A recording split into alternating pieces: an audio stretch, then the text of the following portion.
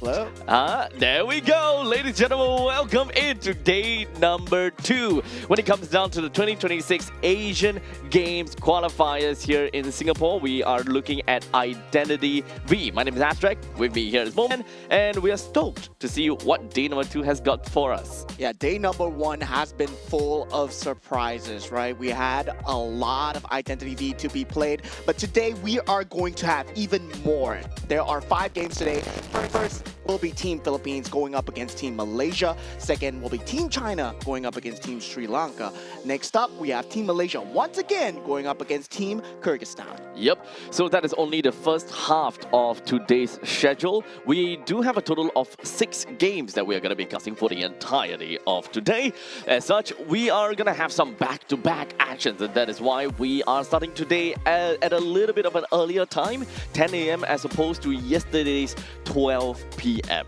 Yeah, I mean, at the start, we are really having a very competitive game already. Team Philippines versus Team Malaysia. Both have kind of experience. Team Malaysia has much more of a decorated roster. Team Philippines, they have one of the best few hunters in the region as well.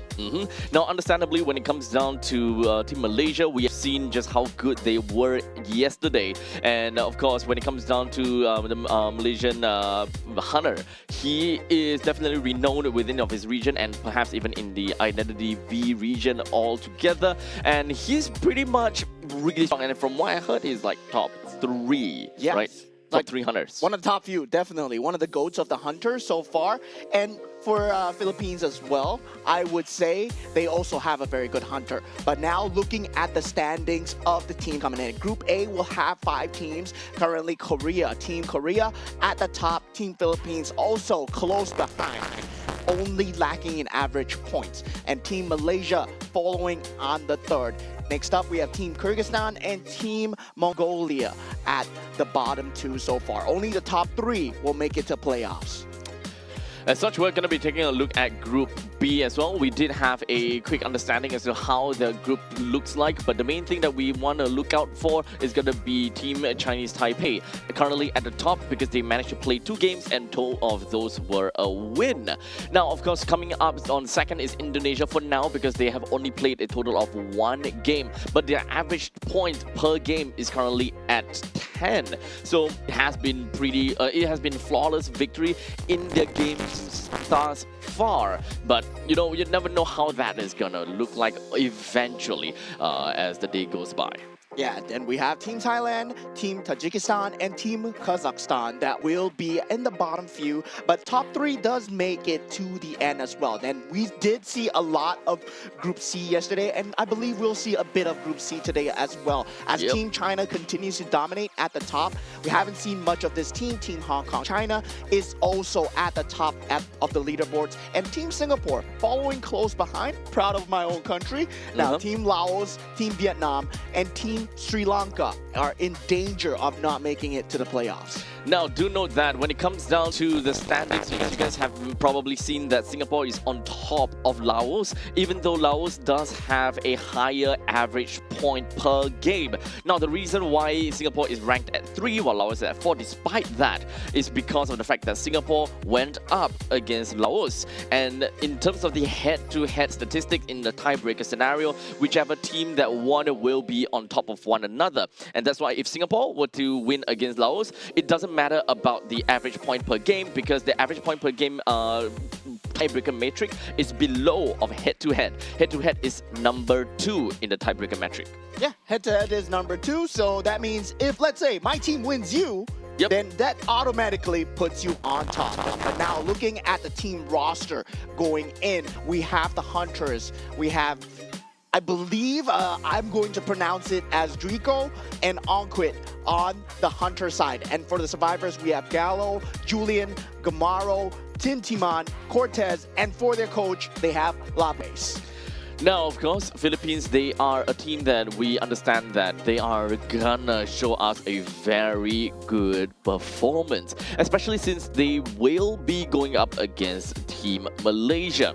And you know, off the cameras and off the stream, Mo and I thought that, hey, this might actually be the very first best of 3 that will be showcased in this stream for since yesterday, right?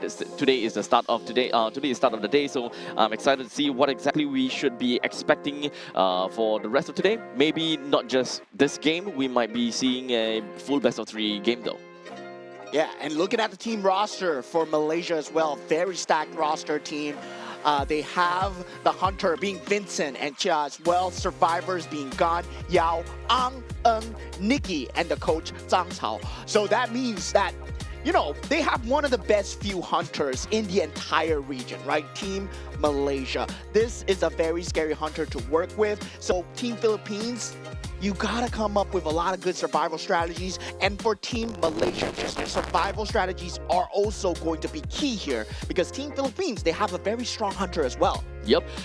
Understandably, it is a game between the hunters. If whether the hunters will be able to wipe out entirely on the opponent's survivors in the end of the day. So as much as possible, I mean, we have seen how Vincent plays, but we haven't quite seen how Philippines play as of yet. We are, at least for me, I am entirely confident that Team Malaysia will be playing almost the same strategy as yesterday's game, whereas their team composition is widely gonna be well distributed between the different archetypes, and then we'll be sending a single kiter right into the face of the opponents, just drag him away from the rest of the decoders. And Malaysia is also one of the teams that performs exceedingly well, like how Team China did, such as within the first 2 minutes probably completed three ciphers already. Yeah, they're going for early cipher rush strategy, having that audience effect, and usually having that puppeteer, right, all the way in the front, where you have the tide turners to consistently just rescue people from the rocket chair. And other than that, they use that 20 seconds really well, body blocking the hunter, making sure that the ciphers, the decoding, is not stopped within the first 3 minutes.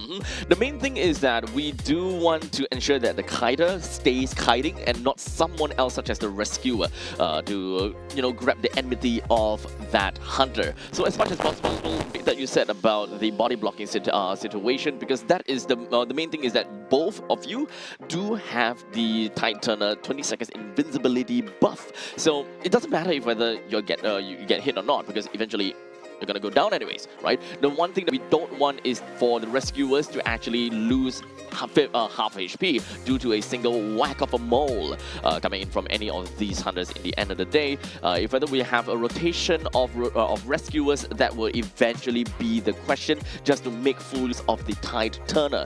The question and the problem so far when it comes down to Team China as well as I think Team Malaysia as well, is that even though they managed to get a very flawless victory all the way until the 5th decode mode, it is always the final burst of energy, the final burst to run back home is something that they are unable to get a 4 survivor victory kind of thing. That is mostly prevalent in Team China, so we would eventually have to see if whether Team China would have, adjusted any of their strategies in today's games. Yeah, I mean, there's a lot of sacrifice involved, especially if you're taking the audience effect. So yeah, they do sacrifice one of the survivors very early, get an early kite, early containment going. If you can kite for longer, they do kite for longer as well. You see the 1-3 decode strategy coming through. That cipher rush before that 3-minute mark, they really want to just rush out that 3 ciphers, right? And today, we have very stacked hunters. So I'm not too sure whether you will get that rush strategy going. So for Team Philippines, well, we've hyped this hunter enough, but Team Malaysia, they have a very good hunter too. So for round 1, where there is no bans on the hunters. Exactly. So we can pretty much expect any of the big 4 that will be picked out right today, and we can pretty much expect pretty meta picks coming in from both Philippines as well as Malaysia. It's kind of like an either-or situation. I don't think that we'll be seeing anything like a smiley face for today's game or anything, or a listen naiad, or well, it's fun to watch, right? It's definitely a breath of fresh air, but not exactly the best in a competitive sense. I mean, looking at the maps going in, right? Team Malaysia ban out Chinatown. They ban out Moonlit River Park. So they have the Lakeside Village being picked up by Team Philippines. So Team Philippines going on the survivor side, Team Malaysia going on the hunter side. So Vincent will be most probably starting out with the Goat Man first. And this Lakeside Village, it is a big map.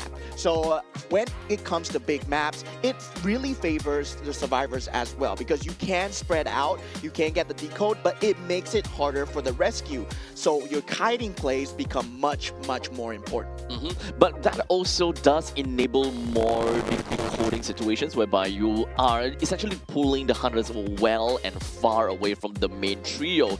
Understandably, the rescuing is going to be a tad bit difficult regardless of all of that. As such, high mobility and macro play decisions is probably going to be the name of the game coming in for the survivors if they do want to get the best out of Lakeside Village. Yeah, I mean, at this point, I would say even the pulling out the Ivy first might be a good move here at Lakeside Village, right? Okay. Getting that map control, getting that map mobility, because it is such a huge map after all. But now we see the bans for the characters coming in. We have the Seer and Enchantress being taken out. And also, we have the first officer, the Aeroplanist, the Hunter, and this is the Archer. I keep calling the Hunter the Archer. And now the Cheerleader is being picked up for Team Malaysia as well.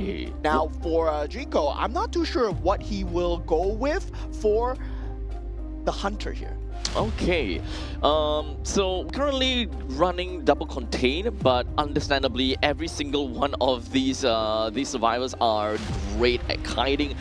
So this is still a very aggressive lineup coming in from the side of Malaysia, something that we more or less expect. However, to see double contain here, it's fun to see, definitely. But that will also mean that by the time they head on over to game number 2, they will have some lesser usages of when it comes down to the contain. In the end of the day, it is going to be Mr. Goatman, something that we should be expecting quite a lot to be picked out here. Yeah, I mean, the two that they picked up to be the first contact, Aeroplanist and the first officer. Given the namesake, first officer, you want to be the first point of contact, you want to be the first person rescuing people at all time. You do have that tool available in that little stopwatch that you carry, that hypnosis ability, very good. Now we have the spawn selection coming in. Drico going for a center spawn selection. You can see Malaysia playing spread out. Aeroplanist going for that route where you have that loop available, but playing against a Goat Man, right? That cage really denies away the loops. So we're gonna have to see whether the cage placement is on point. But these hunters, they're very experienced when it comes to competitive play. So we're gonna have a very competitive first game today. So in the end, right now, we should be expecting the same old when it comes down to all of their talent trees. Pretty sure that every single one, except for the Kaido, is going to work with a tight turner for themselves. We don't really have much of healing potential, so having to see a doctor, or even when it comes down to healing, is very unlikely to be seen. As such, we will, however, understandably, get some audience effects within everyone else, and it's the same old when it comes down to ASIC path. Pretty much mandatory for everyone to have, followed by a snooze where you slow down the countdown of the rocket chair. So this is where you want to fully utilize the audience effect, and also the fact that your entire team will have a little bit more time to come in for the rescues. Yeah, triple detention and trump card being taken out by Drico as well. But I was talking about the triple tie turner that has been picked up from the side of Team Malaysia as well, right? The tie turner strategies, 20 seconds. They are expecting someone to go in the rocket chair. Nikki being the first point of contact right now on the Aeroplanist. Still a good choice. Everybody's good at kiting with that Goat Man. So you gotta play with that cage really perfectly. Make sure you don't build that resentment up. Very good pallet placement coming out from Nikki, getting that stall in. Draco still not getting that early game first hit yet.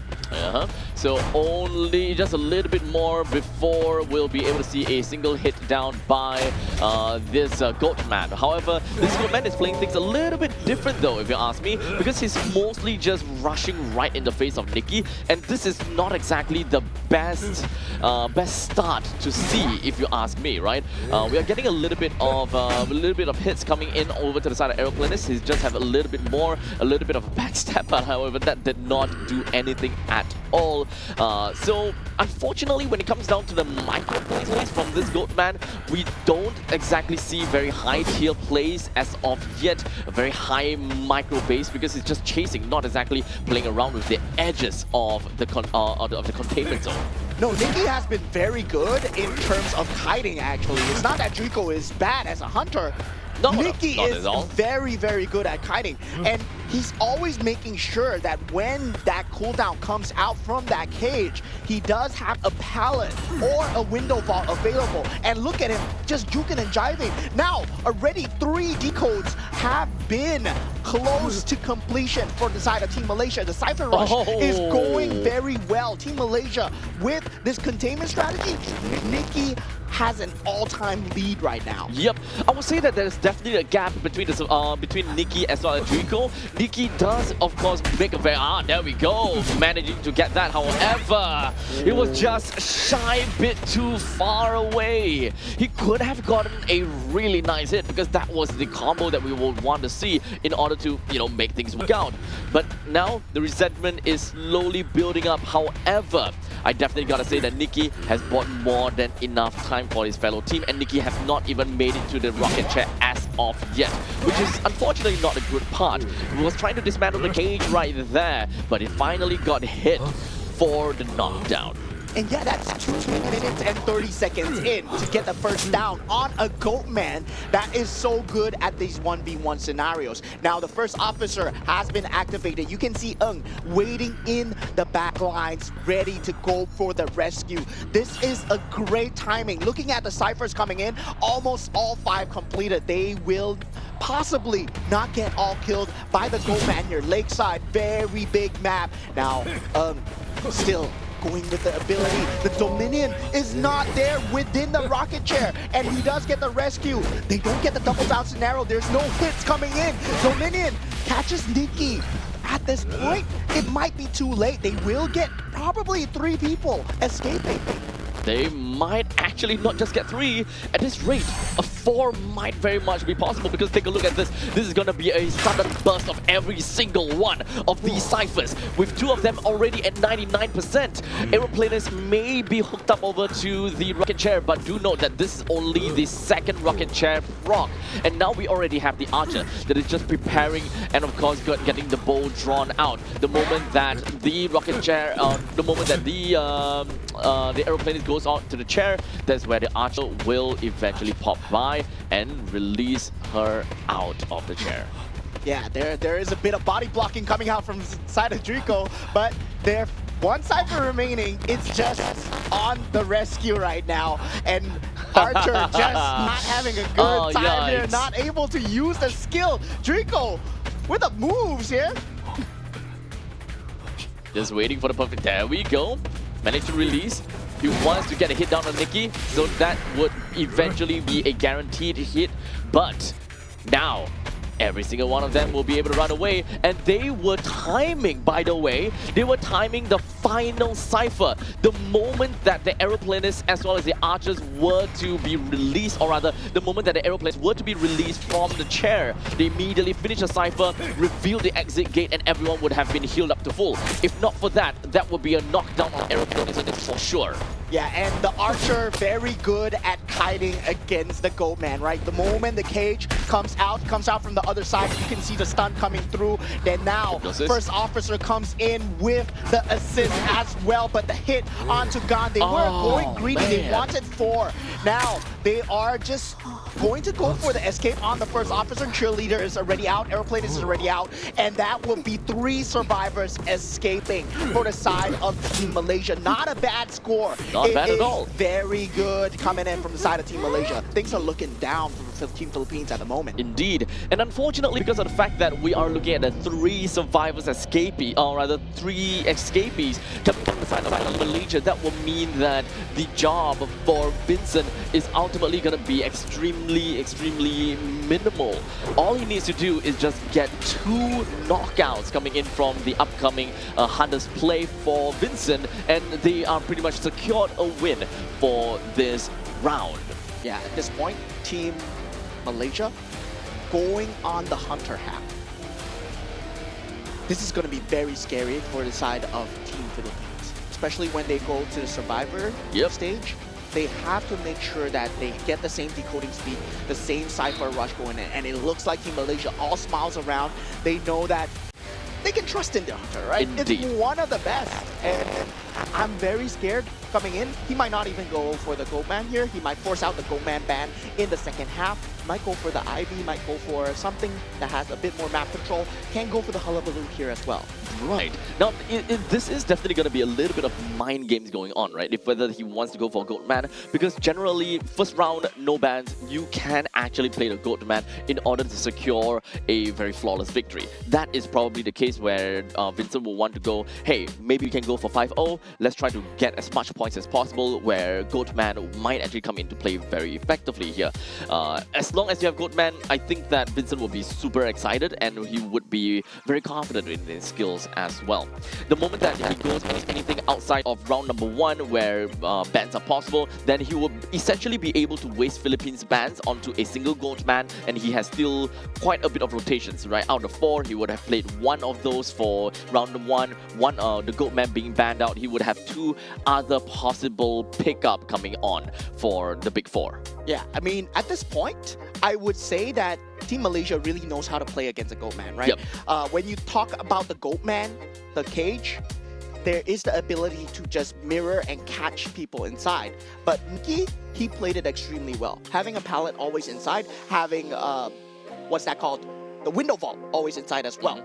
Then when the archer came in for the assist as well, there was a timing where he came out from the other side, the stun was picked up, and looking at the stats here, 162 seconds contained from Nikki alone, and that is the first half already gone. 2 minutes of containment was all there. Yep, and that was honestly kind of difficult for the side of the Goatman to actually, kind of get out of, right? Because Nikki has just been constantly moving into a straight line, and I think that is also essentially what makes things a little bit difficult for Drico to kind of think about. Would he eventually make up for the dash? Would he want to turn back and just kind of meet him, meet Drico on, meet Nikki on the opposite side? There's so many things that you gotta have to think about whenever you are within of the containment, and what exactly is the best case scenario. So far, Drico have been rushing right at him and being on his tails most of the time, and only by a certain point in time whereby he managed to set up a pretty good containment, only then he will start to play by the edges. But as we have saw a couple of times, those edge plays were not exactly easy, because Nikki definitely always will be the one that is more on the reactive side. So in order for Drico to do well at all, he have to be very, very proactive. Yeah, you can see the first bans coming out for that next game, next round already. We have the first officer, and the aeroplane is being banned out, and the magician and the gravekeeper being picked up with a meteorologist as well. Very good support character when it comes down to dealing with Goatman, right? When it comes down to having the iframes, having the ability to dodge out of his hits, the magician is there as well. So a very good kiting lineup coming out from the side of Team Philippines as well. They're expecting this early. Now we do see the Professor ban, and for Team Philippines, what will they go for with the last pick? They go for the anti-query here. Okay. It's a very good kiter, very good container, but high risk, high reward. Yeah. So at least when it comes down to this current lineup from the side of Philippines, I do kind of like it actually. They do have a really nice and well-rounded composition where there is still a lot of these characters that they can use for the upcoming game that they gotta have to prepare for. As such, we should more or less be expecting still a pretty kite-based setup coming in from every single one of them. With the Magician, the Gravekeeper, they are all really good when it comes down to kiting. Antiquarian as well as the Meteorologist, they all know what exactly they can bring on over to the board. This pretty much means that Vincent do have one choice to make, and that is who is going to be the one of or rather, which is the Swiss Army knife. I would still believe it could be a Goatman over here. It's either a Goatman or a Hullabaloo in my honest opinion. I would think that he has his field of choices right now, right? Yeah. As a hunter, right now, you know that they are trying to play anti-Go Man. Do you still want to go Man into this and just style on them? Or do you want to go something else, There we right? There we go. The hullabaloo is picked up. We did see a very good kite from Team China yesterday with the anti-Korean against the hullabaloo. That Yes. fright zone, you gotta land all three to secure a hit. That's why hullabaloo has the highest survivor hits available as a hunter. Yep, and do note that you also gotta have to remember that there is no you don't really get the recovery animation. However, you can still continue moving after getting a hit, but of course you will have reduced movement speed. But the main thing is that you can still be on the run during those animation on the recovery animation per se. Yeah, and as a hunter, I would say Team Vincent, Team Malaysia, I mean, wow, I just called him Team Vincent, but Team Malaysia. Not wrong though. With Vincent, He's right? the only one in the team right now. With Vincent, he will have a lot of mobility throughout the map, has very good obstacle scaling, very good papping as well, but depends on how Team Philippines plays this, right? That first kite, very important when it comes down to whether or not you can escape the three fight zones, whether or not the presence scales up from the side of Vincent. Yep. So by the end, we gotta see if whether this final stage from the hullabaloo is gonna do much against the members of Philippines, and I think that this is probably going to be a great matchup because of this high mechanics play from hullabaloo. I think Vincent definitely should be able to show us exactly what he's made of and how exactly to pilot the hullabaloo. Well, in the meantime, let's take a look at the personnel structure over here. The same thing, same goes. We have 4 of the audience effects, and as for Tide Turner, 1, 2, 3, 3 Tide Turners without the anti-Korean. Anti-Korean without the Tide Turner pretty much makes sense. You will be the main kiter of the team that constantly will be putting your face right into the hullabaloo with a good amount of ASIC paths as well as a couple of let me see, what else are we missing out on? Okay, at least we do have healing coming in from the side of the Gravekeeper too. Yeah, we can see the triple Tide Turner coming out from the side of Team Philippines, and with the spawn point from Tintiman, he put himself in the center of the map, so he wants to be first point of contact. The anti will be the first kite here, and for Vincent, he went for destructiveness, he went for insolence, and also Hunter's Instinct, right? So until he reaches that tier 1, he will have that increased movement speed, so this early game becomes very important right now. Yep. So do note that the audience effect will only come to play within the first 2 Cypher machines. So they need to be careful not to accidentally get every single one of those Cypher machines up. But here we go. I believe that the first hit onto the red zone is going to be done and dusted onto the anti-Korean, or rather, he actually got a full hit already. So that's all 3 zones nullified and all 3 zones stacked up already. Yeah, that would be a second hit coming through. That is a very good early start coming out from Vincent. So, yeah, you can see the punish coming through, right? Anti-Korean, he missed that first hit, he missed the second hit, and make sure that Vincent wasn't stunned at all. So that means he can focus on the next target already. Antiquarian being that first point of contact. Now they do have that triple Tide Turner for the rescue. The Gravekeeper has been spotted out, already forced to use the shovel extremely early. And this movement speed coming out at tier 1. Not able to catch the timing with the encore though. He does catch the fright zone onto Gallo. And Gallo already getting a hit. This might be a double down scenario. As you can see, the Antiquarian already have 2 of the fright stacks on, and they managed to pop the third one, but Antiquarian still manages to parry all of that, so he will still be on the run. A single white one is going to be stacked up, and just a little bit more before the Antiquarian will be knocked down. But there we go, the double surprise! And of course, the encore to rotate the stage in order to confirm the kill onto Antiquarian. Yeah, they do have to rush the decodes though. They one already at 99%, one at 63%, almost the same pace as Team Malaysia for the Cypher rush. But at the same time, they don't have the ability of the kiter, right? Tintimon getting caught twice. Now they send their second man to go for that rescue. The meteorologist is there. Tide Turner will be in effect for now. Unfortunately, it looks like the Antiquarian is once again stacked up with 2 of those stacks, and Vincent managed to find himself in a pretty good spot. He did manage to proc the last effort, while the Antiquarian continues to make escape when it comes down to all of these vaults.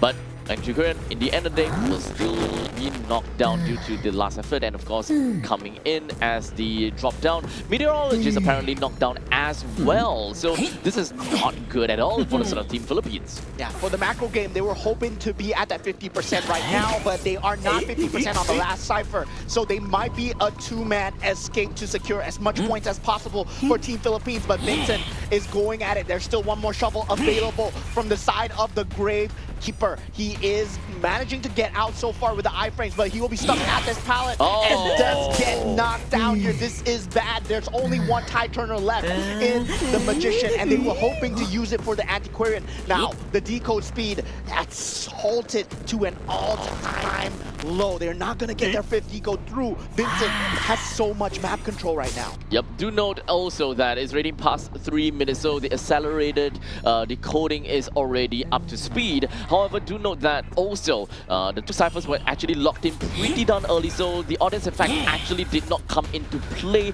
once that has happened. So even when anyone is going to be onto the rocket chair, it's not going to make too much differences anymore. At this point in time, the Philippines, they're just really running for their lives and trying to get themselves out of this stage. A good pallet hit coming through at the last part, but the decoding speed needs to keep up, right? 76%, 64%. They're hoping for the 3-man escape. This is their last hurrah. The final tri-turner has been used already. Encore on both sides. Just trapped him in the pallet. He does have that destructiveness. He does not need to use it at all. Now, strapped to the rocket chair, this Gravekeeper will not be long for life. Does not have any more shovels, and the Magician is already down. This might not be an equal tie game at all. Vincent just showing what he can do on this hullabaloo. Yep. Right now, we can also expect that Vincent should be able to trapeze his way over to deal with the Meteorologist or Magician. He's got 2 stacks of those at this point in time, so this is definitely not going to be great at all. Procking the double surprise to look for a little bit more, but at this point, it's kind of tough. It's really going to be tough. 8 seconds until you can get another one of the double surprise in order to get a nice surprise onto the side of Julian. 1 trapeze use, 2nd trapeze use, and okay, not exactly going for it just yet, but he managed to lure Julian right over to his double surprise. As such, he's currently stuck, and there we go. Gotta land one more, gotta land one more. White. Okay, almost there, but he doesn't have encore, so he would not be able to rotate the stage at all. 7 seconds until he's able to do that, and Julian understands that very, very clearly. 1, and encore. Yeah, there we go. The shot coming through. Will be getting that survivor.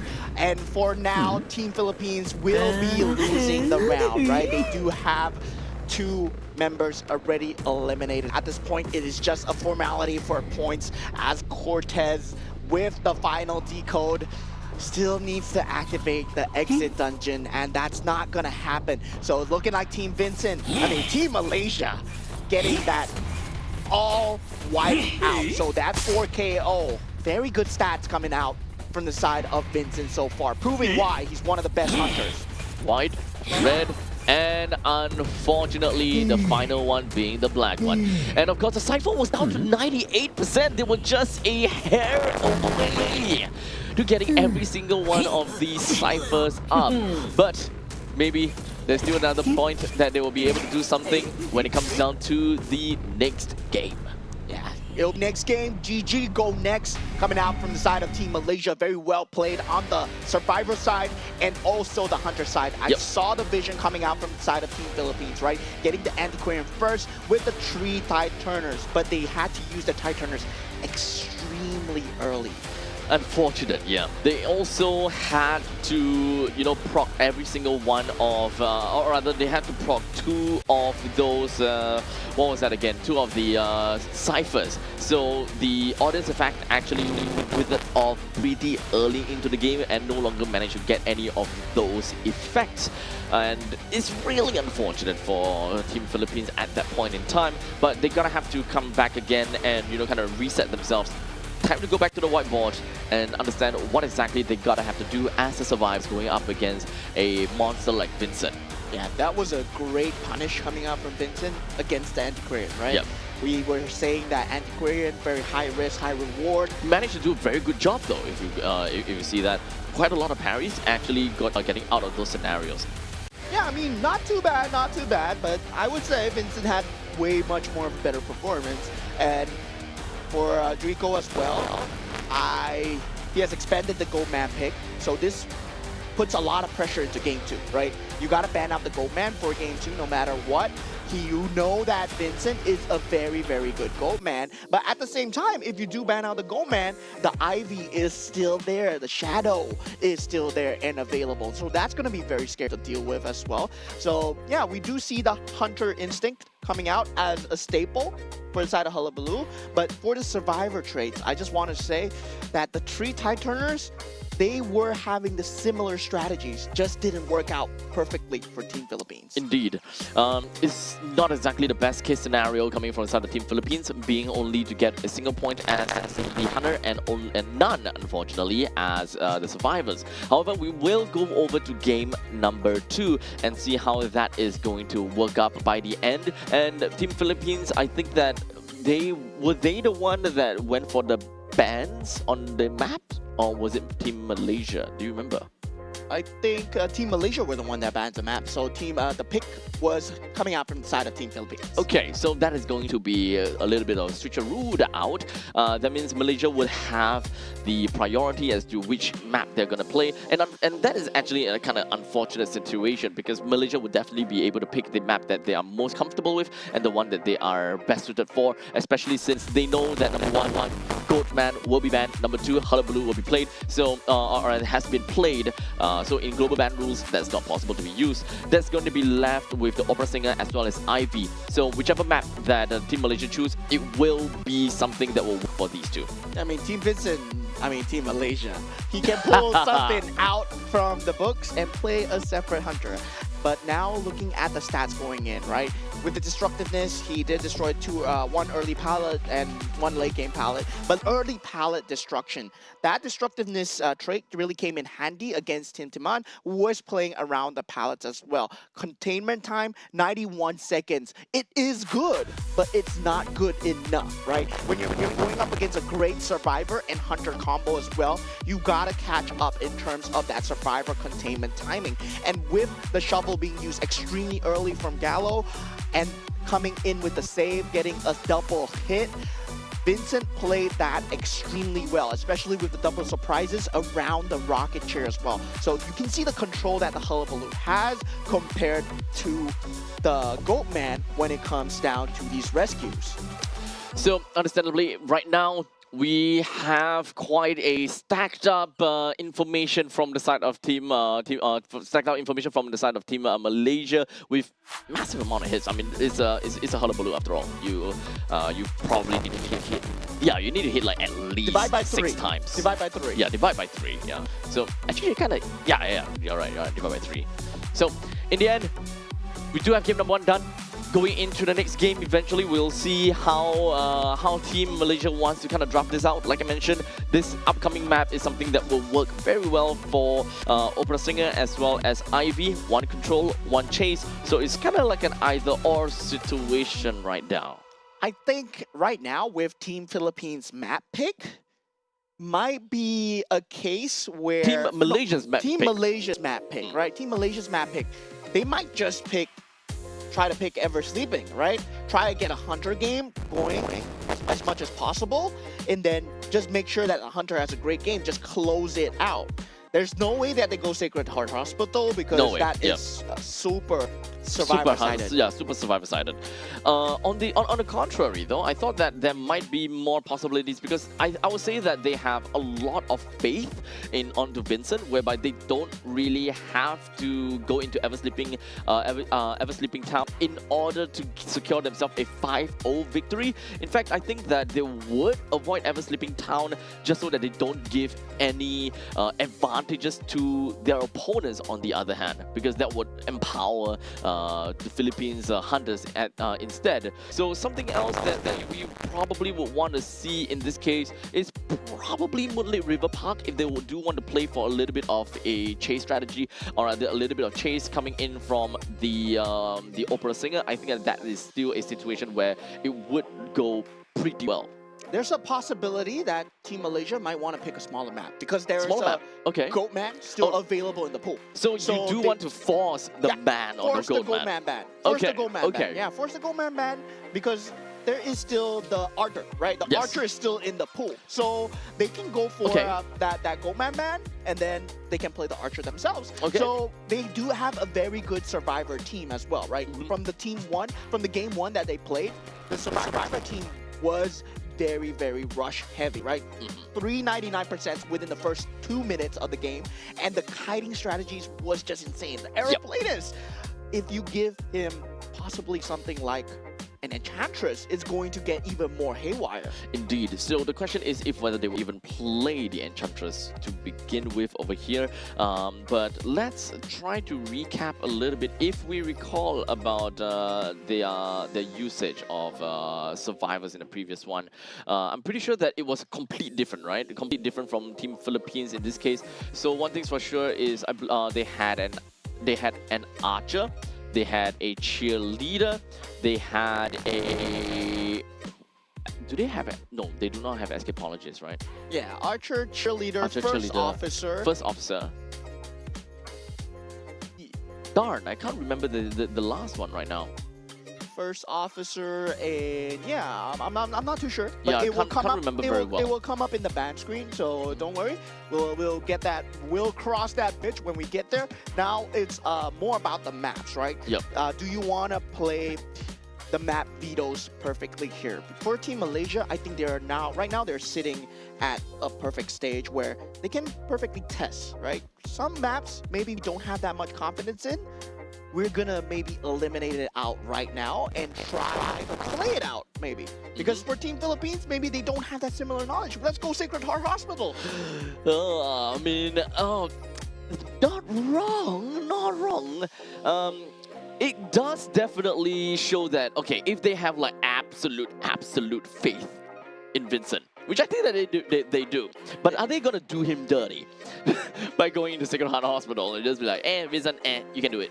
I mean, let us have an easier time. He can pull out his sculptor, he can pull out opera singer, he can pull out Ivy. There's still so many hunters in the pool with only one hunter ban, right? And that hunter ban is most likely going to be focused on Goatman at this point for the side of Team Philippines. So for Team Philippines, right now, they have exhausted Gravekeeper. They have exhausted Antiquarian, Meteorologist, very good support character already gone, Magician that is usually used to play against the Goatman as well. And that was a triple tide turner strategy that usually is used against the Goatman. We saw Team Malaysia using it very well because the Goatman can only go after one target at a time. But the difference is Vincent played a hullabaloo. With the double surprise, he's able to go after 2 hits at one time. So he's able to stack up the hits and make sure that after 20 seconds, he gets the final fright through. So he gets that 20-second hit in just as the tide turner runs out. So understandably, it is definitely a very difficult play for our fellow survivors from the side of Philippines, as those stacks will still be stacked up because invincibility is something different. It's not that you don't get hit from the stacks, because applying stacks and getting hit by damage is two very different things. Even during the 20 seconds tide turner duration, you actually still get hit with those fright stacks, and eventually after 20 seconds you don't even need to use a double surprise. In fact, by 20 seconds you should be able to get the 2 stacks up pretty effectively, and then the 3rd stack by the end of 20 seconds, immediate knockdown. Yeah, at this point, I would say Team Malaysia might just let Archer seep through in the pool, right? Give Team Philippines the Archer and then play Ivy. Give Team Philippines the Archer. Okay. Yeah, and then just play Ivy because because you Ivy wouldn't just want... counters out the Archer. Exactly. You wouldn't want an Archer going up against an Ivy. So at this point in time, as long as we see, hey, look, there's an Archer, it kind of gives a lot more incentives to for Vincent to immediately snap up an Ivy without thinking too much.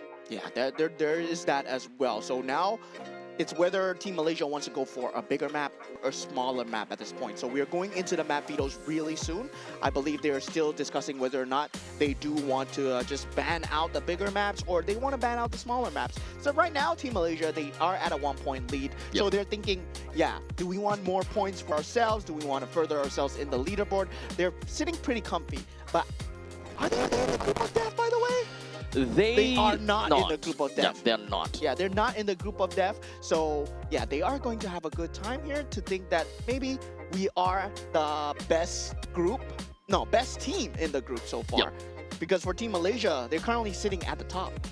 Now, for what I remember, when it comes down to the group of death, the main three that we looked out for is going to be Team China, Hong Kong China, and Team Singapore. Yeah, These three are what we would expect to be able to proceed to the second half of the tournament. Don't count out Team Vietnam though.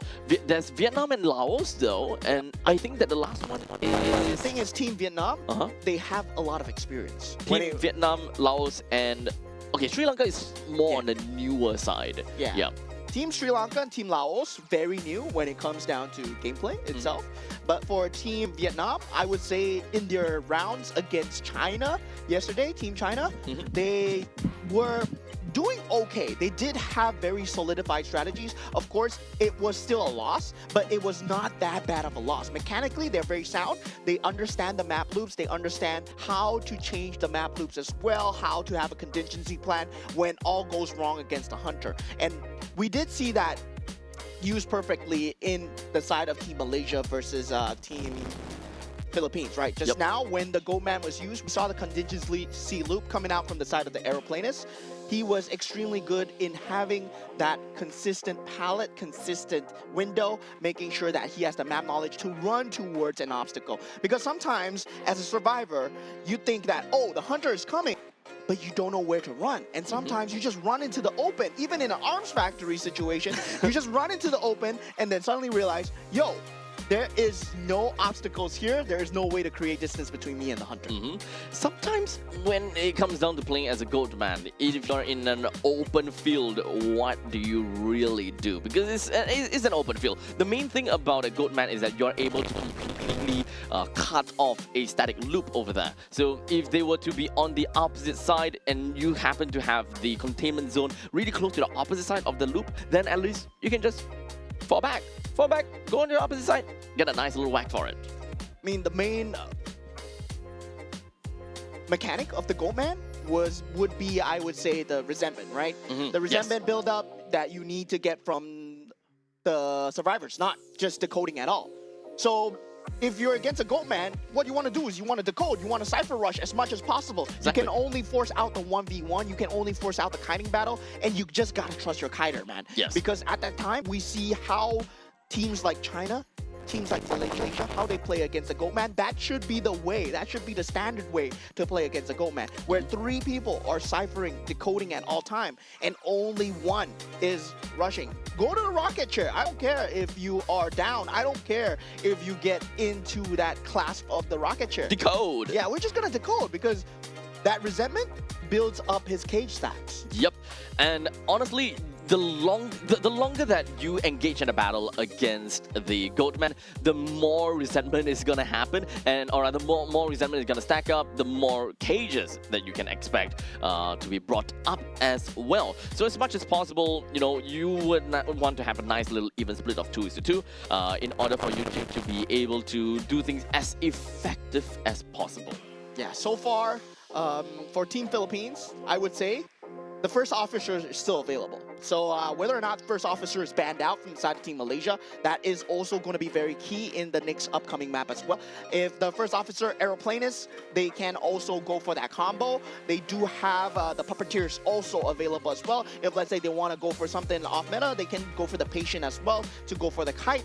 And I mean, if they want to play a cheerleader comp, they can also do it with the movement boost. Cheerleader comp, huh? Okay, so at least the cheerleader for the previous game from Team Malaysia is not what I expected coming in from them. Despite the fact that they already went for a double contain, it's also something that I wasn't expecting, to be fair. I assumed that Malaysia would have played a little bit more of an even spread of archetype in a single composition. But regardless, having the cheerleader was definitely fine and dandy, but the cheerleader wasn't exactly. That was the last pick. Yeah, it was the last pick. The cheerleader indeed. was the last pick. It was the last pick. It wasn't used or utilized at all, actually. It was. Because you have the global movement speed boost, right? Fair. So with that global movement speed boost, you pair that with the aeroplanist, you get a very good escape in because you got a jetpack ability as well. And you saw that he did not even need to use the jetpack until maybe possibly only after 3 minutes or something like that. After 2 hits. So yeah, he used it on that 3rd hit. And yeah, so he's just having a good time because he got hit outside of the cage as well. So that means that the damage is not there. Yep. I mean, without the aeroplanist coming in for game number 2 now, at least they still have the puppeteer that they could go for. So if anything for Team Philippines, if they are going to be on Hunter side at first, one of the main few, or rather the first 2 bans they gotta have to look out for is gonna be the puppeteer, now that the aeroplanist is currently out of question. There we go. The map Chinatown is out. So it will be Chinatown coming out from the side of Team Malaysia. Okay, Chinatown, very tight loops, very good obstacles. Okay. Very, I would say, Survivor, you would have a much better time than Hunter. So they're going for a Survivor side strategy coming out from the side of Team Malaysia, but they do pick Hunter first. So we will see Vincent going at it. So for Chinatown... yeah, actually it's more of the other way around. Philippines chose to be a Survivor. I think that's actually pretty important as well. Yeah, they chose to be Survivor. So, okay, right now, they're hoping for at least a 3 out. Right, 3 survivors out. So with the strategies that they were going, we can see that Team Philippines, they are good at cypher rushing. Not as good as Team Malaysia though, or Team China, but they are up there in terms of the game mechanics. So you can tell that they know what the objective is about. It's to just escape, right? You want to activate the dungeon exit as much as possible. Not the dungeon exit, the exit decode as much as possible. So they are good at doing the cypher rushes, but have they exhausted their strategies? Because the Gravekeeper is gone. Aeroplanist, understandable. Oh, okay. They don't go for the first officer here. Okay, we do see the Archer band, the Goatman band coming out from the side of Team Malaysia. We will have the Coordinator and Archer band. So yeah, the stuns are completely taken out of the game so far. And Aeroplanist, Mercenary, Puppeteer coming out. Aeroplanist and Puppeteer together? Yeah. Wow, okay. So okay, I think that's pretty scary right off the bat. And okay, so this is not what I was expecting. So at least for the end of this, or rather at the end of this, it is going to be a prisoner. They are going for a decode rush, that's for sure. More or less, most of the time we don't see I wouldn't expect to see a decoder from the side of the Philippines, but they are indeed gonna do that. All 3 of those members from the side of Philippines, when it comes down to Puppeteer, the Aeroplanist as well as Mercenary, they have very strong mobility and very good kiting tools, which is perfect for what you would need inside of Chinatown. Now, there's no Archer for Philippines, so there's not really a need for you to go for Ivy. As such, it's Chinatown. It's a large map. So we did mention about the Opera Singer. It's the same idea as going in to the Moonlit River Park. It's kind of like an either-or situation if you are looking at a large map. So Vincent, I would like to believe that Opera Singer would be the call here. Yeah, they gotta have their map knowledge down. I believe both teams, they will know the routes, they will know the shortcuts coming through the verticality of the map. You can play with that map loop, play with that drop-down section of that Chinatown as well, just near the center section.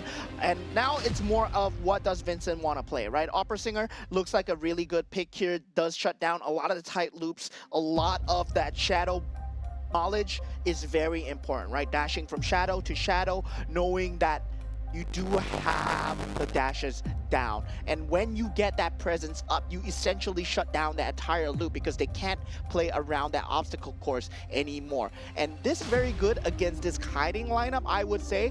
But at the same time, Team Philippines, they want to go for the decode with the prisoner, right? Having that group decode support, that would come in key here. Now we're looking at the spawn selection. We do see that Vincent wants to take it one corner at a time. This is a very good spot for the opera singer to actually spawn in and just go down the line, make sure that you get the target that you want. So for Team Philippines right now, they do have, I believe, the puppeteer that will possibly be the first point of contact, and also the mercenary. These are the ones that they want, and luckily for them, the prisoner is far away. Still good in kiting, but not as good as the puppeteer, mercenary, and the aeroplanist combined.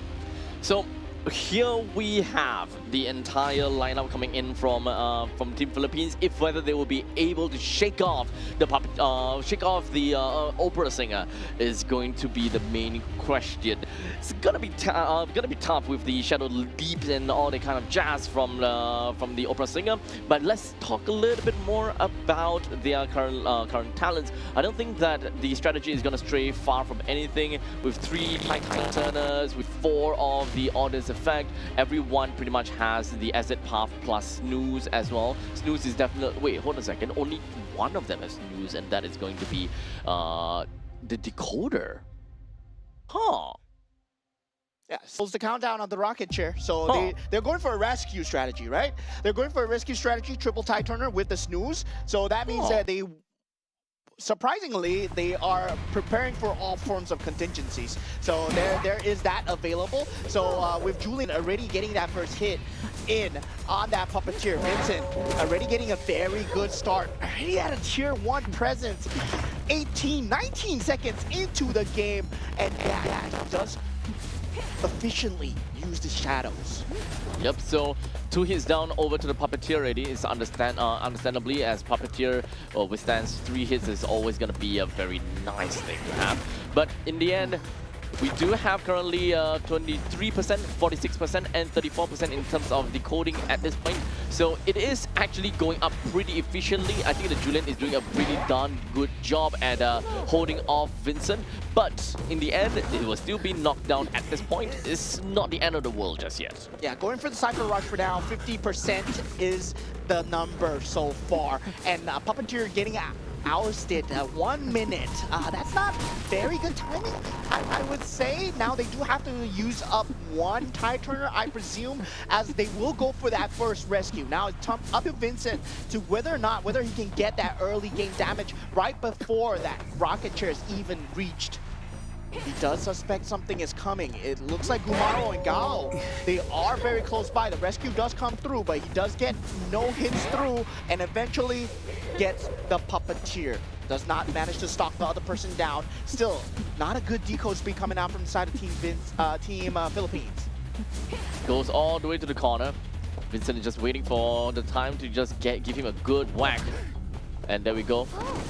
Goes down for it. And unfortunately, the mercenary is also going to be one of the other survivors that have already got hit at least once. Aeroplanist is also a prisoner.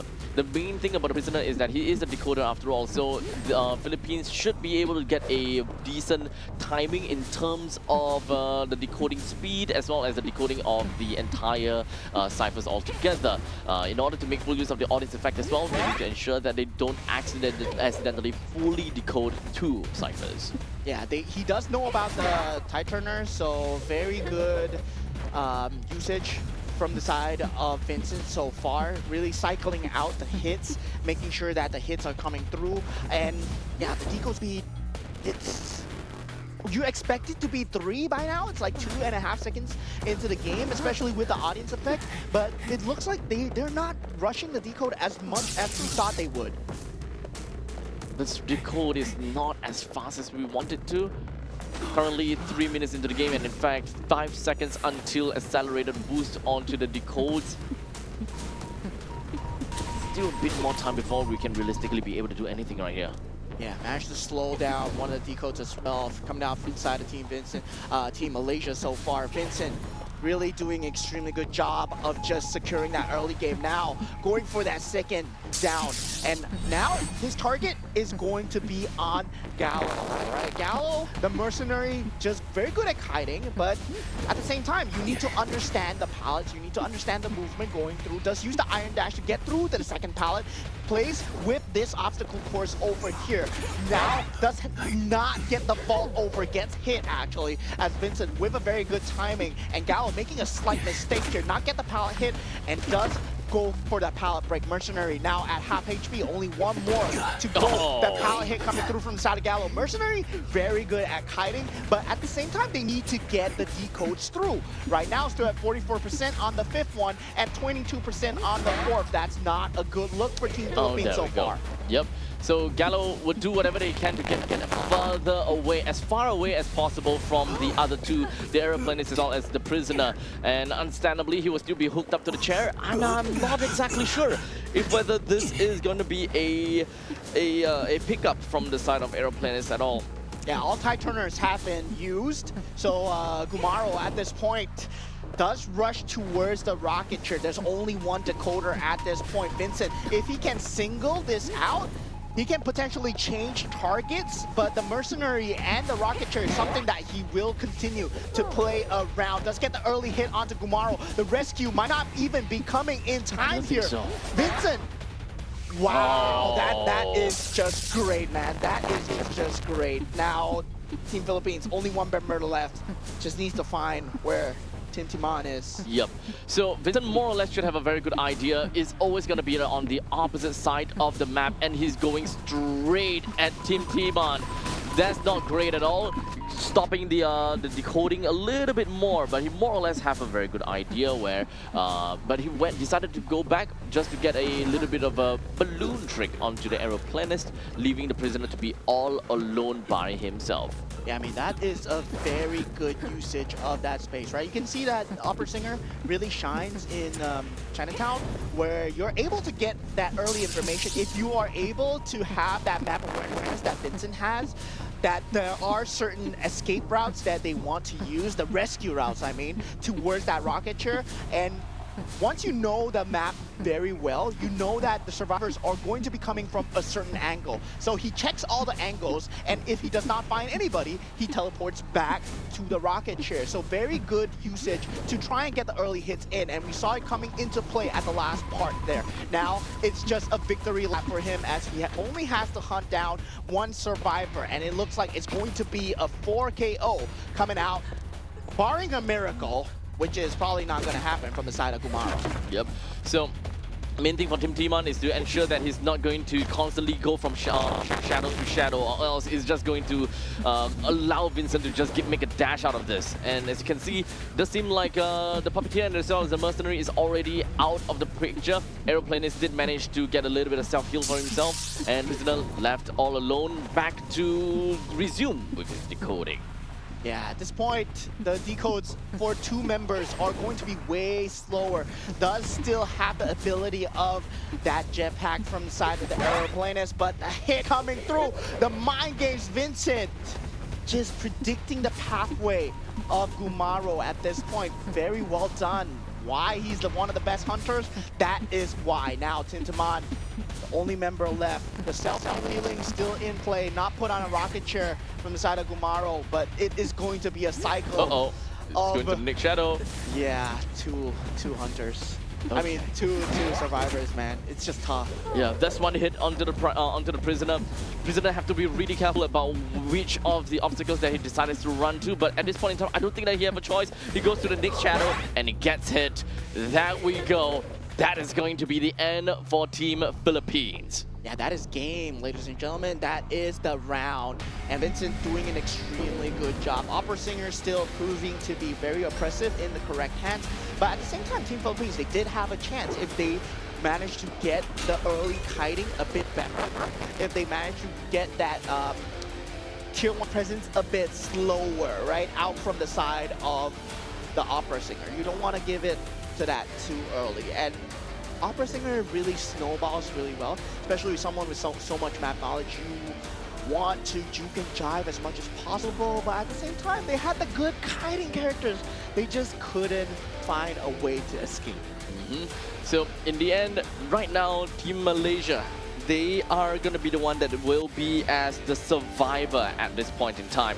And such, we are back at it again, where the ball is going to be on the court of Philippines. What exactly they're going to have to do to ensure that he will be able to and completely annihilate the entirety of Team Malaysia. Playing inside of Chinatown, they have played a single game of the Goat Man, and understandably, I would like to believe that the ban of the opera singer will be highly efficient for the side of Malaysia. So that will eventually, I think, leave Team Philippines with either to play with the Hullabaloo or Ivy, if we're talking about the top 4.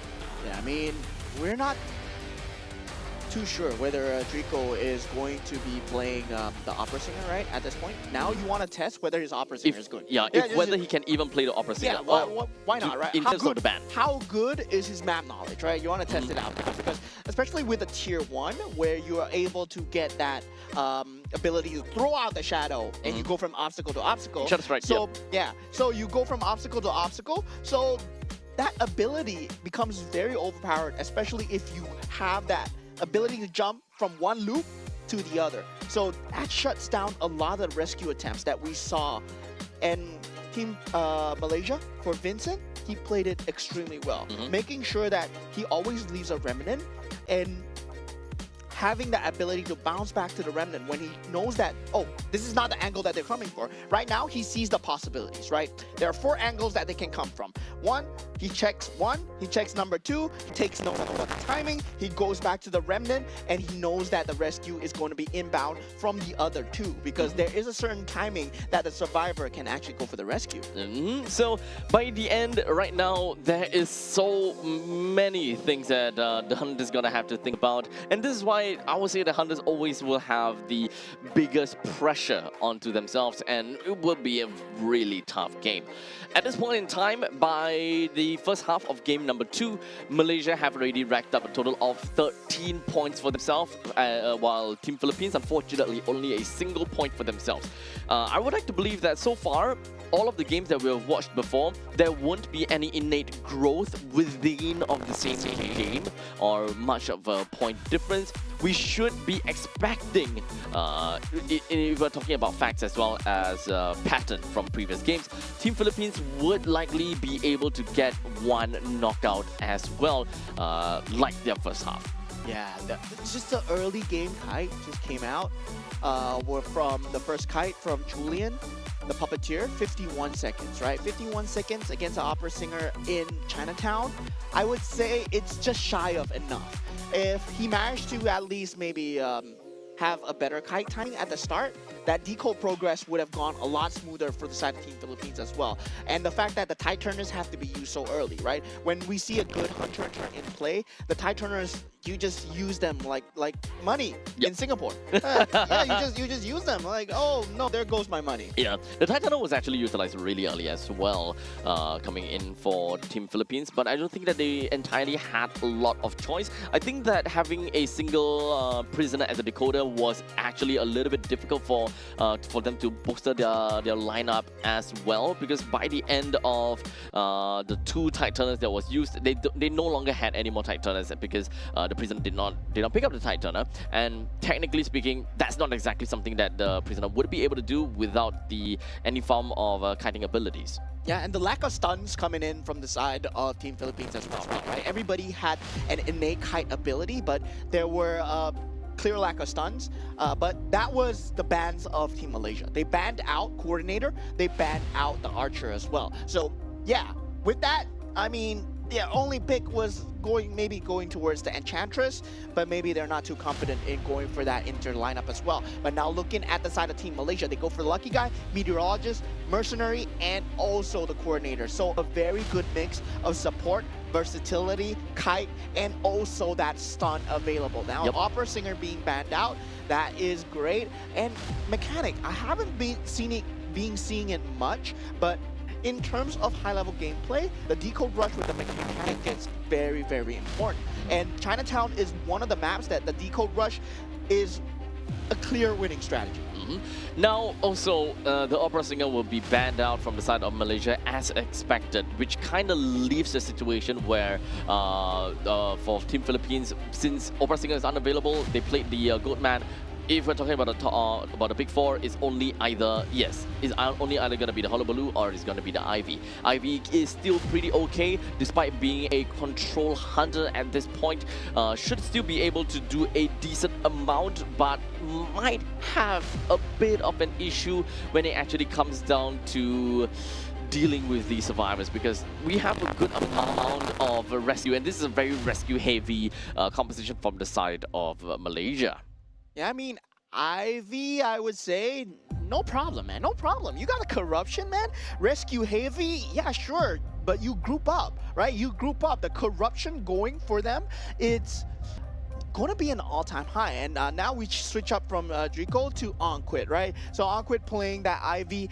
If he does get a draw here, I think it's still the win coming out from the side of Team Malaysia if they get a draw here. So him getting that 4-0, it's just for the points right now. Team Malaysia did an extremely good job at the start with Vincent just shutting down everybody. But now, to Team Malaysia's survival strategy. Now let's see how their survival strategy go. Same thing as the side of spawn side for Team Malaysia, where the hunter was on the top left. Ivy will also be playing on the top left. And in terms of map control, really strong in terms of Ivy having that ability to send that ghost around to get that corruption as well. Now this becomes very important on what timing you use the flare gun, what timing you use the mercenary and the meteorologist, right? What do you get out of the meteorologist so far? Now going into the trades.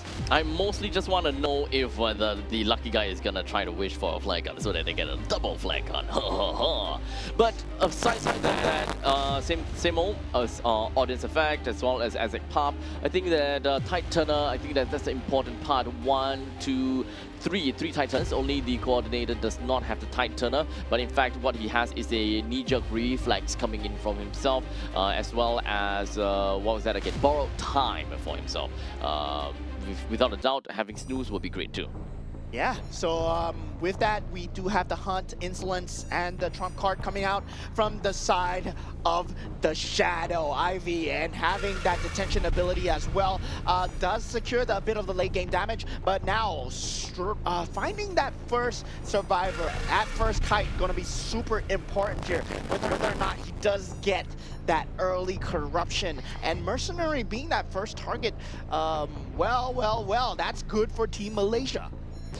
So of course, when it comes down to the stacks of Fright, it doesn't seem as though it is really stacking up on anyone at all right now. I think that the main thing that the Onquit is trying to do, by the way, they did manage to substitute out the hunter. So this is a different hunter from the first game, by the way. So what he's trying to do mostly is trying to get a control of where everyone else is and try to get some information.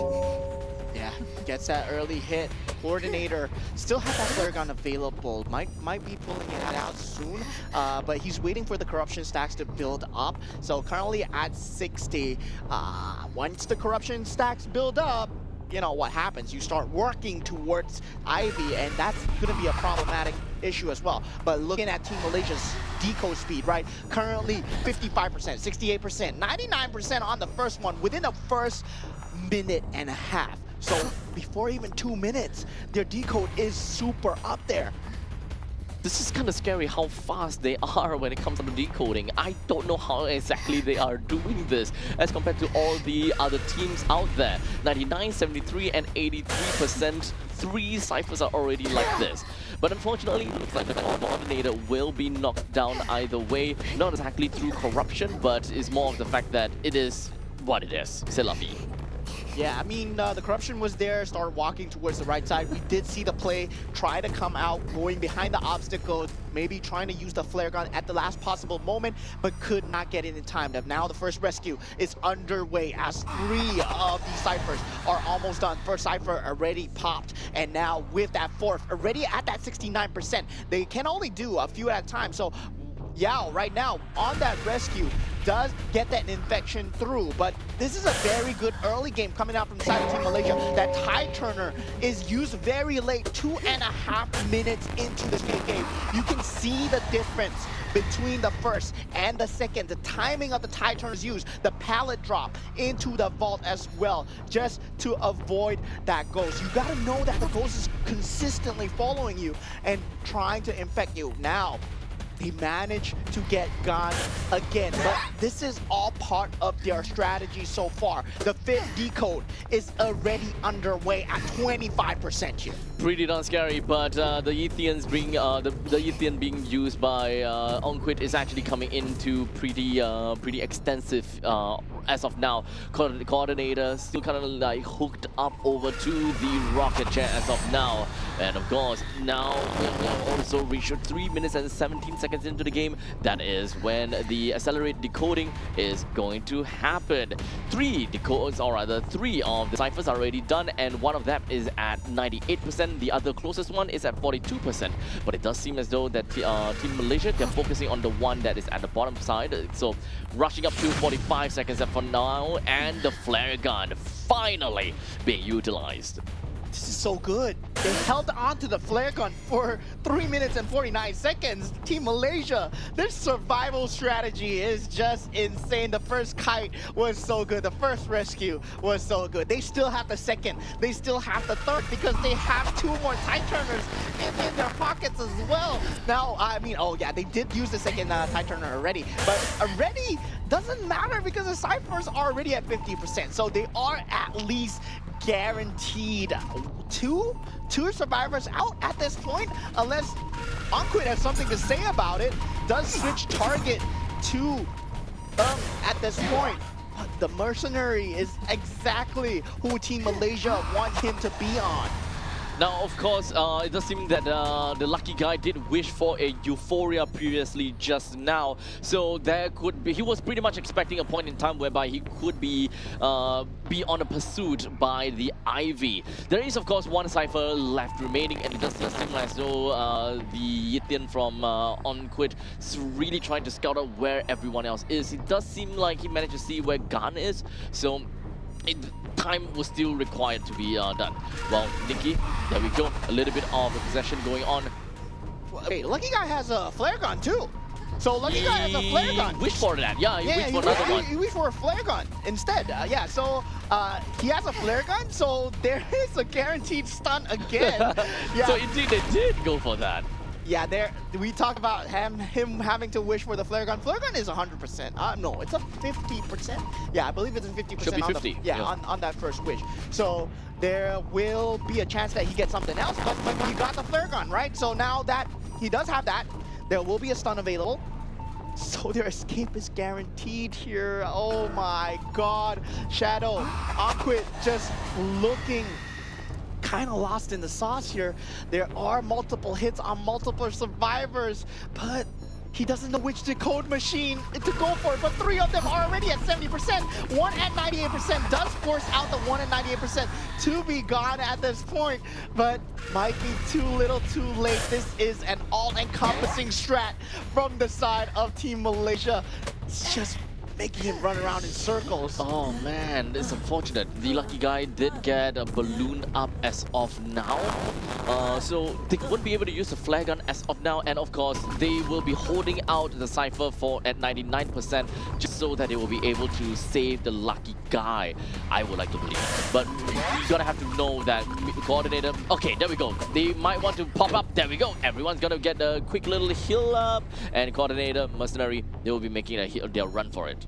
Yeah, they pop that 5 when the exit gate has been secured by one of the survivors, right? So definitely at 49%, they do get the infection through, and the straight runaway coming out from the side of Nikki. He does have that flare gun available still, so there will be a chance for the stun. We might see an all-survivor game here, a flawless game here, and they're trying to attempt that so far. And Onquit right now it's just a victory lap for Team Malaysia. They are just styling on this Filipino hunter right now. And do note that Coordinator currently will have full HP, does have decoy as well. So there's a very high likelihood that he would want to be the one that literally puts his face right in front of the Ivy just to go for a little bit of body blocks and such.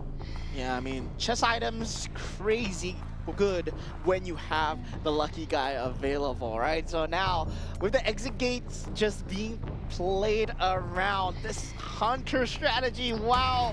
It's just making him run around circles, gets a stun through, runs towards the exit gate. They're just making him run around. Now they reach the second exit gate as well. They know he's around, but they're fearless. They are just playing with the time as Yao gets into 41%. The detention is up, so they do need to worry about that. So yeah, that one hit is going to be bad, but the ghost jukes are crazy from Team Malaysia. Now, as you can see that Team Malaysia, they are having a little bit of difficulty trying to decode the exit gates. As such, you can see that Lucky Guy have decided to pick up one of the, or rather picked up the controller from Mechanic, and this will help them to decode the exit gates, and it also heals the survivors. So this is a pretty good and neat pickup, and he also picked up a rugby ball from forward. So this should be able to help them to ensure the victory, although I gotta have to give it over to Onquit. He's doing an amazing job ensuring that it's not gonna be an easy escape for the Malaysians. Yeah, I mean, they do have two exit gates at 50% right now. At 8 minutes 54 seconds, yeah, the Hunter is at an all-time high, right? They can actually just go for the decode if they wish, but they are still trying to get that save on that Mercenary, but Mercenary does have that self-heal. You don't want to just waste time by putting him in a rocket chair. Yeah, ready. One exit gate already up. So that would mean Team Malaysia, they just win the round. They could escape at any time. Right now, I don't think that they have anything that they could do to save the Mercenary in terms of itemizations, but they can rush over to help the Mercenary. Yeah, they have a rugby ball. They have a rugby ball. At least it does help to stun, helps with the stun. But aside from that, okay, at least Lucky Guy's 100 is at full HP. So I think that that's still very much possible. There we go. He's here now. Two rescuers against an Ivy. Yeah, grouping up against an Ivy, you only see that in the end game from Team Malaysia. And now we do have that meteorologist ability coming through as well. Now, with the Lucky Guy still having that rugby ball, they want to go for that perfect escape. All four members being out, but does get hit so far, not able to make it to the gate, making a break for it. Still keeping them away. The escape coming through. Lucky Guy, meteorologist, coordinator. 3 out, they don't get the 4. Yep, unfortunate. We can clearly tell that they were trying their very best to be able to get all 4 of them, but in the end, only 3. But hey, to be fair, 3 is good enough, and I think that they have done what they could. So, based on patterns and facts, it does seem like the Team Philippines still managed to get at least 1. And remember at the start of the game, I did mention that, you know, patterns don't change in within of a single series. It does seem like it is indeed the case. Yeah, Team Malaysia just trying to perfect their strategies there. I would say at the end, wasn't feeling too competitive from them, right? They were just styling on the Ivy, making sure that... around, yeah, messing around. I've never seen a game where Lucky Guy managed to get 3 chests, like 4 chests. 4 chests. Yeah, usually Lucky Guy gets aimed down extremely hard by a lot of these hunters, right? Yeah. That's why we dubbed him. Oh yeah, that's true. Yeah. But this is what happens when Lucky Guy gets a hand of so many items. He got Euphoria, flare gun, he got flare gun, he got controller, rugby ball, controller, and then again the coordinator managed to get the magician's item as well. Decoy. Yeah, the decoy as well. So, man, oh man, that was a great game by Team Malaysia. That was a crazy survivor strategy. So, pattern stays and pattern persists. As in the end of the day, and by the end of this series, by the end of Game 2, Philippines scored a total of 2 points. And for Team Malaysia, they scored a total of 16 points out of this entire altercation. So this is definitely great for Team Malaysia when it comes down to them at the top of the leaderboard. At this point in time, pretty sure that they are at the top of the leaderboard with quite a bit of match wins to their name, as well as a massive chunk of points. Yeah, I mean, at this point, I would say that Team Malaysia would be in contention, right, for that top spot. Yep. Together with Team China, Team Hong Kong China, Team Chinese Taipei as well. So they are the top few in their respective groups. But what happens when they finally face off? I'm so excited for the playoffs, I'm so man. excited, dude. Oh man, imagine just watching all of that going on, going up against the even the Japanese team as well. That is where the Red Boss, you know, kind of waiting at the Aichi Nagoya 2026 Asian Games is doing. But you know what? We're gonna hold that thought a little bit as we take a look at the post-match screen with a total of 12 survivors hit from the side of Ivy. And when it comes down to containment, take a look at that coordinator, 121, and then Mercenary 88, Lucky Guy 77. My oh my. I mean, at that point, they were just stat farming. Honestly, yeah. They could have gotten one-person, two-person escape, but they were going for the clean win, right? So clean win, meaning that 3 survivors or above gets the escape. So yeah, they were going for 2 exit gates, and they were going for 4, right? Yeah. But you're playing against an Ivy in Chinatown. Yeah. Ivy in Chinatown is really strong, and I would say it's not on the same tier as Opera Singer, but it's definitely one step down, and it's still very good because you have a lot of map control. Yeah, just from the fact that you know, just from their kit itself, it's fair enough that they can be usable in every single part of the map, just if whether it is min-maxed or not. In this case, the min-max one is definitely going to be the Opera Singer, and I feel that the ban on the Goatman was kind of forced out from the side of Philippines. So I don't know. I just really like the strategies coming in from Malaysia. They dictated the draft really well too. Yeah, so right now we have seen the first game of the day. Now we will be reaching Series 2 very shortly, but we are going for a short break to get the players ready. I'm your caster Momad, join with me is Abstract. Join us after the break.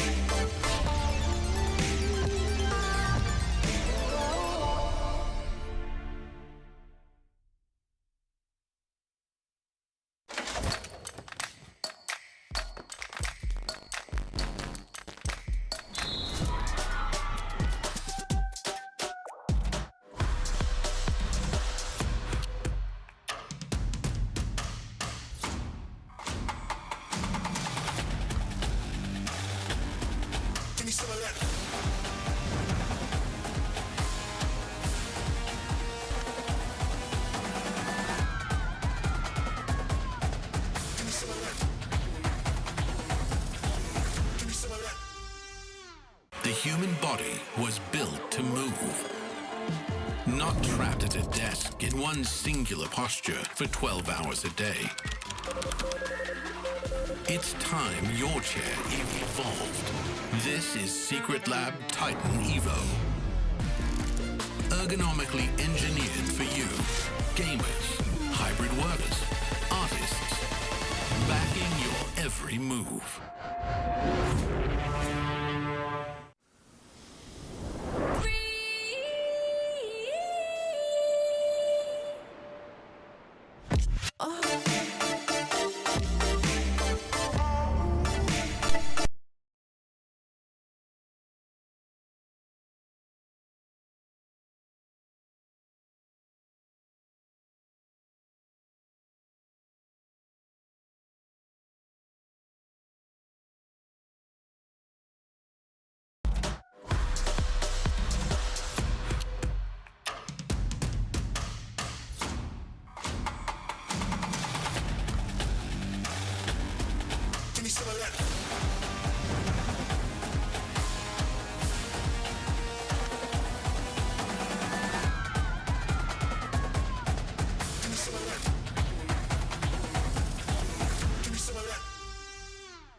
human body was built to move.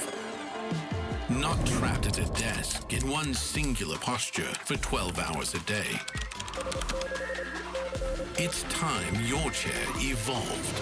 This is Secret Lab Titan Evo. Ergonomically engineered for you, gamers, hybrid workers, artists, backing your every move.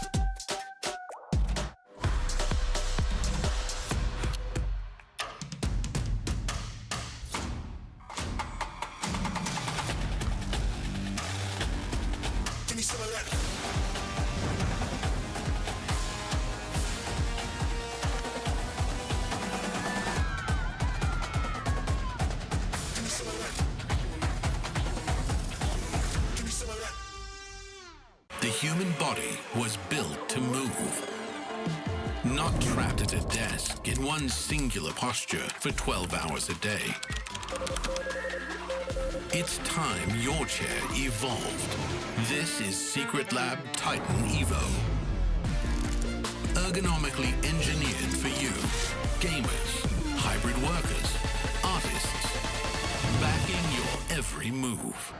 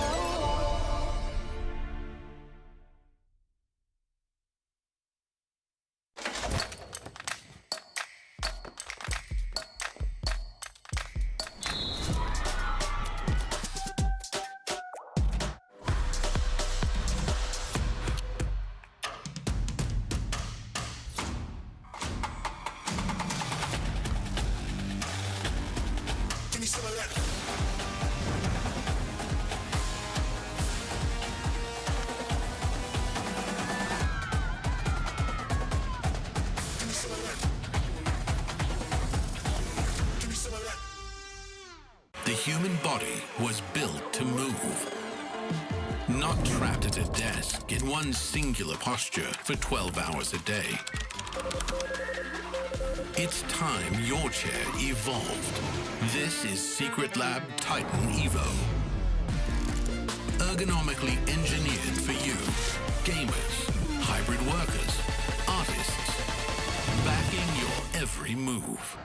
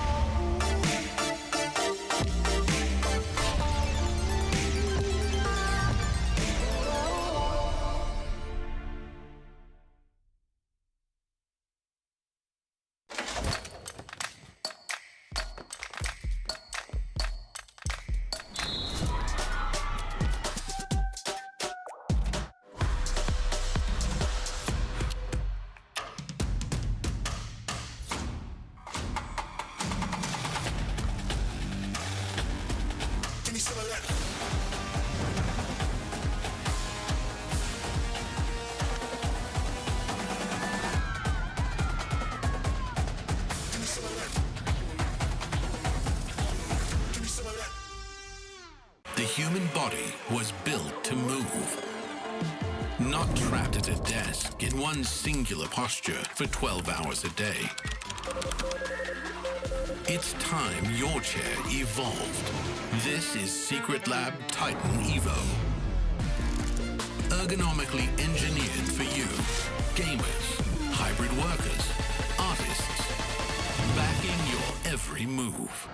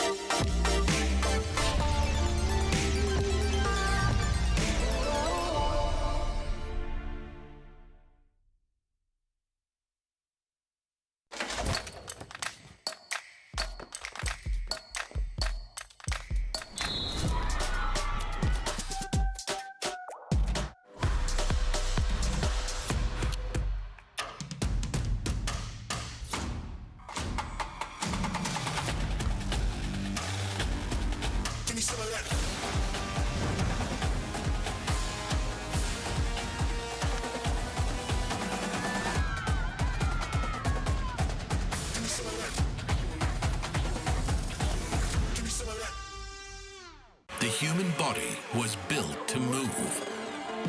Not trapped at a desk in one singular posture for 12 hours a day. It's time your chair evolved. This is Secret Lab Titan Evo.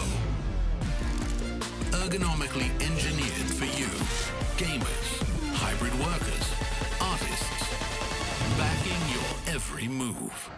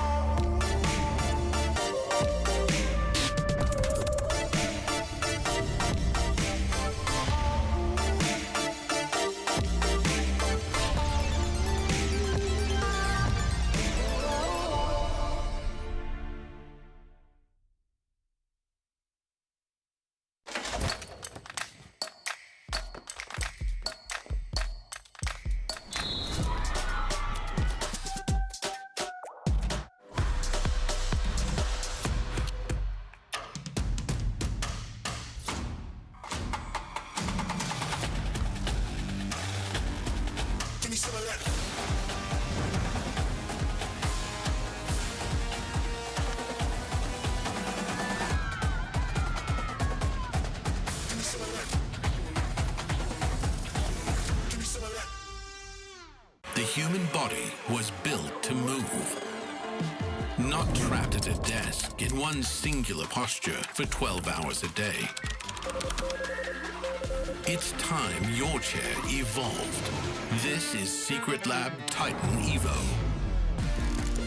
Ergonomically engineered for you, gamers, hybrid workers, artists, backing your every move.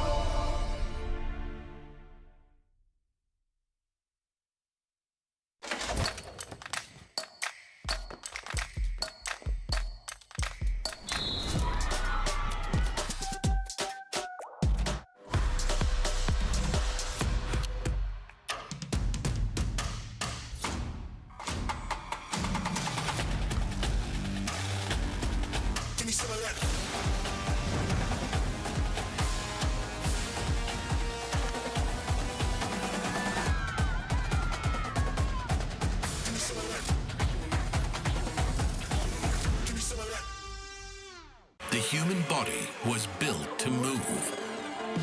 Not trapped at a desk in one singular posture for 12 hours a day. It's time your chair evolved. This is Secret Lab Titan Evo. Ergonomically engineered for you, gamers, hybrid workers, artists, backing your every move.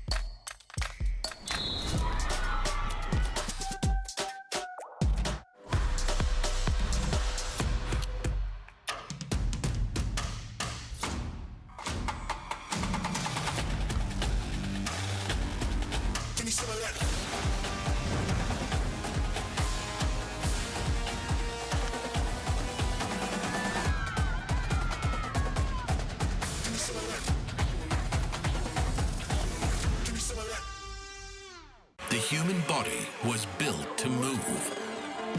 Not trapped at a desk in one singular posture for 12 hours a day. It's time your chair evolved. This is Secret Lab Titan Evo. Ergonomically engineered for you, gamers, hybrid workers, artists, backing your every move.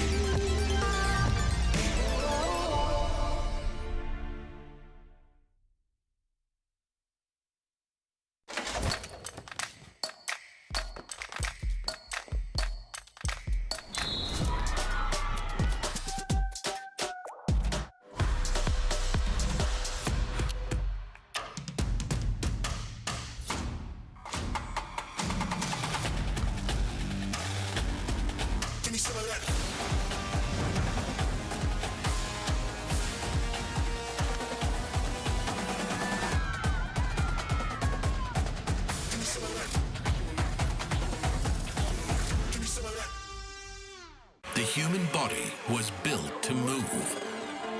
Not trapped at a desk in one singular posture for 12 hours a day. It's time your chair evolved. This is Secret Lab Titan Evo.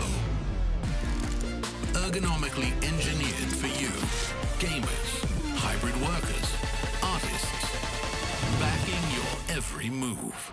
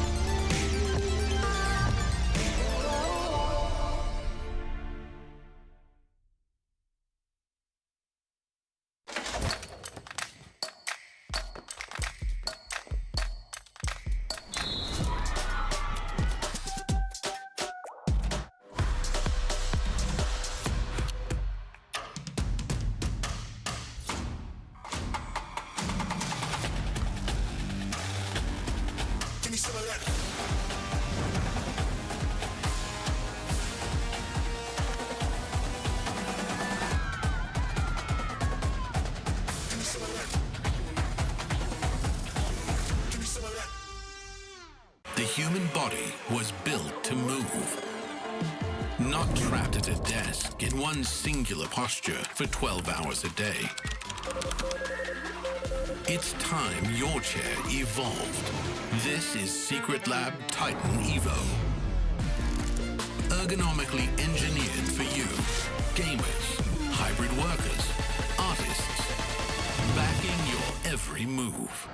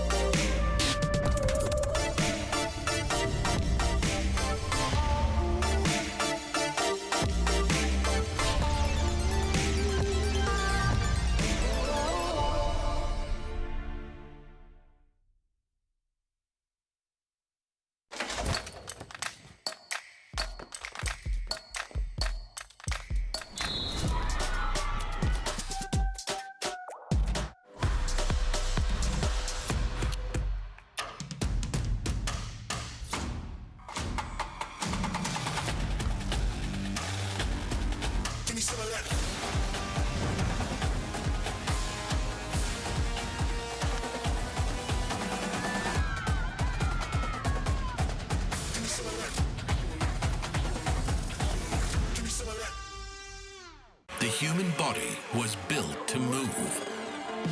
Not trapped at a desk in one singular posture for 12 hours a day. It's time your chair evolved. This is Secret Lab Titan Evo. Ergonomically engineered for you, gamers, hybrid workers, artists, backing your every move.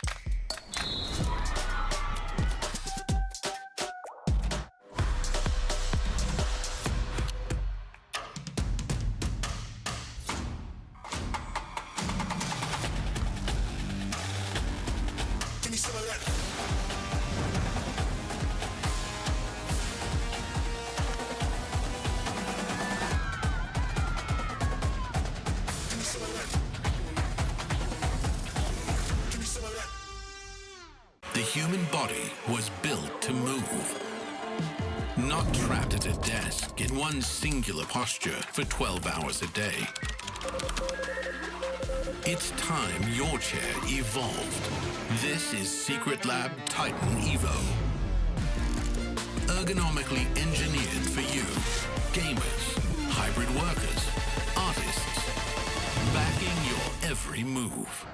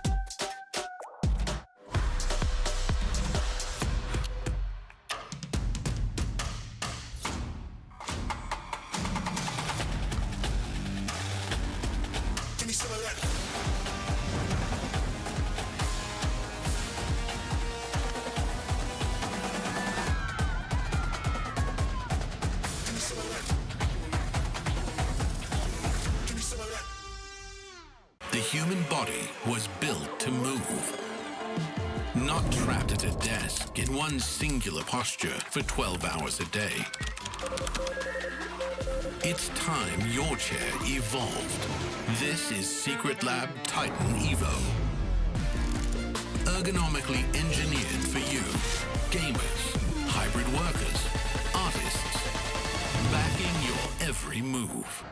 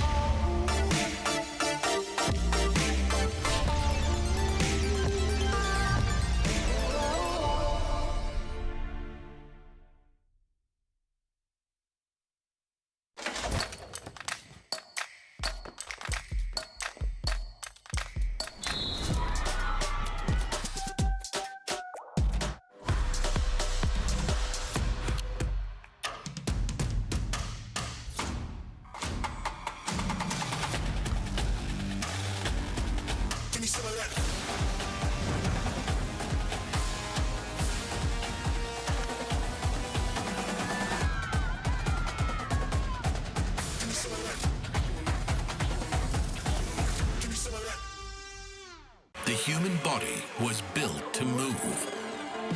Not trapped at a desk in one singular posture for 12 hours a day. It's time your chair evolved. This is Secret Lab Titan Evo. Ergonomically engineered for you, gamers, hybrid workers, artists, backing your every move.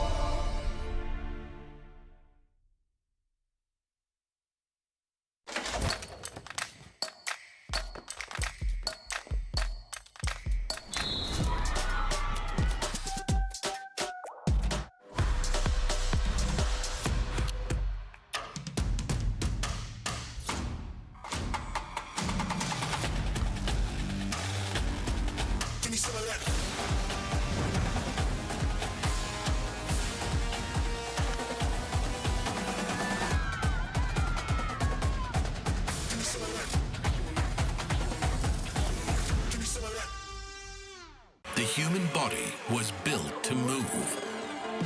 Not trapped at a desk in one singular posture for 12 hours a day. It's time your chair evolved. This is Secret Lab Titan Evo. Ergonomically engineered for you, gamers, hybrid workers, artists, backing your every move.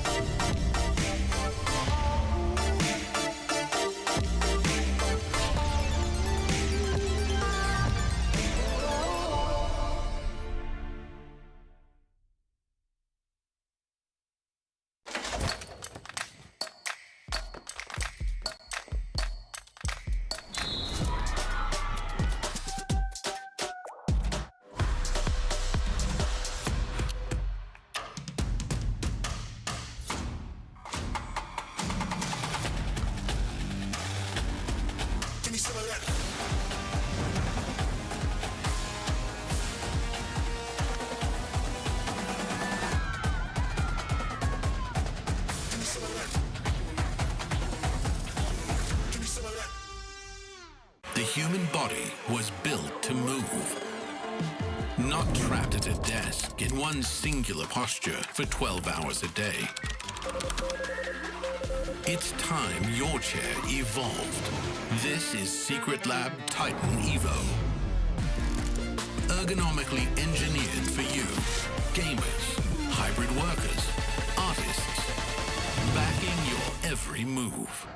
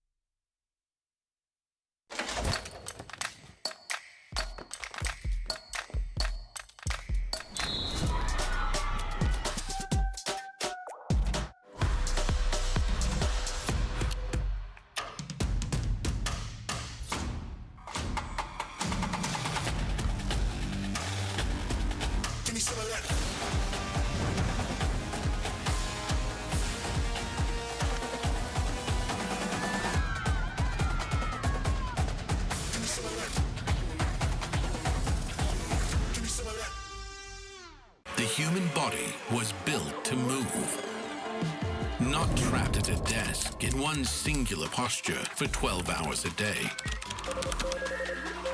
It's time your chair evolved. This is Secret Lab Titan Evo. Ergonomically engineered for you, gamers, hybrid workers, artists, backing your every move.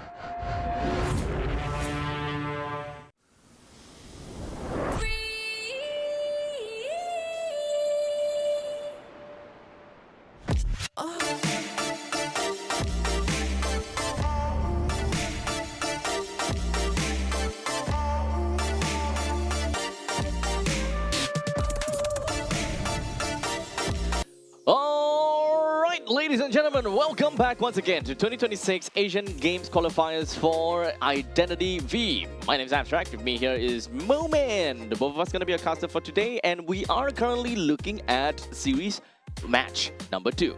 Yeah, series number 2 is going to be Team China versus Team Sri Lanka. So it's going to be the top seed versus the bottom seed. Now, Team Sri Lanka, we know that they're pretty much inexperienced when it comes to Identity V.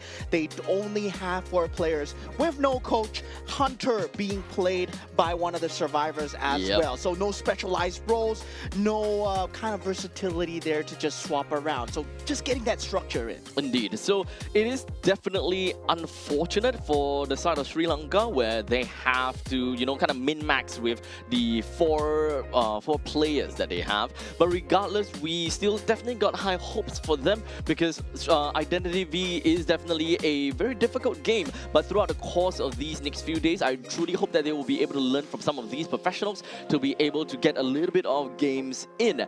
Regardless, they are in the group of death after all, and they have to face off the likes of Team China, Team Hong Kong China, as well as Team Singapore. All of these 3 are mainly the one that most of us are looking out for in Group C itself.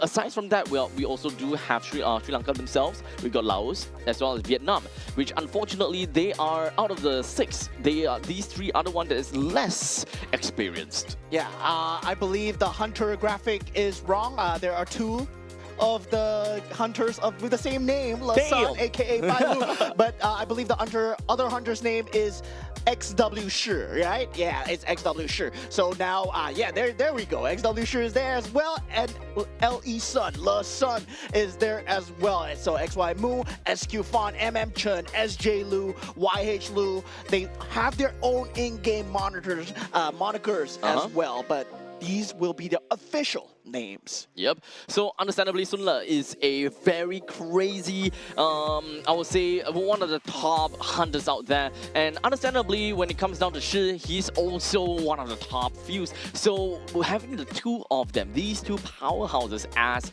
the hunters of Team China, is definitely a very difficult bullet to bite for anyone that is facing off against Team China. Well, understandably, for the survivors themselves, we have seen them going pretty darn crazy with all of these, and so far Mu has always been the one that's playing the lucky guy, the one that is always kiting against the hunters in this case, and I will say that that is specifically her role. I'm not sure whether we will still be continuously seeing lucky guys coming out from her, because the past few statistics she has always been playing lucky guy, so at one point in time, the lucky guy is definitely going to be banned, and she might just have to default to something like the Aeroplanist or perhaps even the Puppeteer.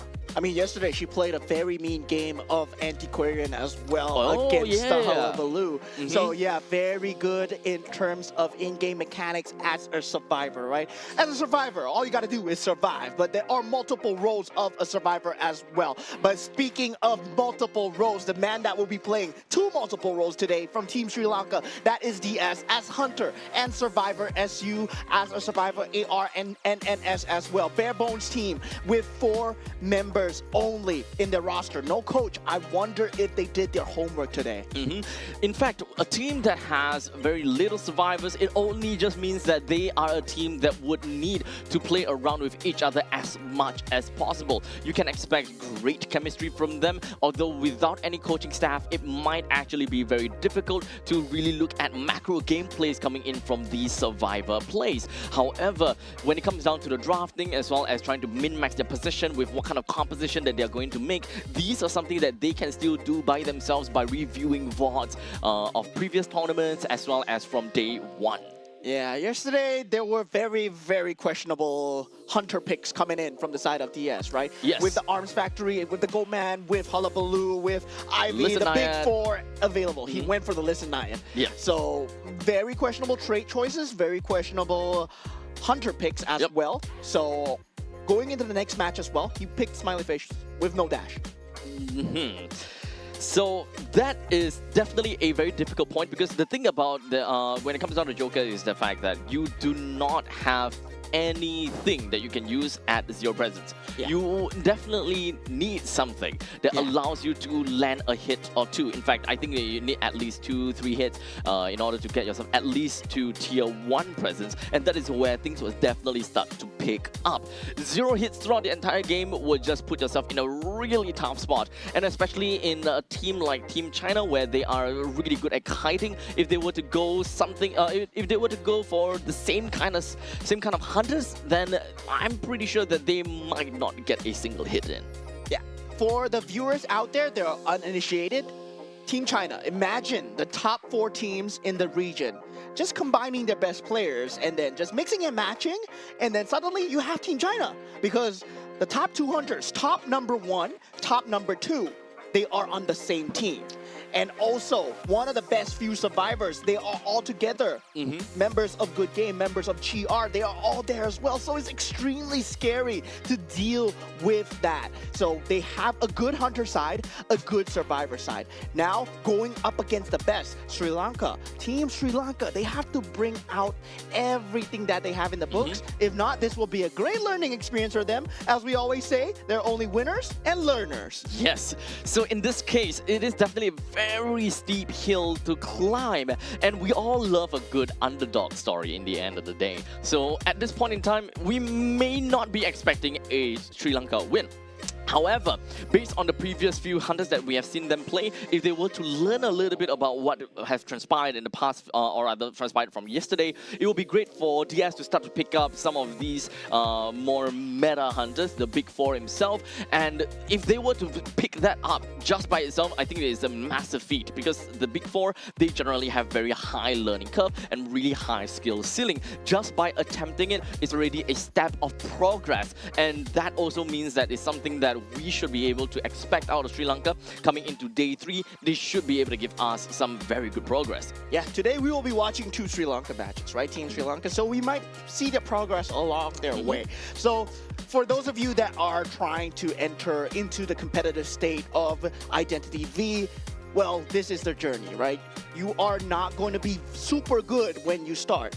You're going to be facing off players better than you. How do you get better? And this is the only way to get better. You consistently play against people that are better than you. But to looking at the map veto so far, Red Church has been banned out. Sacred Heart Hospital has been banned out by Team Sri Lanka. And it will be Ever Sleeping Town from Team China. Very hunter-centric map. Okay. This actually would work pretty well for the side of Team Sri Lanka, based on whichever hunters that they have decided to pick up for themselves. However, they are going to go as survivor first, while Team China, they will be starting as hunters first. So when it comes down to a map like Ever Sleeping Town, you pretty much, I will always say that Ever Sleeping Town is all open for every single hunters out there. But the Big Four will always be one of the few that we want to look out for, as well as Opera Singer. When it comes down to Ever Sleeping Town, there are massive amount of structures all around for you to be able to hop from one shadow realm to another. It really enables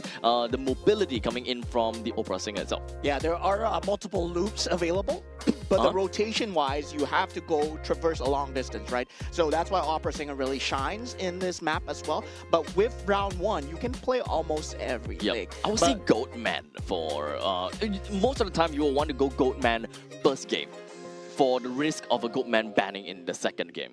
Unless what China did previously is that they are baiting out the Goatman ban in game number 2. They don't need to go Goatman, actually. They can just go Opera Singer. They can go Opera Singer because they have 2 very strong hunters that have a very wide pool of what they can play, right? With only one ban, if they ban out Goatman, it's okay. We can play Hullabaloo. We can play Ivy. Yeah, we can even play anything they want. They can play Bloody Queen as well, and they will possibly just destroy Team Sri Lanka. Understandably, this is gonna be a very tough. Okay. Apparently, we do have the draft already up and running, and in fact, we are already starting to see something a little bit different, such as the Mind's Eye. The Mind's Eye is not exactly something that we see all the time, and in fact, as the decoder, just by having an archetype of decoder normally just tosses us off a little bit. While in the meantime, having the escapologist usually being the, I would say you will pick the escapologist if you do not have any other choices. Yeah. It's surprising to me to see that Team Sri Lanka with first officers still available, with a lot of top tier picks still available in the pool, like the Archer as well, or the Enchantress to be picked up maybe just for some kiting ability. Aeroplanist is still there. They choose to go for the Escapologist, right? Escapologist, yes, very good at kiting, but very mechanically heavy as well. You gotta learn how to use the smoke really perfectly. They go for the Prisoner, so they have a very good decode rush if they really wish to go for the decode with the Mind's Eye and the Prisoner. But doesn't synergize really well with the Cheerleader. I mean, Cheerleader, it's gonna be good getting that mobility, but you want to give mobility to heroes that already have that mobility. So with these characters, it feels like just a bit iffy. Just here and there, just going for their comfort picks, seeing what sticks to the wall. Now, the problem when it comes down to this survivor side is the fact that they do have really, they have a lot of difficulty in the decoder survival. With double decoders on their side, single contained double assist coming in from the escapologist as well as the cheerleader. Ultimately, we can expect the transitions coming in from all of these players to be really strong because of the cheerleader's inbuilt effect. While in the meantime, escapologist, he himself, you will require to have strong map awareness in order to do much. But you also need to, we also need to take note of all the invasive pathing that escapologists were to take, because the escapologists would technically be the one that have to kite this Goatman. Yeah, Goatman at this point, well, it's just gonna have a field day, because if he catches one of either the Mind's Eye or the Prisoner as well, that's gonna be a very tough fight for Team Sri Lanka. I was saying that they can pick the opera singer, right? At this point, any hunter would do, because the synergy is just a bit weird coming out from Team Sri Lanka. This is not the standard synergy that you see from the top tier teams, right? When you talk about Team China, Team Malaysia, they do have a good mix of the kite thrown in as well. Now, they are only relying on that kite of the escapologist. AR, all the hope rests in his shoulder here. So they're placing the cheerleader in the center of the map together with the escapologist. Meanwhile, Mind's Eye and Prisoner, they want to get the decode. Yes, I see it, but the opponent sees it as well, right? Yep. This is a very, very telegraphed strategy where you're going for the decode rush. If they could have gotten the mechanic, they would have went for the mechanic as well. So we always have a very general idea where some of these decoders are, and as a matter of fact, sometimes you don't even need to rush to deal with the escapologist or perhaps even the cheerleader at this point in time, because of the rotations that that makes it so difficult for any of these decoders, especially for the Mind's Eye. You also do need to be very aware of fragile coming in from the Mind's Eye, where the VS, the vaulting speed of Mind's Eye is down by 30%, so significantly lesser. Yeah, looking at the traits coming through from the side. One trait less. Yeah, all one trait less. So we do have the detention and the trump card already out from Lasun. He will be going for the standard Goatman build together with the increased movement speed as well. Yep. Do note, no audience effect, and I think I only saw a single tide turner coming in from the escapologist.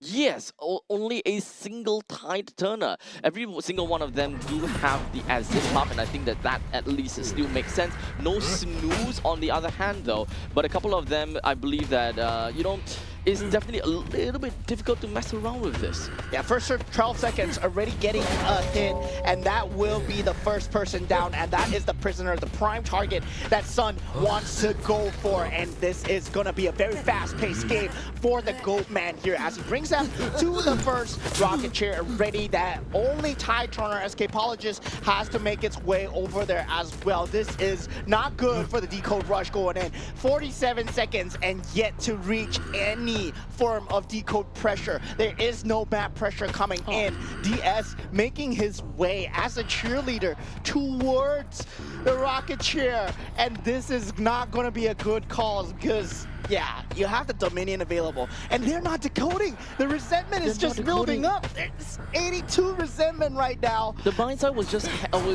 standing around, unfortunately. He wasn't making full use of the fact that they have really high decoding speed. Even though the Prisoner has already been taken out, that is one out of two decoders coming in from this team. They gotta have to play towards their win condition as much as possible, but they're not necessarily doing that right now. First 1 minute and 30 seconds, and already 2 members down, 1 member out. Prisoner is out. No snooze. So he definitely got strapped onto the chair and got kicked in really fast and flew up into the sky really fast as well. The Mind's Eye is still running around, unfortunately. In fact, the Mind's Eye should be the one that is running onto these decoding rather than having the escapologist do that. Yeah, I mean, he did get one cipher, but that's the thing, right? It's just fast for one. With the mechanic, you get it for all now. The smoke screen being used from the side of AR, trying to play around the edges. But Sun will have a Dominion available. We'll have that cage available really soon. Plays it perfectly. The escapologist just gets that one hit off. But now taking massive damage here. Mind's Eye already low. Escapologist is low as well. Backstab in the Dominion, in the cage. Mind's Eye the only one left. We're gonna have a blitz of a game here, ladies and gentlemen. Sun is showing what a hunter is all about, and really just no mercy. Yep, the Mind's Eye being the last member remaining, and at this point in time what we are seeing is just rushing for the decodes. The good thing about the Mind's Eye is nearly zero calibration, so at least if you want to rush it down, it is still technically it's good, but it's not possible because at this point it's 2%, 4%, 33%, and 37%. Not something that a single decoding survivor could do. Guys, this is a team game, right? You need all 4 members to be alive. If you are in this situation where you are only 1 person alive, there is just no chance because you're not going to be able to decode 4 ciphers, and afterwards you still need to think about the exit gate because there's only 2 exit gates available. So this is going to be just a clean game coming out from the side of Team China. Really perfect, flawless victory, 4-0. So that will put them at 5 points right now for Team China, and they were fast. It was clean, it was surgical. Yep, extremely fast. Whereas it just comes to the point where, unfortunately for Team Sri Lanka, they don't have a very generic idea as to what is going to be their win condition. They ran a double decoder, which is actually already very off meta. The fact that they are trying to capitalize on a decode rush.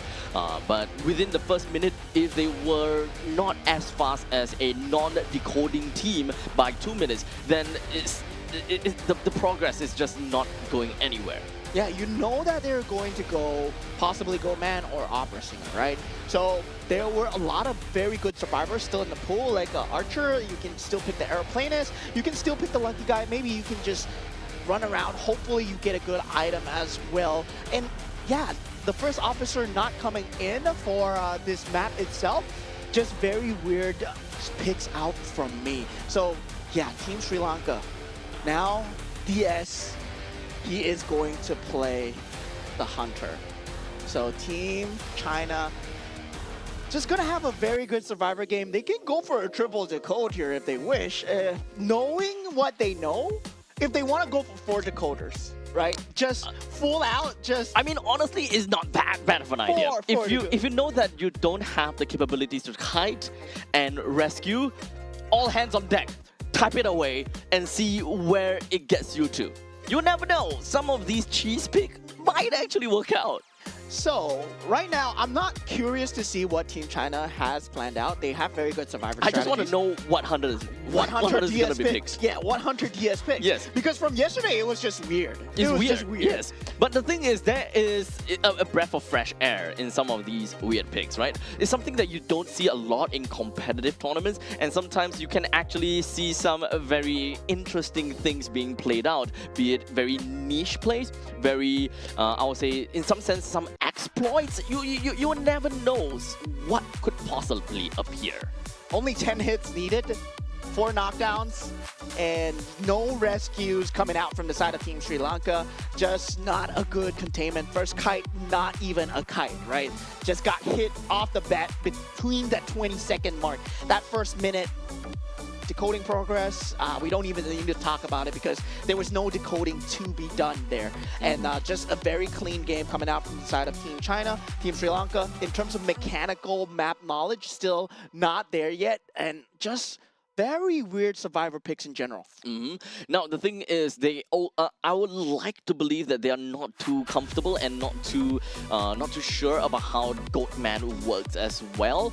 Where it can definitely seem as though that they weren't trying to go for any form of, I would say, any form of mind games per se. Because especially if a Goatman has a very specific distance away from you, you can more or less be expecting that you are gonna be at the edge of one side of the containment, and then the Goatman on the other side. The moment that he pushes up a backstab, you should know that the Goatman is immediately going to pop up right in your face. Yeah, the lack of kites coming out, the lack of ability to even use the verticality of the map, right? They didn't even reach the second floor loop in time, where they could have used that loop perfectly. But against a Goatman, a bit harder, but still possible. And we saw how the Team Malaysia was playing against the Goatman, where the kites were still possible. It's not impossible to kite against a Goatman. They is just knowledge. Yep. Map knowledge. It's honestly, it's just a matter of time for a goat man to eventually land a hit on you. But the matter of time is just how long it is in order for you to fully make full use of the audience effect. But in this case, in Team Sri Lanka, they do not, number one, have audience effect. Number two, I think that they only have a single tide turner on the escapologist, which technically is not supposed to be the case because the escapologist is the kiter. You would be the one that's on the chair instead, so you would need someone else with the tide turn to come and save you. Yeah, now going with the bans coming through, they do ban out the mechanic, they do ban out the seer, and it feels like Team China, they're just going for what they know best, right? Get that versatility in, and the first officer not being banned out, instantly being picked up from the side of Team China, going with that puppeteer and also the lucky guy as well. Okay. So that versatility is there, and now this is the interesting part, right? The last pick, yeah, sure, but what hunter does Team Sri Lanka go for here? At this point, I would love to see him play the Goat Man and just see, like, yes, yeah, if he can play the Goat Man or not. Because every good hunter has a good Goat Man, right? If you're going to be a pro hunter, you need to learn how to play a good Goat Man. And they do pick up the Archer just in case. These are literally the top tier picks for everything. The Team China is going all out against DS. Super top tier, super flex is everything that they would need. They pulled a double contain from the puppeteer and archer. That itself is very surprising already, but it's still definitely Naiad. Okay, we are still gonna see the Naiad, but I hope is not a illicit Naiad. Yeah, it's just weird coming out from the side of DS. Hopefully his performance better from yesterday in terms of moisture and humidity control. I'm not too sure whether or not he is going to even get a survivor, because against Team Laos yesterday, couldn't even keep up with a singular survivor. Yep. So the thing is, here in Ever Sleeping Town, it's actually pretty okay, in my honest opinion, to play Naiad. But of course, with the top four, with the big four available, you will always want to go for the big fours. But in this case, it doesn't seem like it would exactly be the case whatsoever. But I think it's still something that you can kind of play around with, can have a little fun with. Yeah, we have the standard strat of putting the lucky guy away on the top right tile, and then we have the three kiting characters that are spread out as well, right? Get that chest control coming in from YH Lu, and we have XY Mu, the kiting queen herself, on that archer. So yeah, Diaz is gonna have his work cut out for him, but we might see the first 4-0 coming out from China on stream today. Now, of course, I do want to see what's there gonna be. The lucky guy is gonna be far away, but I think the DS might actually just kind of come in contact with the puppeteer first, based on what, where she's trying to go for. If she were to kind of go for the northeastern side, then at least she's kind of like in between of two. Okay, now this time, for the side of Team China, I think it definitely do make sense here with a couple of audience effect. We do have the exit, we do have exits as well. Nothing too out of the ordinary. Exit path. We have Doctor in place as well. Titanier from 1, 2, and only 2 Titaners actually from the first officer as well as the puppeteer. Yeah, the detention being picked up from the side of the Naiad. Okay, he does have the Hunter's Instinct, so that is going to be okay, I guess, in terms of the... Yeah, easily speed. Yeah, he has Listen once again. Okay. I think, yeah. Yeah, I think that's just what he's used to, right? Yeah. Let's just go with that. Let's just go with that. That's what he's used to so far. Now, trying to find out the loop, does get the dash through with a harpoon, but there is a very nice loop here with the 2 pallets, right? And then you can always single out into that secondary floor as well. Does not get a speck of water onto Lu at all. And right now is just running ring around the rosy. Puppeteer managing the moisture really well, 63%. Does feel a bit slow, but yeah, this is why you don't pick Listen, man. you know where they are. You know where they are. You need the movement speed. You need the presence. You need the hits early game. And it's not a good look at all. That harpoon cooldown. Enter slipstream. Gets stunned by the pallet. Vaulting past the pallet as well. Left a Naiad within of the shop houses. But now we've got SJ Lu that's just constantly putting himself right in the middle of these loops. And DS unfortunately don't have a way to touch any of these survivors at all.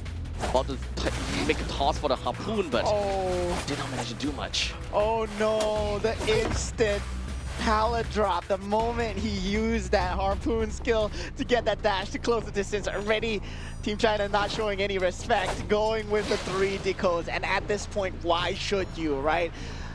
SJ Lu has just made a fool out of the Naiad. This is the first time I'm seeing the hunter being the hunted here, as the pallets are being used so well. This loops, DS is just clueless and couldn't catch Lu at all. We're gonna have no damage on the Puppeteer, I feel. Yeah, it's really unfortunate, but the humidity did manage to kind of build up over to the side of Puppeteer, and unfortunately there's really nothing that this Naiad is able to do in order to keep the Puppeteer inside the loop, where she will be able to make full use of all of these puddles that she left on the floor.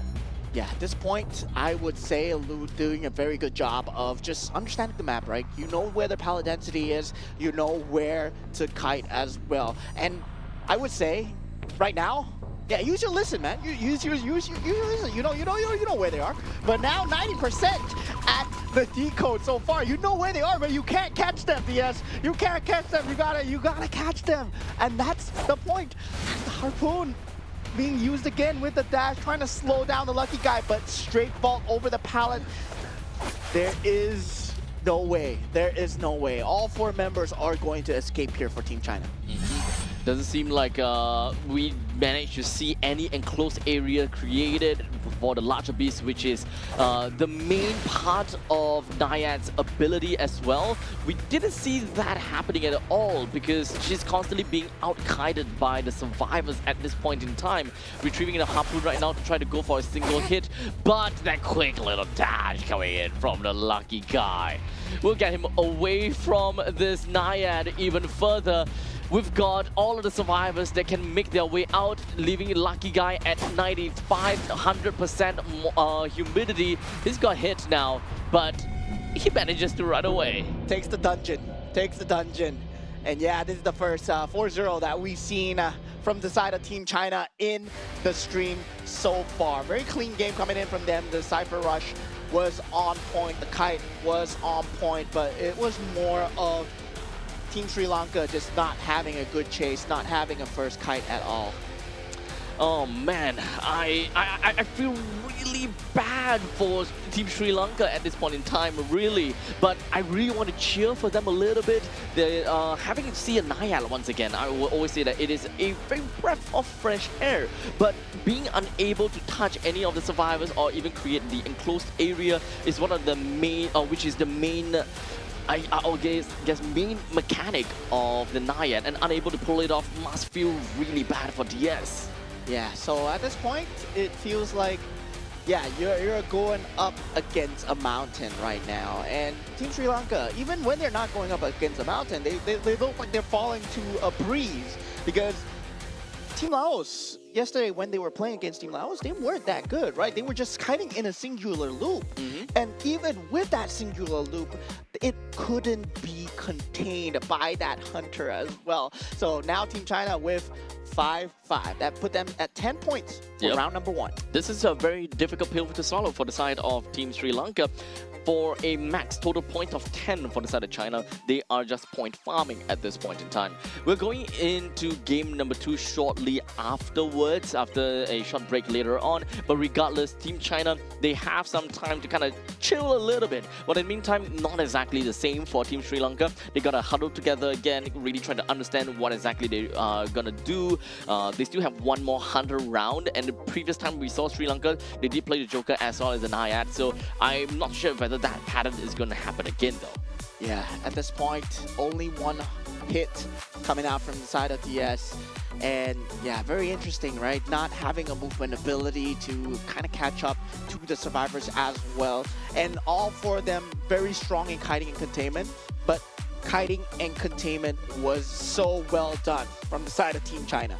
They didn't need to even use any of the items. Yep. Iron Dash being picked up by Lu, yes, he had a rugby ball just in case. He did have a rugby ball, yeah. He had a rugby ball just in case he needed a stun. But the stun wasn't even needed pulled out. First officer didn't need to use his items. That's how crazy that kiting and containment segment was. Or maybe it's just that they knew that, yeah, they're playing against someone of a lower skill level. Indeed. So yeah, they can actually just fool around a little bit. Yep, fooling around. Honestly, just kind of like have fun a little bit for Team China, even though, you know, it kind of takes the pressure off of this entire competition itself, right? Because this is a very high stakes competition. Yeah. If you don't make it, if you don't make it within of these entire group stages, you miss the opportunity to play for the main stage, which is all the way at Japan, and that is generally what everyone is trying to vie for. Even for Sri Lanka themselves, right? We can clearly tell that they are a little bit more on the inexperienced side, but they are here to try to prove everyone wrong and really just show that, hey, even the inexperienced one who can learn in the process of a few days. And at this point in time, I think that we still gotta have to give Sri Lanka a little bit more chance and see what exactly they're made of, and to kind of make things a little bit more fun. Because in the end of the day, right, even though the Pro League as well as the esports scene for Identity V is large and established, right, even with the Call of the Abyss, IPL and all that kind of jazz, it's always great to see new players. Yeah. And it's events like these that encourage growth and player population all across the world. Yeah, it is a tough look, but we have to state the facts for what it is. It is a bunch of new players going up against very experienced players, right? Top 1, top 2, top 3, top 4. These are the people on the apex ladder. They are the predators of the Identity V world. And they're going up against, you know, the little goldfish that have just spawned into the pool. And yeah, Team Sri Lanka, they're getting the experience out there. They're throwing the best shot. But at the same time, it gets hard when you are going up against really top-tier pros, right? Indeed. The mentality of a pro player, you can't really let anything bring you down. You gotta keep going. And with these group stages, there's gonna be a lot more games to be played as well. If anything, right? If in a parallel universe, I think that Sri Lanka would do a pretty decent job, and they would be able to have a more steady matchup with some of the other teams, if not for being seeded into Group C. We mentioned that Group C is the group of death. If they were to learn, they would be learning things the hardest way possible, where it would be very one-sided. Yes, they will learn a lot if they will kind of go through the VODs a little bit and understand what exactly went wrong.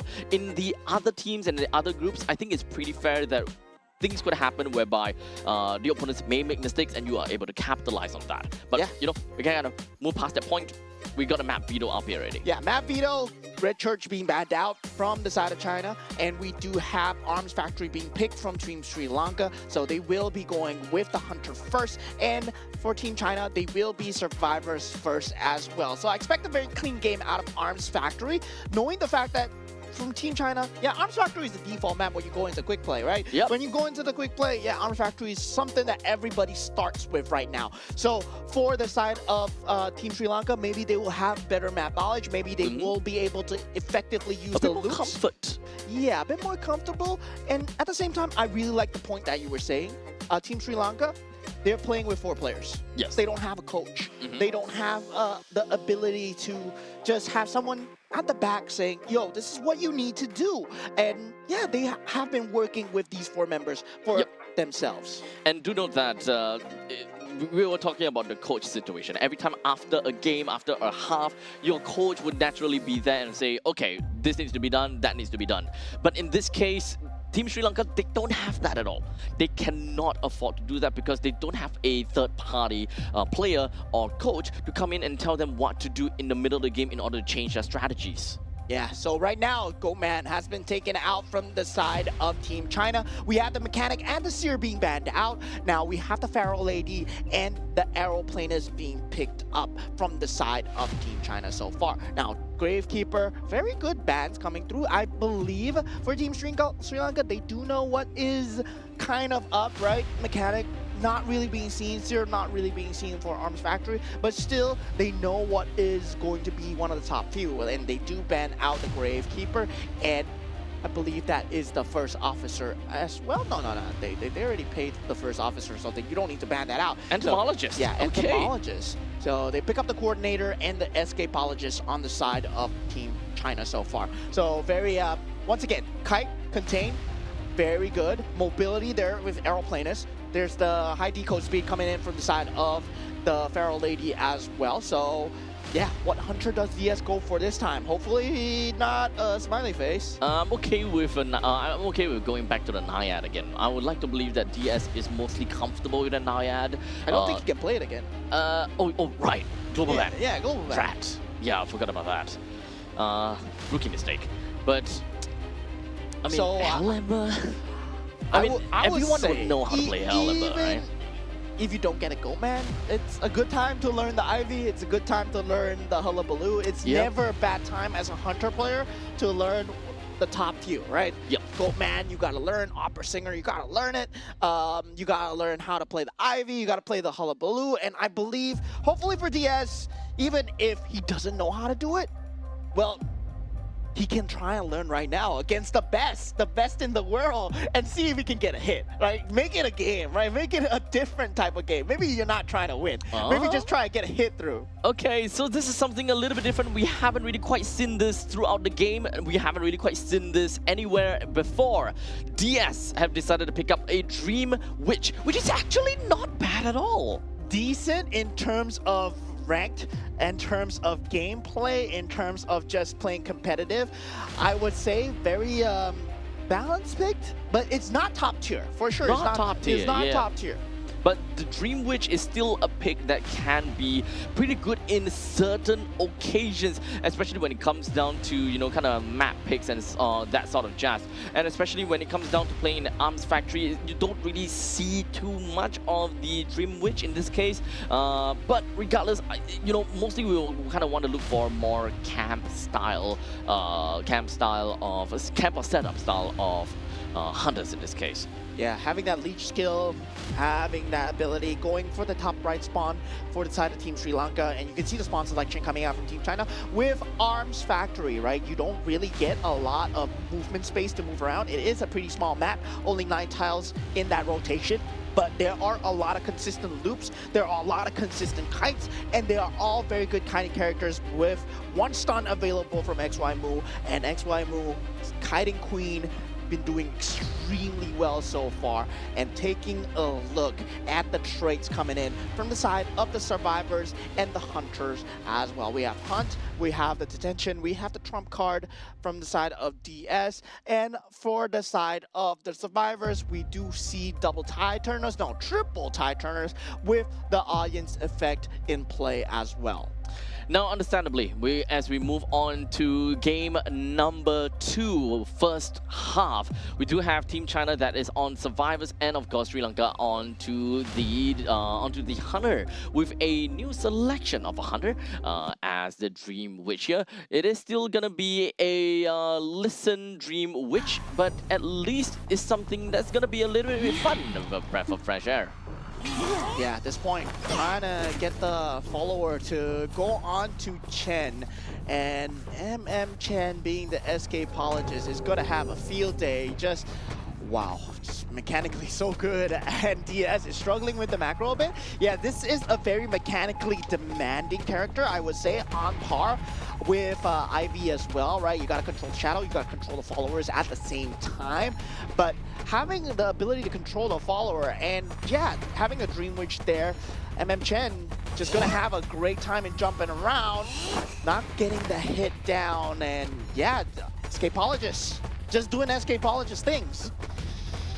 We should eventually see how the deciphering is gonna look like eventually at one point in time, but right now, we do have DS that is going to be making his way as the follower, just working his way around, but it doesn't seem like he's able to see Chen at all. With a quick little vault through the factory, but still can't exactly see where Chen is, constantly just vaulting in and out. This is going to be a little bit of a tough game coming in for the side of DS. Yeah, 5 decodes, just instantly going for all 5 at once, and just playing DS for a full, right? Just using this entire hut, and DS just gives up. He just goes for SJ instead. Yeah, the aim of the game here is try to leech on into a survivor. Yes, he does finally get a leech on. Now it's more about whether the follower can get a hit through as well. So now DS still rushing through. SJ Lu now on the run. It is a feral lady, does have some form of kite, and it's still very decent.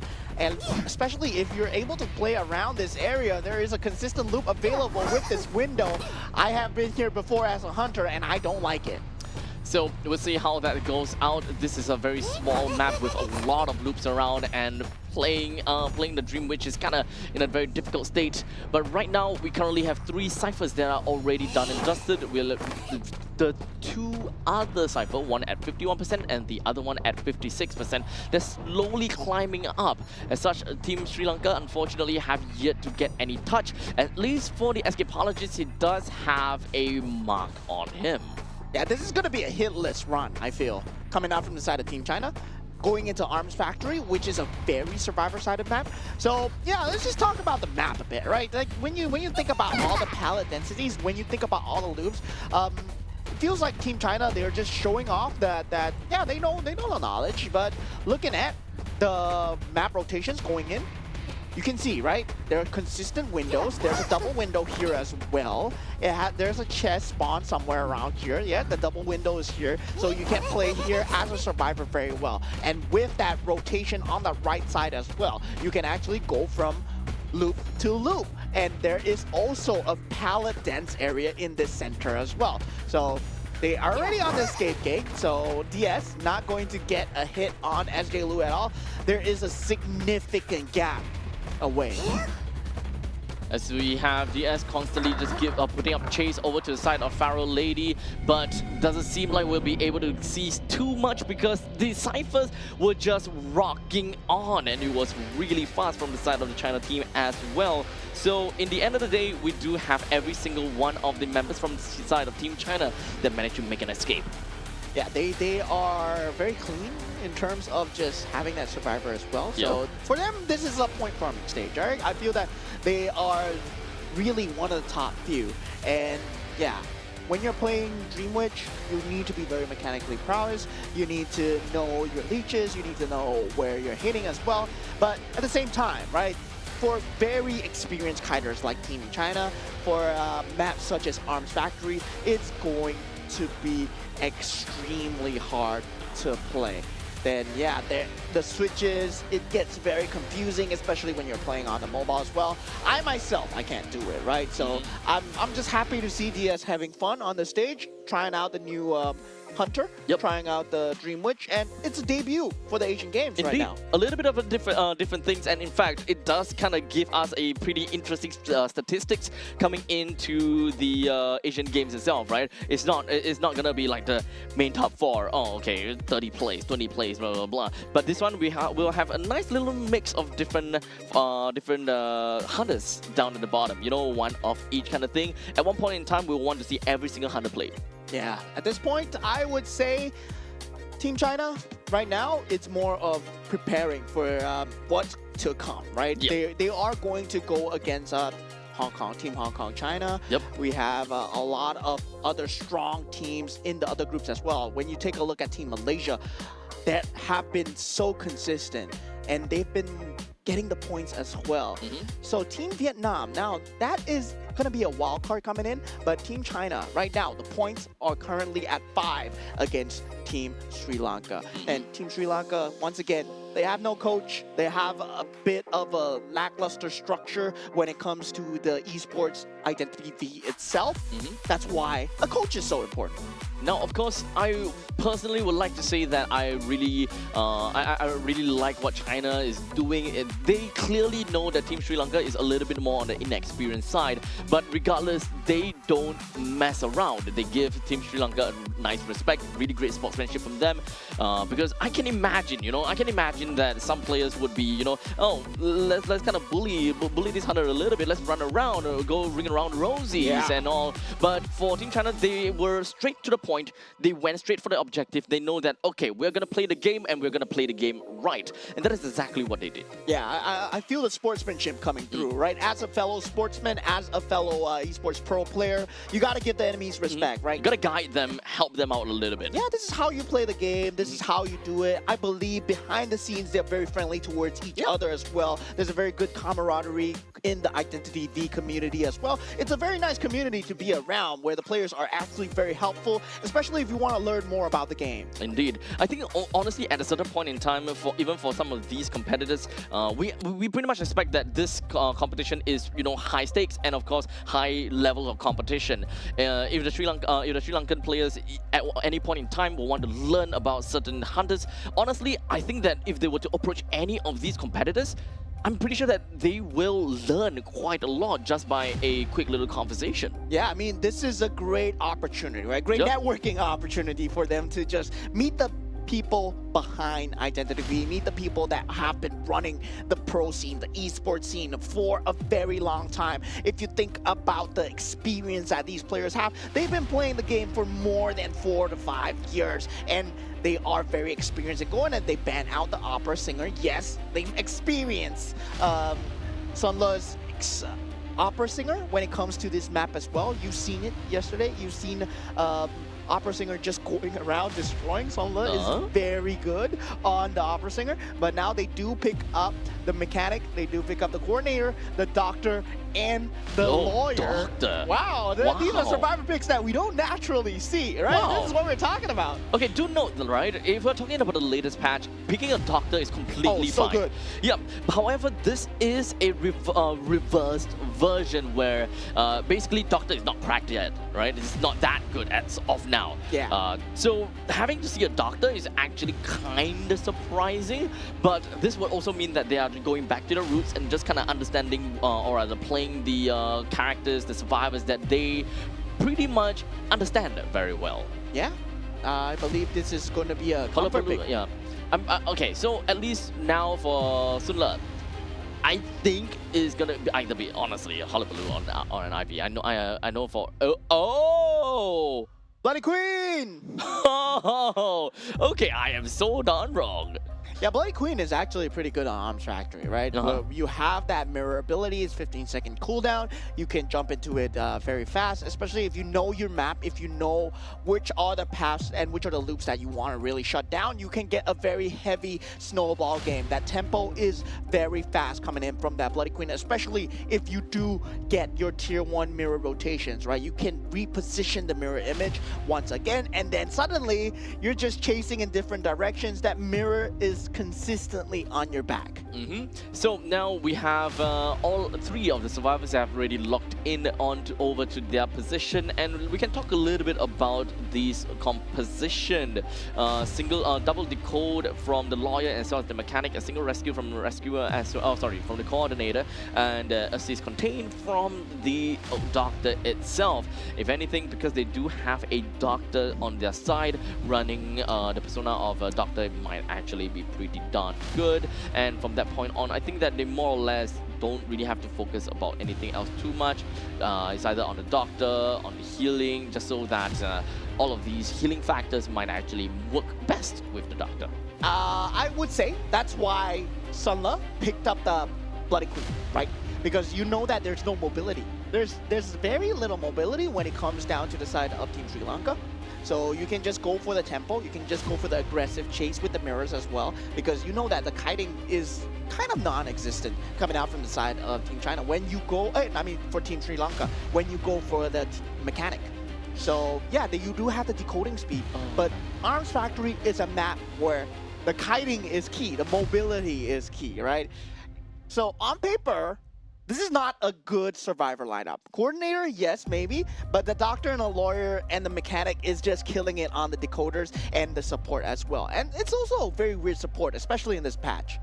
So right now I'm looking at Sri Lanka for Sri Lanka's talents, and unfortunately I don't see any doctor nor heal kind of talents though. It's understand that they still have acid path for themselves. There is no we also do not see any of the audience effect, but regardless, here we go. A quick little mirror image gets a single hit thanks to the mirror, and there's really nothing that you can do at that point in time, and unfortunately that is gonna be the lawyer going down. Ladies and gentlemen, this is exactly what you all have been waiting for.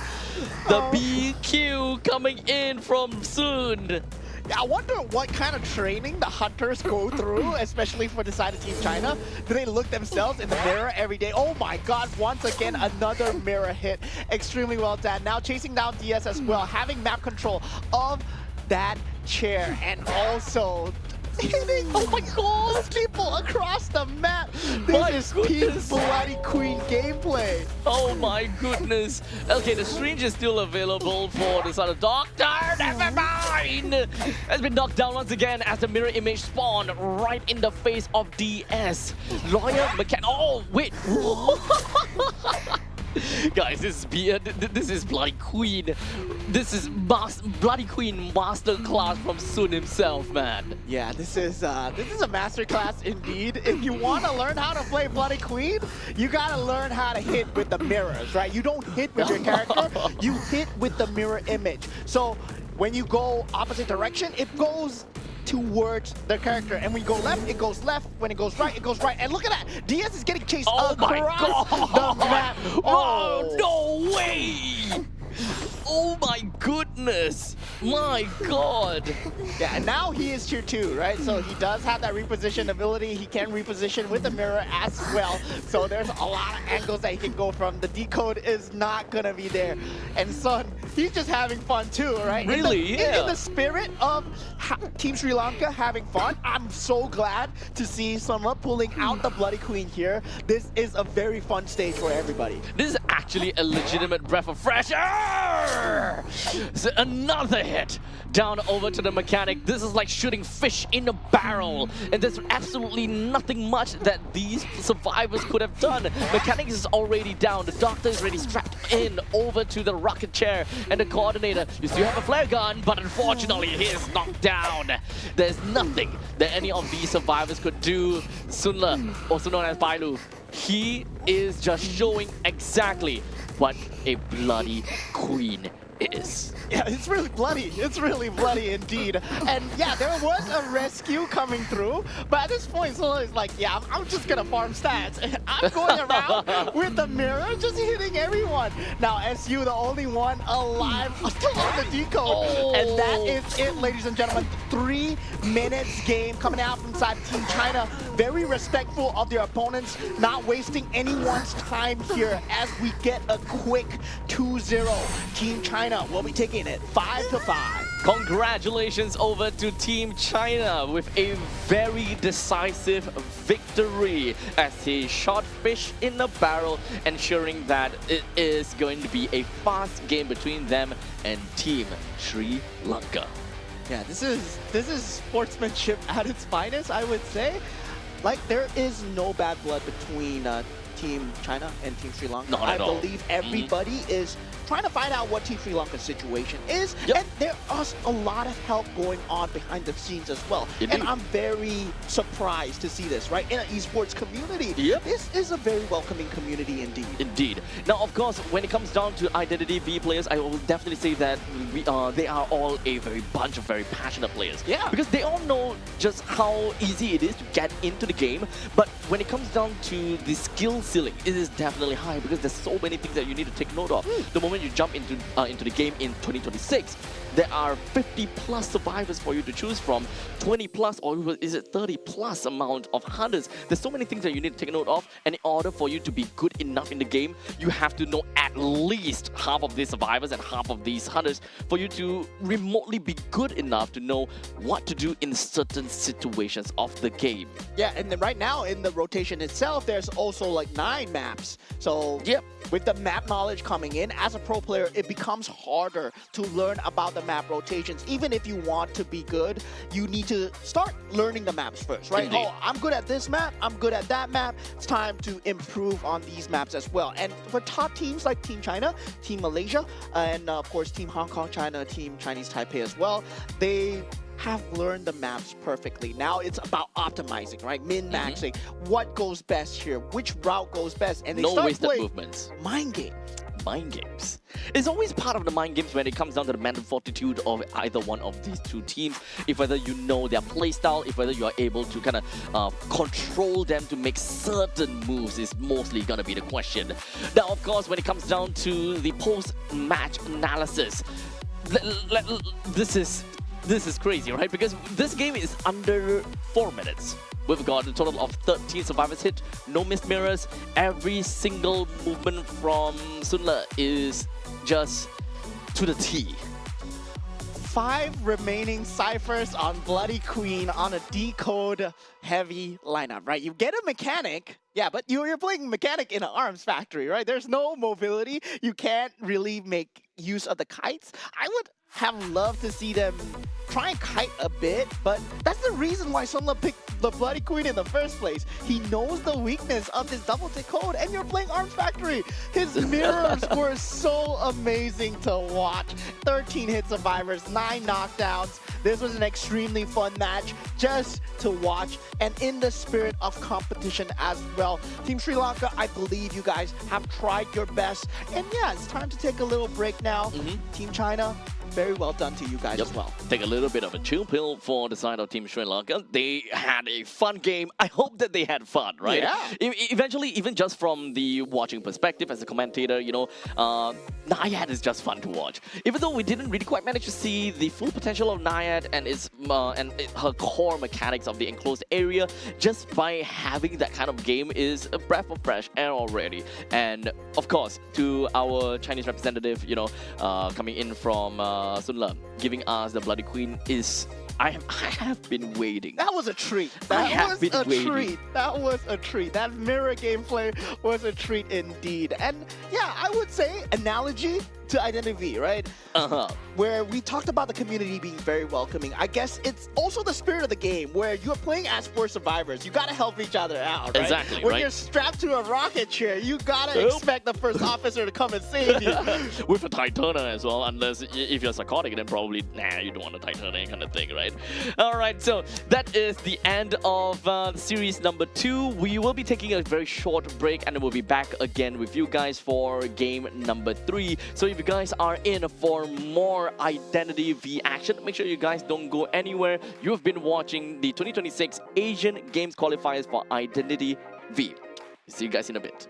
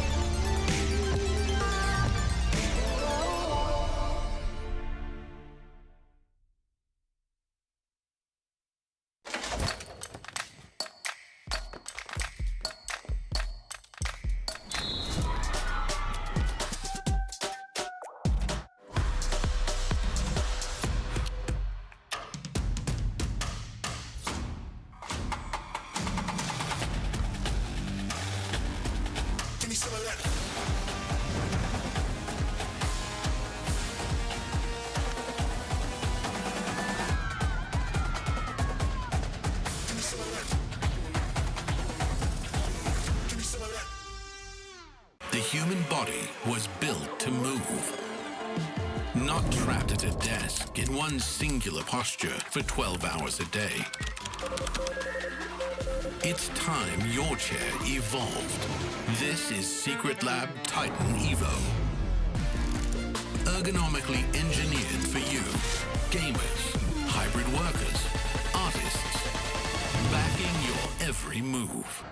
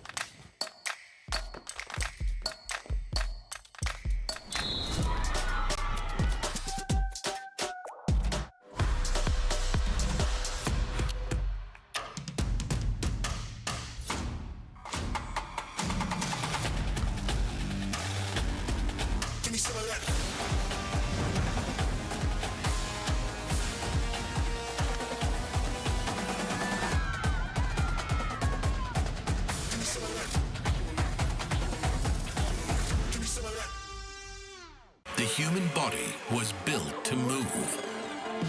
Not trapped at a desk in one singular posture for 12 hours a day. It's time your chair evolved. This is Secret Lab Titan Evo. Ergonomically engineered for you, gamers, hybrid workers, artists, backing your every move.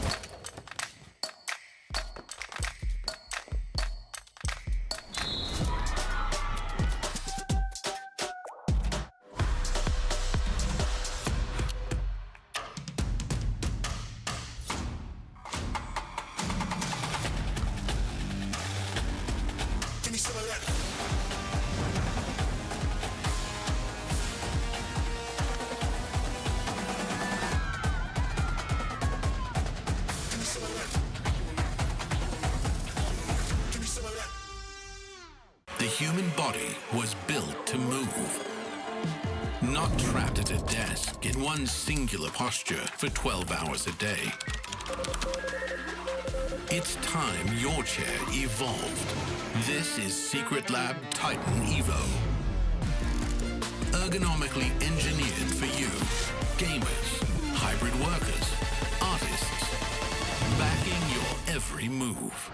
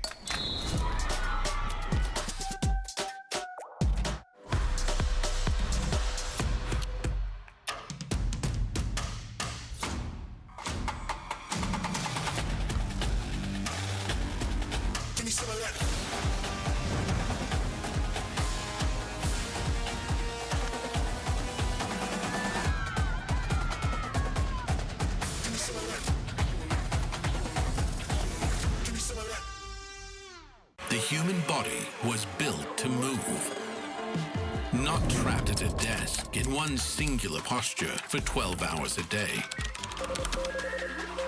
It's time your chair evolved. This is Secret Lab Titan Evo. Ergonomically engineered for you, gamers, hybrid workers, artists, backing your every move.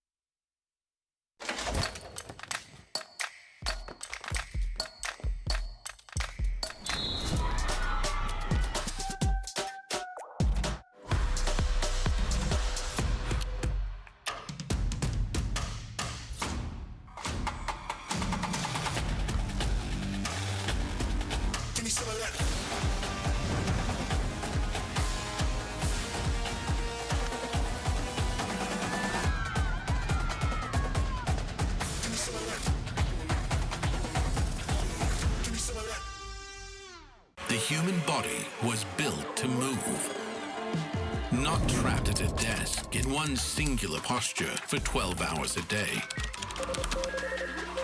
It's time your chair evolved. This is Secret Lab Titan Evo.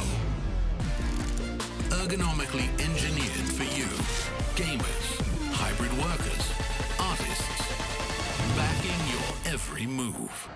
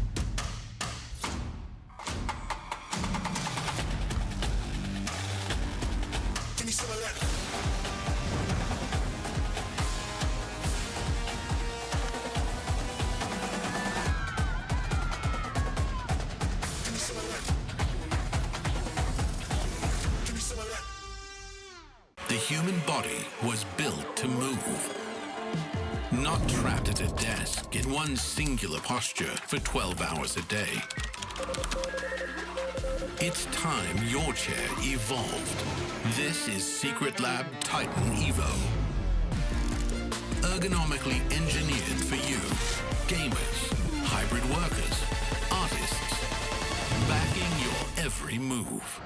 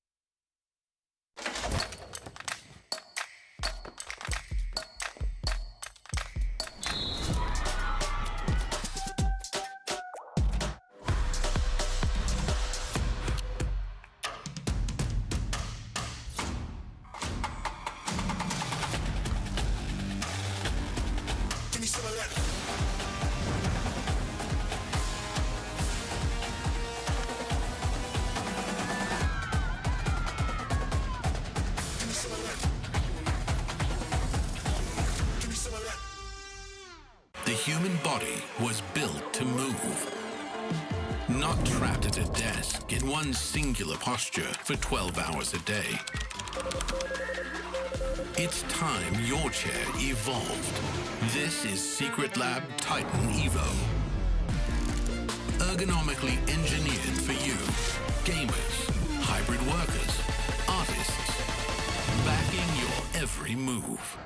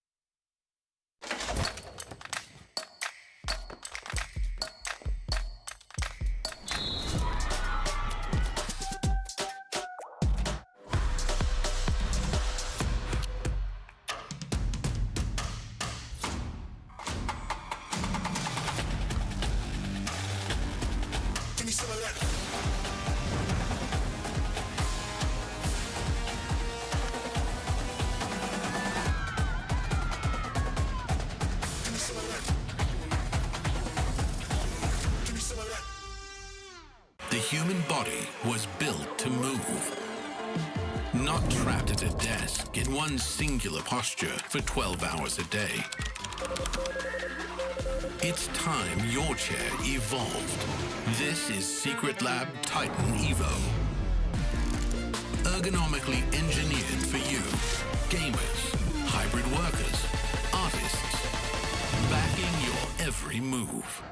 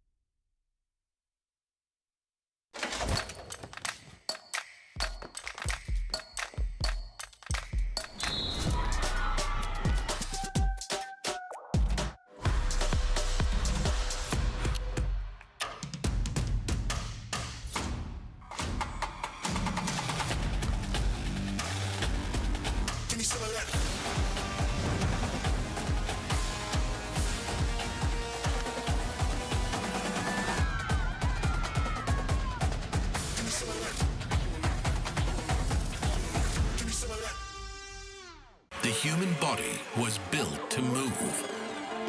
Not trapped at a desk in one singular posture for 12 hours a day. It's time your chair evolved. This is Secret Lab Titan Evo. Ergonomically engineered for you, gamers, hybrid workers, artists, backing your every move.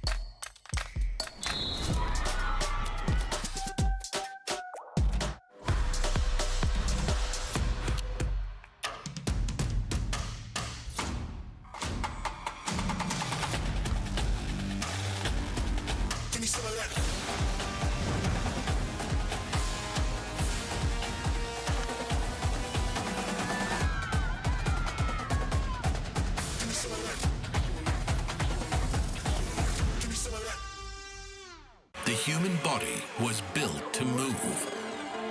Not trapped at a desk in one singular posture for 12 hours a day. It's time your chair evolved. This is Secret Lab Titan Evo. Ergonomically engineered for you, gamers, hybrid workers, artists, backing your every move.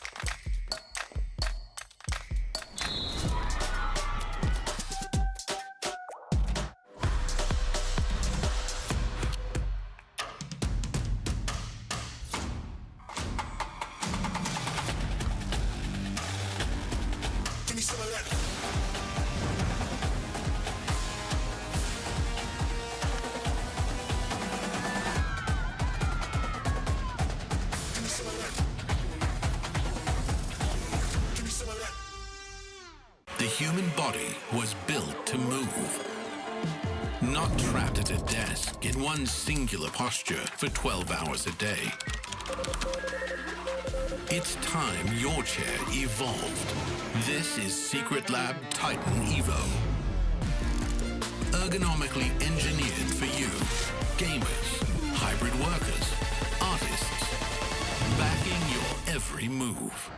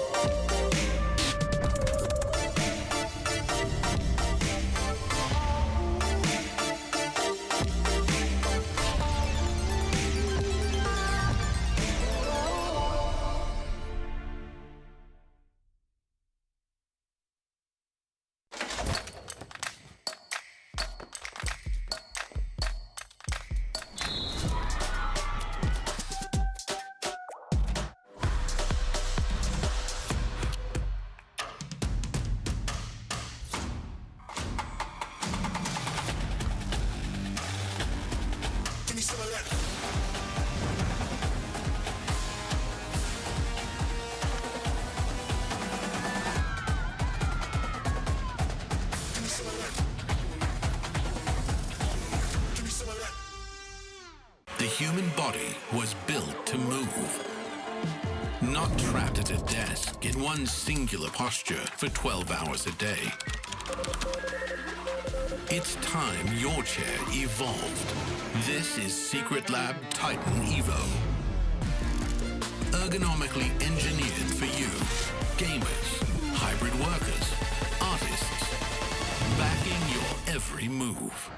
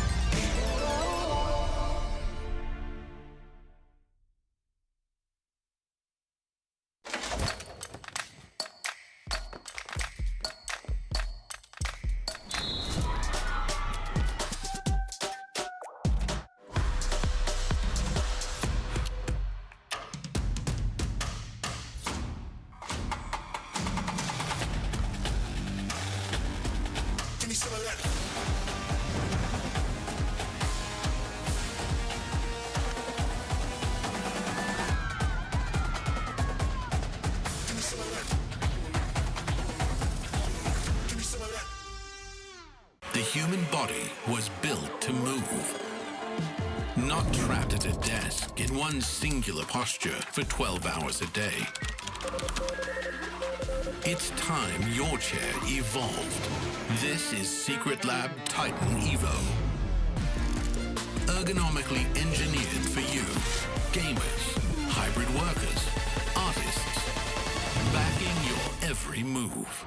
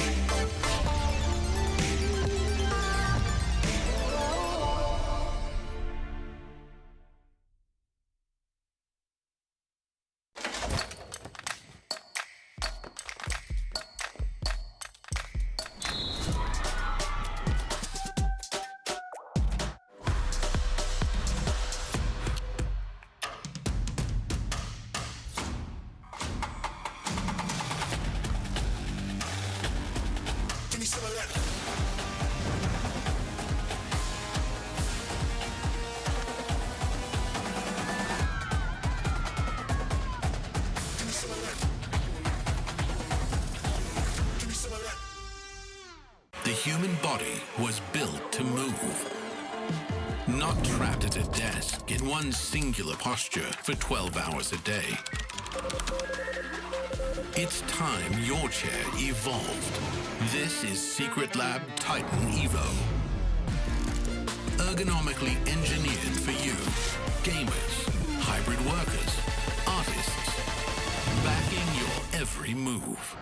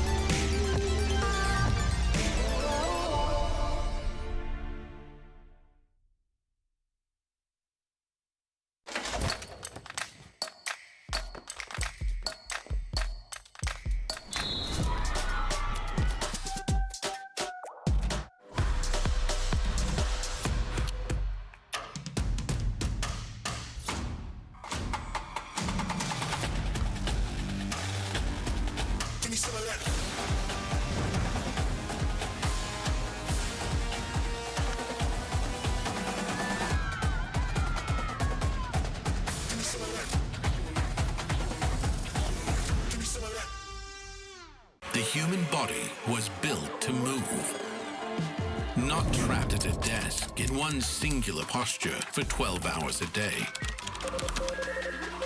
It's time your chair evolved. This is Secret Lab Titan Evo. Ergonomically engineered for you, gamers, hybrid workers, artists, backing your every move.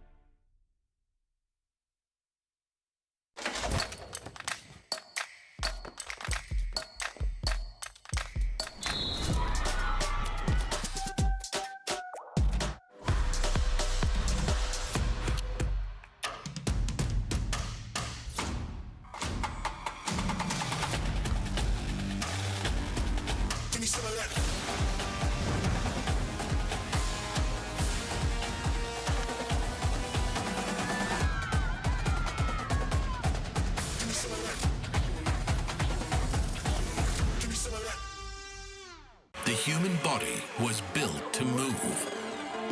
Not trapped at a desk in one singular posture for 12 hours a day. It's time your chair evolved. This is Secret Lab Titan Evo. Ergonomically engineered for you, gamers, hybrid workers, artists, backing your every move.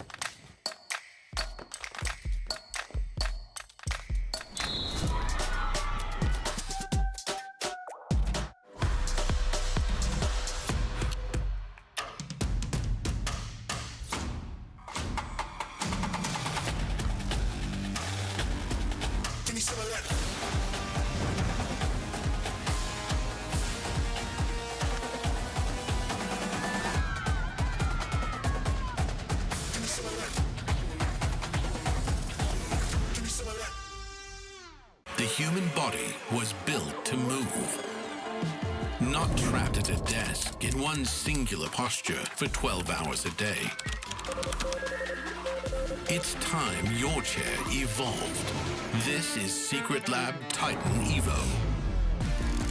Ergonomically engineered for you, gamers, hybrid workers, artists, backing your every move.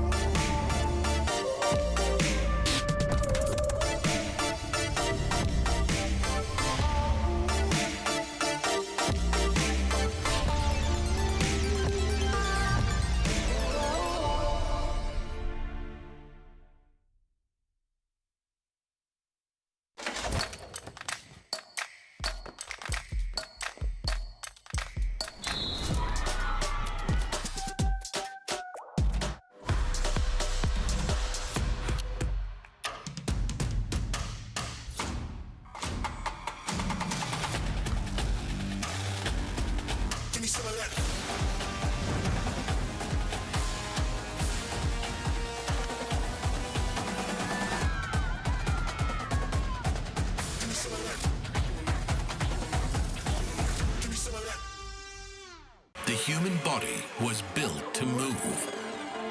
Not trapped at a desk in one singular posture for 12 hours a day. It's time your chair evolved. This is Secret Lab Titan Evo. Ergonomically engineered for you, gamers, hybrid workers, artists, backing your every move.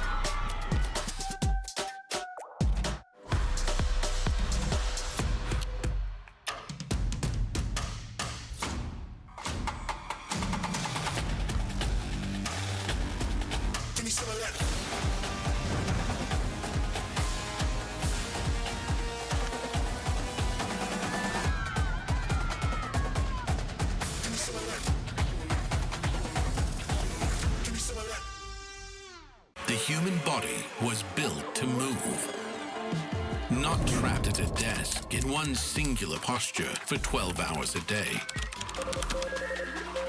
It's time your chair evolved. This is Secret Lab Titan Evo. Ergonomically engineered for you, gamers, hybrid workers, artists, backing your every move.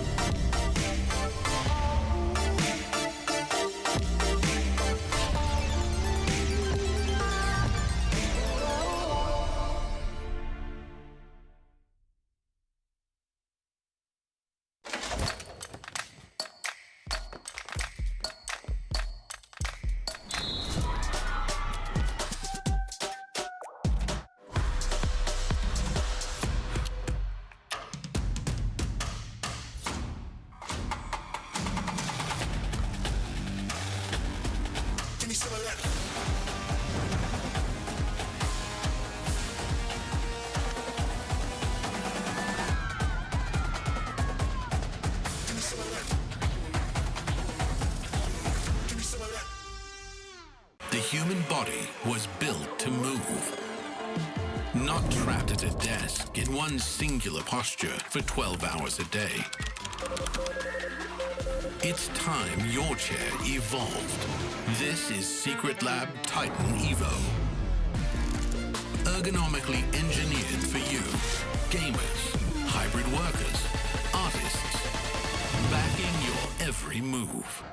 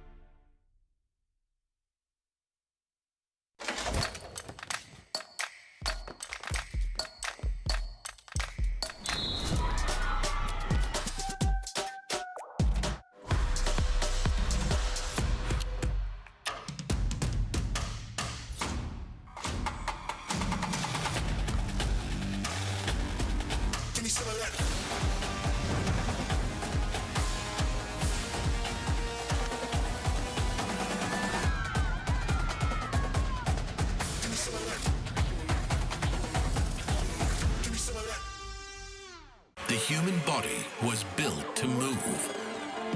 Not trapped at a desk in one singular posture for 12 hours a day. It's time your chair evolved. This is Secret Lab Titan Evo. Ergonomically engineered for you, gamers, hybrid workers, artists, backing your every move.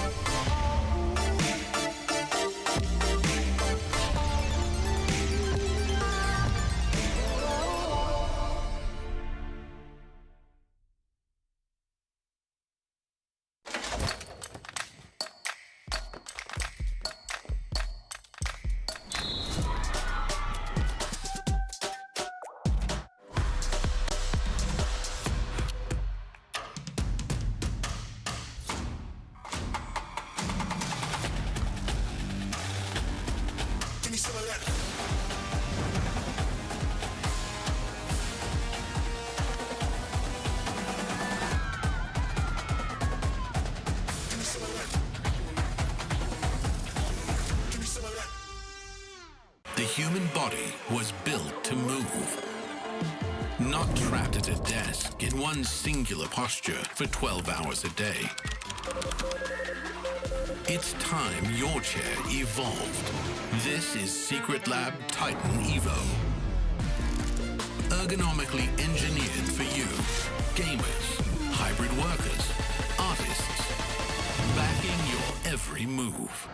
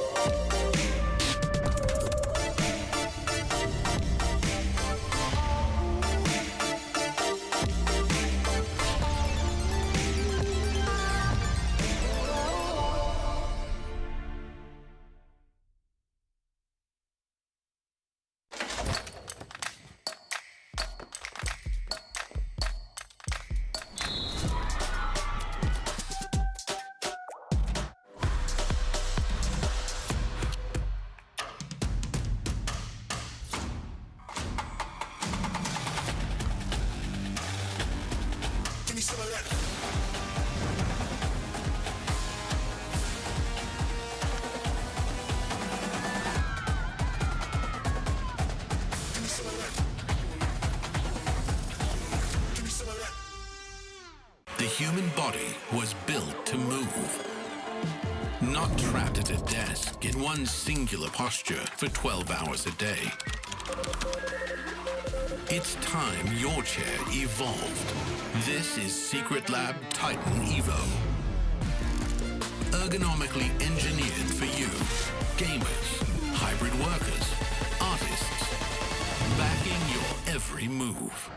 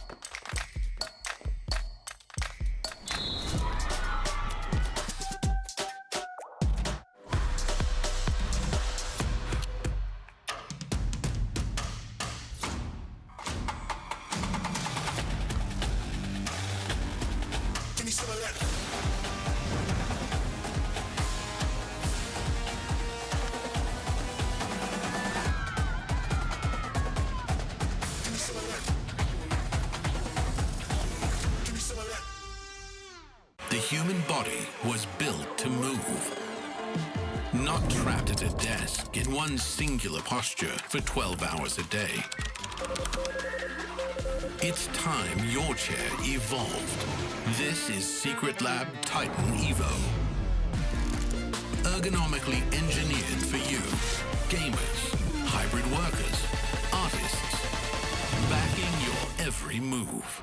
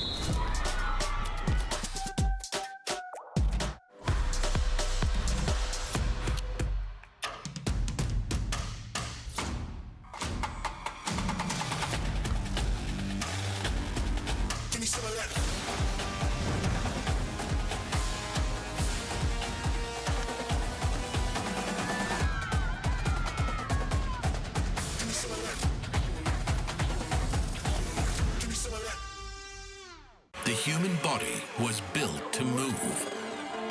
Not trapped at a desk in one singular posture for 12 hours a day. It's time your chair evolved. This is Secret Lab Titan Evo. Ergonomically engineered for you, gamers, hybrid workers, artists, backing your every move.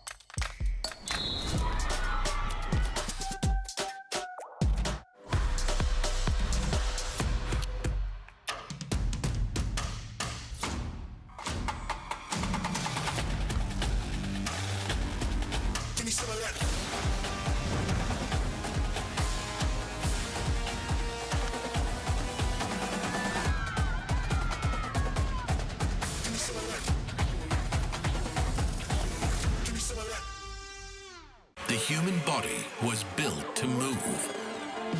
Not trapped at a desk in one singular posture for 12 hours a day. It's time your chair evolved. This is Secret Lab Titan Evo. Ergonomically engineered for you, gamers, hybrid workers, artists, backing your every move.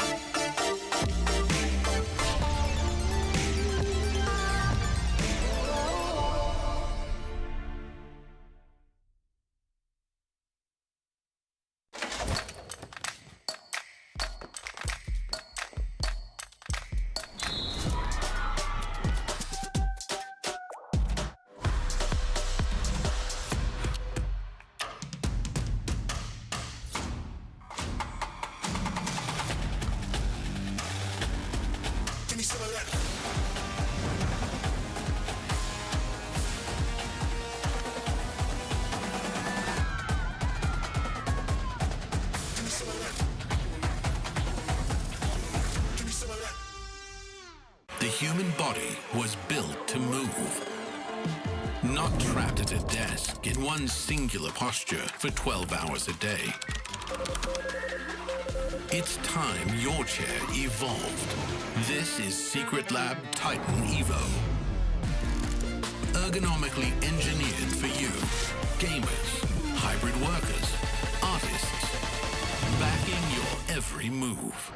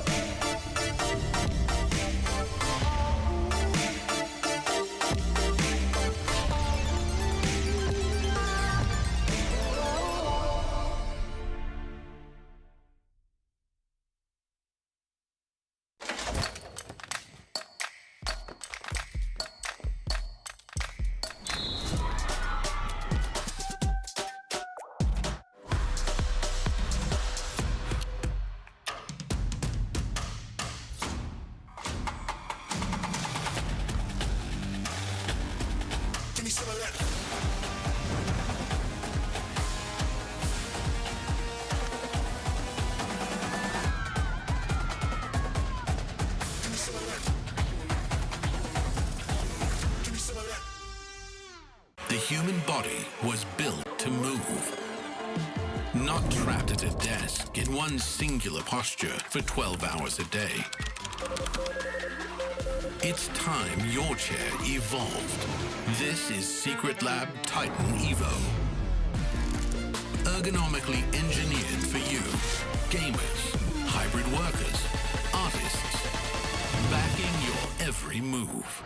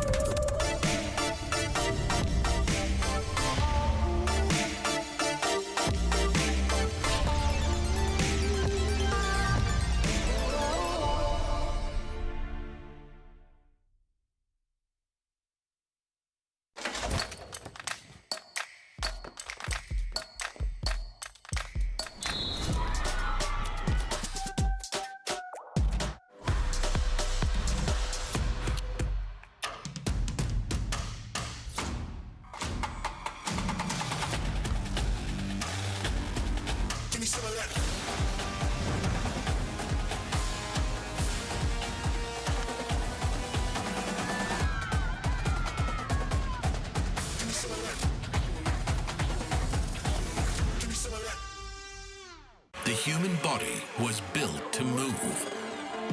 Not trapped at a desk in one singular posture for 12 hours a day. It's time your chair evolved. This is Secret Lab Titan Evo. Ergonomically engineered for you, gamers, hybrid workers, artists, backing your every move.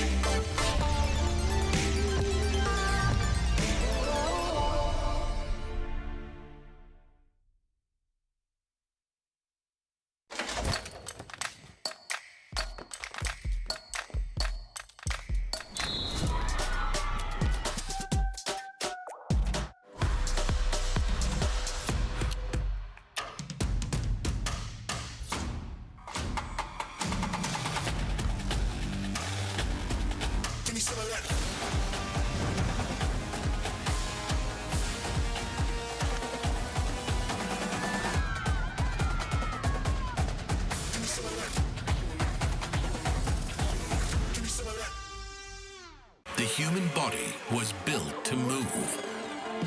Not trapped at a desk in one singular posture for 12 hours a day. It's time your chair evolved.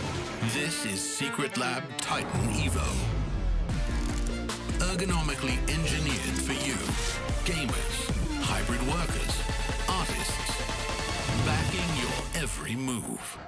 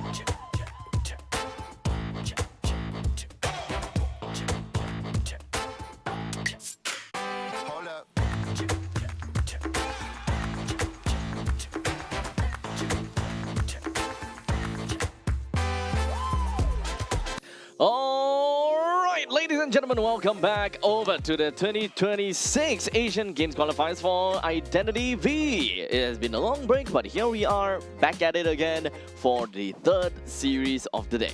Yeah, we had an interesting first series against Team Philippines, Team Malaysia, one of the newer teams, Team Sri Lanka, Team China as well, playing the top seed so far. Next up, we're going to have Team Malaysia reappearing, going up against Team Kyrgyzstan. Right now, Team Kyrgyzstan, I would believe that they're pretty new in terms of Identity V itself, right? Coming into the game, these newer regions, these newer teams, when they come in, they don't really have much information on the pro scene. All they have is all the VODs that are available online. Indeed, and a lot of wit and passion, I would say.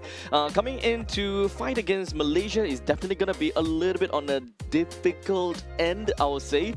In fact, all of the invited teams, okay, there are definitely a couple of invited teams and a couple of qualified teams so far throughout the board, right? We know that, as a matter of fact that Team Hong Kong China is invited, Malaysia is invited, Singapore is invited to this entire group stage itself. Well, in the meantime, we do have the Team Chinese Taipei, South Korea and Thailand that they had to go through the qualifiers in order to be here. So there is definitely a certain level of competency as well as a certain level of power in order for all of these teams to get together.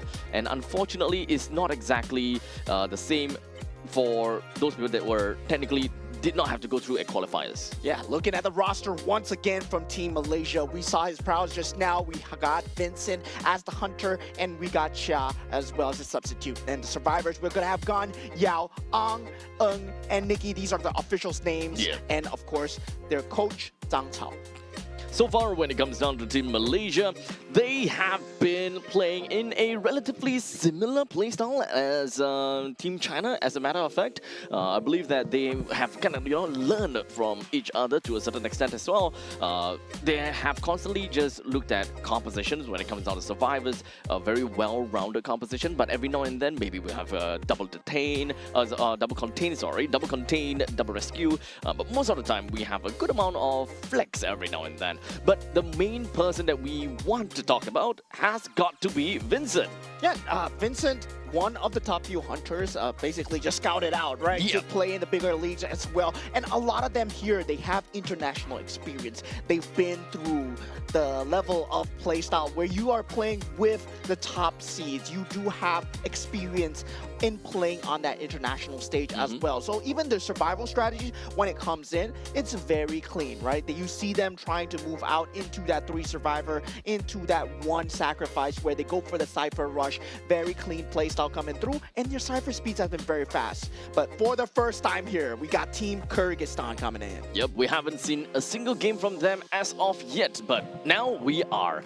For the side of the hunter, we do have Asuka. I hope I'm pronouncing them right. Sorry if we butcher any of these names. Well, in the meantime, survivor, we have Charmant as we got Stretch, Aski, Aokiri, as well as Ella M. Well, we also do have a coach called Lenar. Yeah, I mean, this is going to be really cool. They do have a coach. They have a solid team, right? They have separate hunters. They have separate survivors. It's now for the first time ever. I'm curious to see what their play style is going to be. Relatively a newer team when it comes to Identity V itself, but in terms of geography, right? Very close by to the top tier, right? Beside Team China. So I believe they might have the ability to actually kind of learn what's been going on. But here we are, the first look at the jerseys, at the faces, to the names. Now, when it comes down to Team Kyrgyzstan, I think that the main thing that we want to look out for is number 1, their hunter. How strong is their hunter is going to be, especially since they are going up against Vincent, right? Yeah. So it's always going to be a hunter versus hunter kind of situation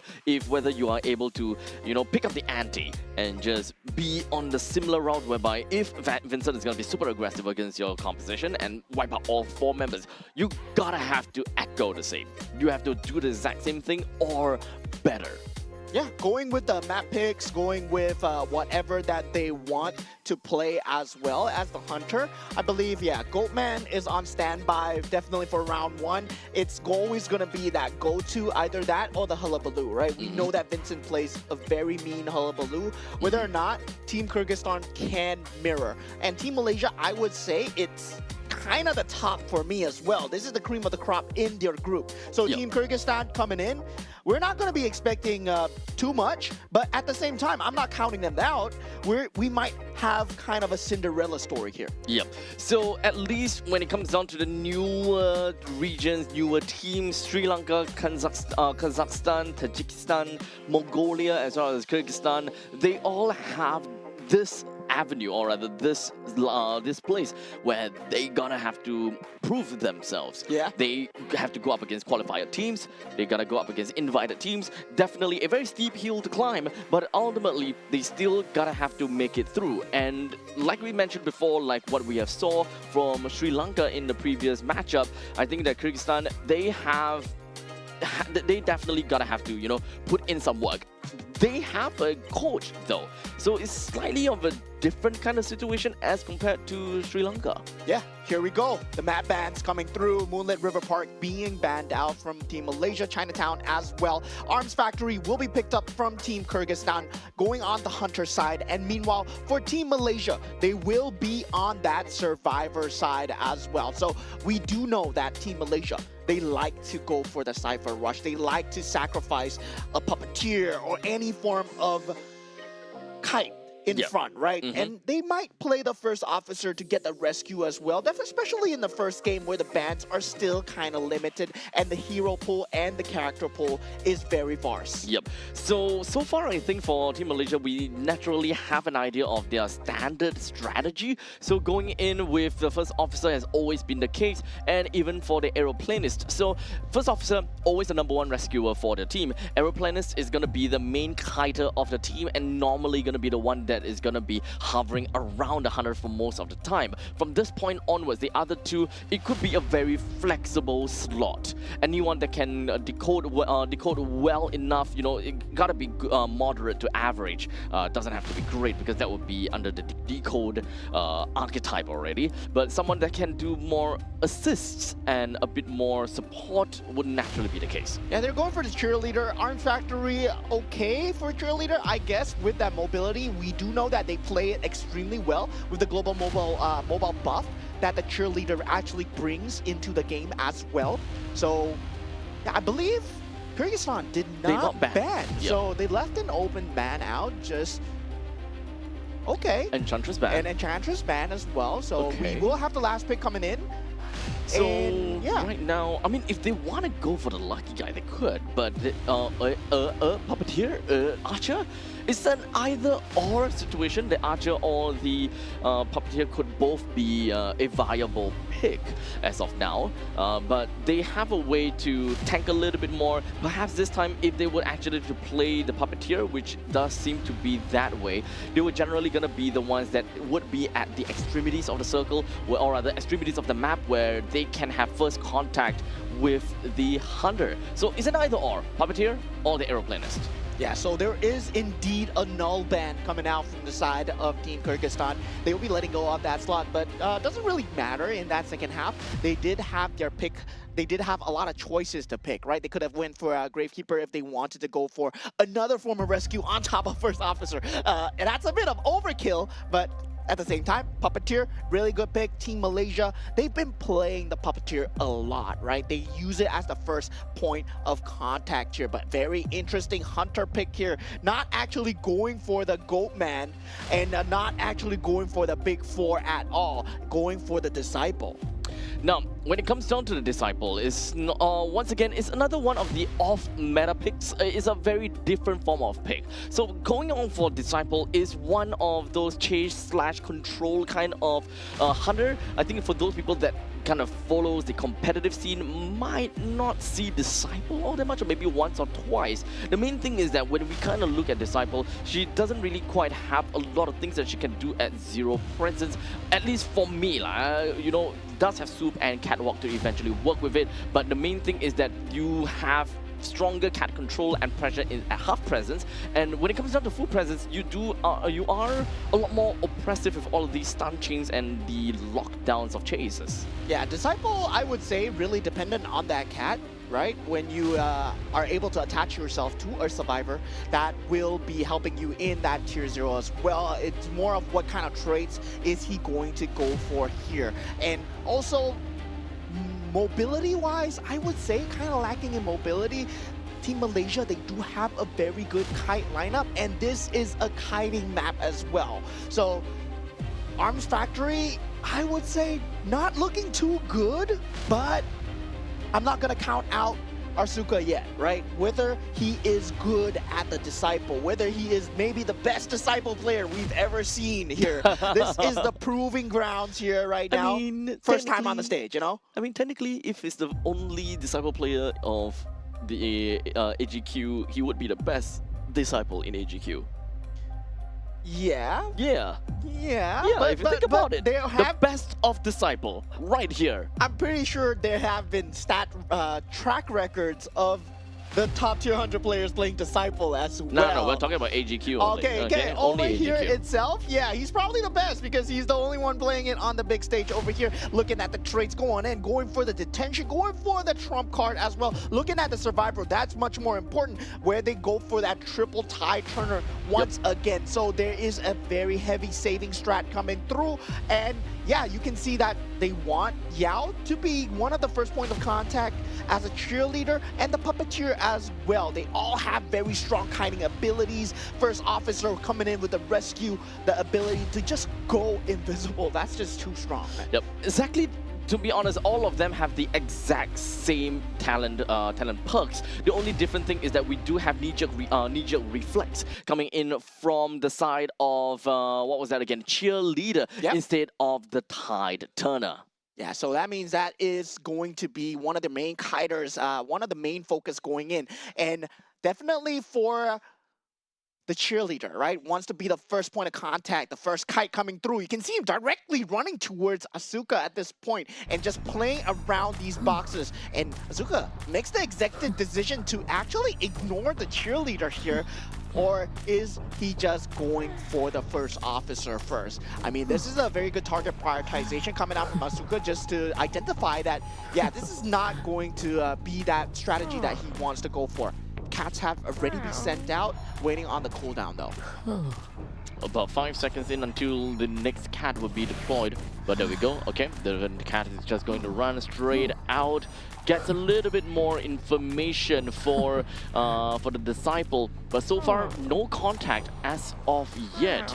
We do have things that are running a little bit on the slower end, where all 4 of these survivors, they're pretty a-okay if you ask me. Right now I think that it is that is the first officer that is making quite a bit of a run for it, kind of going around the facility together with Asuka. Already one decode coming through. The Cyphers are already on that rush. Team Malaysia, they've been blitzing through this, and yeah, so far no hits at all. 1 minute and 30 seconds. This is not even a semblance of a first kite. It just seems like Asuka, he might be just not catching anyone at the moment. Taking a look at the traits itself, he's not able to catch anyone. And yeah, he does have the cat available, but there is still so much more kiting potential with these pallets here. And just getting ring around the rosy. Yep, so at least he did manage to kind of backstab himself away from that pallet. So far so good. It didn't really quite get outplayed by as of now. But the main thing is that okay, right as I talked about that. But now the disciple, the main thing is that doesn't have anything else to play with because she's currently running on listen. So we don't really have a way for her to, you know, snag the first hit in order to get to tier 1 presence. I don't think that's the listen there, but yeah, pretty sure, yeah, that is another ability that is available. I think that is going to be the blink. I'm not too sure. I can't see. It's oh yeah, no, that's tinnitus.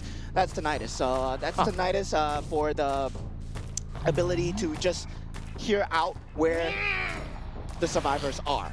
But looking at the decode speed, that is going to be 5 decodes that's already done. Yeah. Just a little bit more until he can eventually reach out over to but I don't think that he's able to do much at this point in time.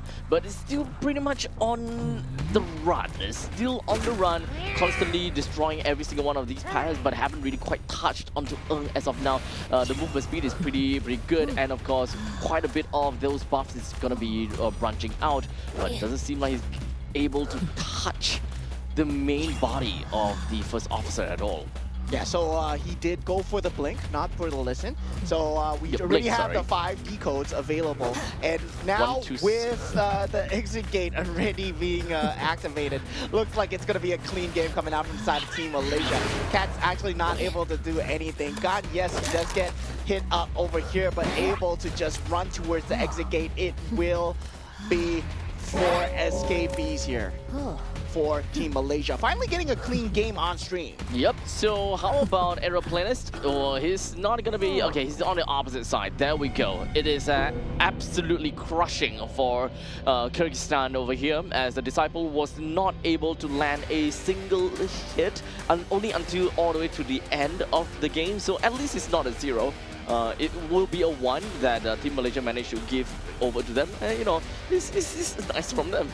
Yeah, so Team Malaysia at this point, they know that at the power level, they are way better in terms of that survivor capability. Their Cypher Rush speeds have always been very fast, right? When you go for the Cypher Rush, it's always about that mini game, whether or not you are consistent in that mini game. Yep. And we've seen Team Malaysia just pull it extremely fast. Team China, of course, top tier when it comes down to those decodes as well. Any character can decode, right? But at the same time, you gotta be very good with that reaction speed game, whether or not you get that perfect decode, perfect calibration every single time. Now, of course, by I think 2 minutes or somewhere around 2 minutes, all of the Cypher, most of the Cyphers has already been pretty primed already. So by that point in time, we more or less know that it's kinda over already. It's completely out of reach for a Disciple to be able to do anything, especially at 0 presence. Okay, maybe I'm just spitballing here, right? Okay. I'm just going into a super theory craft mode, right? Okay, Team Kyrgyzstan go for it. may not have the best hunter. Okay. May not have the. Maybe they have the best survivor team in the world. Maybe they will have a survivor team that can outrun the top 3 of the world. Vincent. Okay, we will look for that, and we will be looking after that, because at this point in time, you can and you should not underestimate any of these underdogs. Like we mentioned before, we are always looking for an underdog story. Okay. But in the end, we have looks like the Disciple did actually manage to hit twice, not just once, so it's not too bad. In the end, they also have a single knockdowns, but this is a crazy amount of pallets destroyed, probably the most amount of pallets destroyed thus far. Yeah, and you don't want to be destroying pallets as a Disciple, right? Especially not whether you don't have that destroying pallet ability. So hit survivors, yes, at the end he managed to hit twice, but that early game momentum, that early game presence, it's not there at all. So 4 escapees coming out from the side of Team Malaysia, and just the decoding speed itself from Team Malaysia, just extremely fast. Containment, yeah, going for the cheerleader, going for the first officer there. This is a very kite-heavy map, and I'm just surprised that you're not playing one of the top few hunters, especially as a hunter player, right? Yep. When you're given the chance to play Goatman, when you're given the chance to play Hullabaloo, hunters jump at the chance. And Yes. it just seems like, yeah, they don't have that skill level as a hunter just yet. Maybe they're still developing. Now, of course, if we were to kind of take a look at the big 4 of hunters, I would generally say that when it comes down to Goatman, you know what? I don't even know if I can say this. If whether Goatman is like the least mechanically. No, it's super mechanically good. No, every one of them is mechanically demanding. But if out of them all, I would say that it is mostly going to be Goatman that is the least mechanical demanding. It is more on experience of understanding when and how to make full use of your containment in order to really know how to manipulate in that space. Okay, it becomes mechanically demanding if the survivors are mechanically good. Okay. Right? If they can juke and jive in in your Dominion cave, it becomes extremely mechanically demanding because it becomes a mind game within the cage itself, right? You lost me at mechanical. Yeah. So we got the bans coming through from the side of Team Malaysia so far. We got the first officer and the aeroplane is being banned out with the lucky guy as well. So looking like a pick coming through Team Kyrgyzstan so far with the Magician and the Pharaoh Lady. So yeah, they have a good kite coming through from the side with that Magician Wildling as well, and Okay. yeah, and a Wildling as well. So we did see Wildling yesterday, but it was from Team Sri Lanka, if I'm not I wrong. think so, yeah. Some of these meta picks are mostly from the, mostly either from Mongolia, Sri Lanka. Some of these teams are generally the ones that will play some of these off-meta picks. But regardless, right now, after looking at the fact that they have decided to pick up a Wildling, I think that, Antiquarian though, I think that that's pretty okay. Yeah, I mean, Antiquarian would be a very good kite character, but it is high risk, high reward. You gotta hit your strikes, and if you don't, you do have that delay as well. And believe me, Vincent will be the one jumping on those hit delays as well, right? You can see from the way that he plays, he punishes mistakes very heavily, and yeah, now it's about what hunter is he gonna pick. I think it's gonna be a Goatman, man. It definitely has to be a Goatman. within of Arms Factory, and with a lineup like this, honestly, and the fact that it's game 1, right? You wouldn't want to kind of give Kyrgyzstan any opportunity to ban out the Goat Man by game number 2, for example. So if you're able to snag the opportunity to kind of pick up the Goat Man, okay, never mind. Oh. Take it all the way back, because we are not going to be seeing Goat Man as much as we really thought it would be. It is going to be a God 26. Oh man, this is so interesting. This is so interesting. First, the Bloody Queen coming out from the side of Sun Le. Now from Vincent, we have the Guard 26, aka the Bon Bon. So it's gonna be very exciting. Yeah, he is feeling it himself at the moment and just picking out one of his niche picks. Of course, plays around with bombs. It's in some sense very similar to Hullabaloo, because Hullabaloo is also kind of like the bomby person. But you know, have some fun with this, right? Because it kind of seems as though for the side of Malaysia, at least for Vincent, right? Just have some fun a little bit. We'll see how exactly Vincent pilots the Bon Bon in this case and see whether he's able to do much. Because, I mean, he's Vincent. I'm pretty sure that he knows exactly what he's doing, especially playing as a more interesting and different hunter. Yeah, I mean, going out with a blast, if you know what I'm saying. You know, Team Malaysia, now on the hunter side, Vincent pulling out the bombs, and these bombs, they are very good at trapping the loops, manual activation, of course. It's very mechanically demanding on timing base to activate the bombs at the correct time. So that's what makes Guards 26 so hard to play against. Yes, bomb placements are very telegraphed, but whether or not the survivors are good enough to play around these mind games. Now, going with the Hunter Instinct and also the Trump card and the Insolence. So he will have a lot of movement speed at the start. And meanwhile, it feels like, oh, traits have not been fully picked up. Oh my. Okay, this is not great, especially from the side of Aogiri.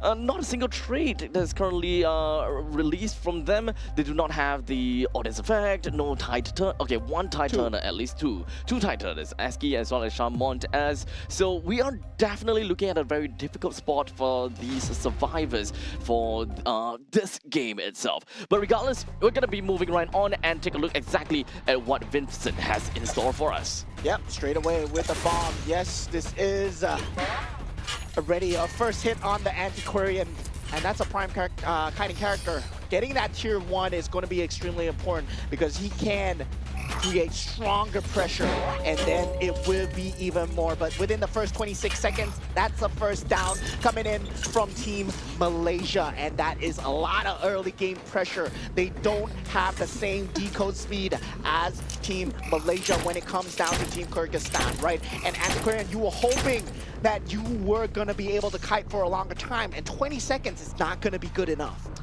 And at this point in time, this is where things will get a little bit difficult with all the time bombs that's already been deployed right now. And I'm not exactly sure if whether the Pharaoh Lady, the Wildling, or perhaps even the Magician will be able to do anything to try to get the Antiquarian right out of this midst. Yeah, there is no one coming in for the rescue, and the bombs, he will consistently be generating them, right? You can see from the timer below, you can see that he will get up to 6 bombs, and right now he's at 5. So already, he will be playing around with this good damage onto the Wildling here, as Aski will be the second one down, already 1 eliminated at 1 minute 32 seconds into the game, second one down, only 1 Cypher completed. With 2 members left, that Cypher speed even had the Pharaoh Lady outside, it's not going to be fast enough. This is what I like to see, you know, kind of playing a little bit like a Bomberman kind of situation. So right now, we do have Goshamont that will try to go in straight for Aski, but it doesn't seem like it will be the case at all. The Wildling is gonna be knocked right down, or rather, the Wildling is gonna be stuck to the chair, while in the meantime, the Magician gets hooked up over to the balloon and unable to catch himself free, leaving the Pharaoh Lady being the only one left. Yeah, there's no way that you get the triple decode here now going for the Pharaoh Lady, the last target of the game. Argiri did not pick up any traits, did not have any specialty to work with, no tide turners, no nothing, and finally, no hope as she gets taken out. I mean, once again, just having fun here, right? Pulling out the guard 26, something that you won't naturally see that much because the bombs, they can be telegraphed, they can be kited around. But once again, congratulations to Team Malaysia for a spectacular, flawless win against Team Kyrgyzstan. Indeed. A total of 10 points that have been accumulated in the entire game number 1 in favor for Team Malaysia. Kyrgyzstan definitely does not have a lot of avenues nor any much places to play around because this is the very setup slash camp style of Hunter where it makes things a little bit difficult for some of these low mobility survivors. Although I definitely gotta say Antiquarian would probably be pretty a-okay in this situation. You kind of spinning your flute around, you get yourself a couple of that movement speed and go for a stun onto the Bonbon. But as we saw the initial interaction between Antiquarian and the Bonbon, she tried to go for the strike, but unfortunately Bonbon was just nowhere close to the edge of the wall. Yeah, that was just very good movement coming out from Vincent. And also at the same time, feels like they haven't been playing against this. They haven't been studying against this. And now they are all smiles still, right? Team Kyrgyzstan, I like the positive mental attitude that they have. They are still talking to each other. I mean, by that time, I'm already arguing with my teammates. Hey, you shouldn't be going here. But you can see them trying to work things out, trying to communicate things out. And this is how it should be. And right now, you're representing as a team, and they are still trying to do better for themselves. Now, all in all, with a total of 10 points for Malaysia and 0 points for Kyrgyzstan, we will be moving on to game number 2. Once again, we will dial it back again with the change of the maps. We'll redo the map vetoes and back onto the drafting stage itself. I think that Malaysia has been, kind of farming quite a bit of these points from the people in group number C, group C so far. Group C is China. Group C is China. Oh, sorry. Yeah. Malaysia is group A, if I recall correctly. Yeah, okay, so we have that, and now we have the decoding progress. You can see from the stats itself. It's not gonna tell a big story, right? Because you can see from the knockdowns itself, Team Malaysia on the side of the Hunter, just having a great time, a field day, and once again, it's a show. We are not gonna see this much in the entirety of the game, where the BQ gets pulled out from Sun Le, and also guard 26 gets pulled out from the side of Vincent. So yeah, we're getting a bit of a show match here. Indeed, I think that this is kind of like a kind of styling on the stage as of now, because right now I think that the stakes are relatively low for some of these high-performing teams because they have done well enough, I will say, in the past, or rather in the past few games, inclusive of yesterday's games. So to kind of go for a little bit of a reset, kind of change of mentality a bit, change the pacing a little bit. Not playing, some of the top few hunters may be good also. Why you give lesser information to the other teams, right?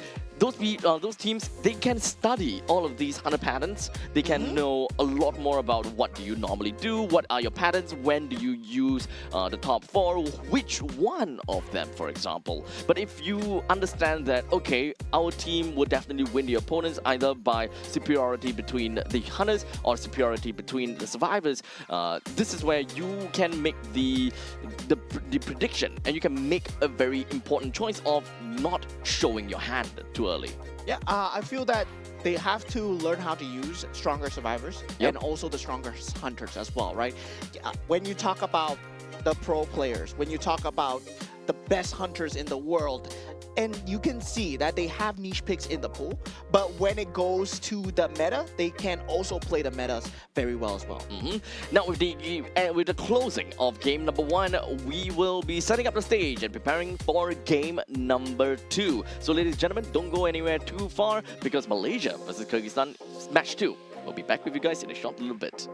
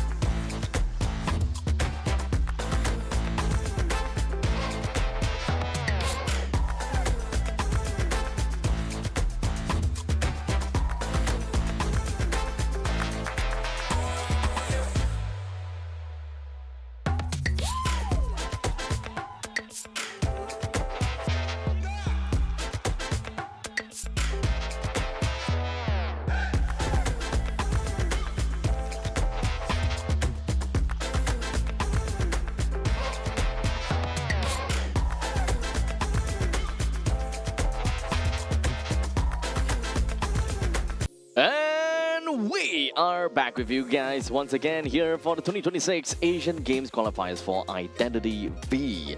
We've got game number 1 that's done and dusted for this very first game number 1. Yeah, game number 1 is done, so we are going to move on to game number 2. So far, Malaysia is, well, pretty much still the top dogs and still very strong. Flawless in terms of execution, Even flawless with the in terms of survivor strategies. Niche picks coming out, but still, it's a show to watch, right? When you get a chance like this, where Guard26 comes out in Arms Factory, well, you take the chance, right? Yep. Especially against a team like Kyrgyzstan, which is kind of new, and they are still learning much more about Identity V. I would say to their cousins as well, Team Sri Lanka, they are in that same boat where they just hopped on, and they're like, yeah, it's time to try and go pro in this game. And this is what it's like to go up against the top few. You learn a lot at the same time, but you can see the difference in decoding speeds, the difference in strategies, the difference in survivor picks itself. There is a clear-cut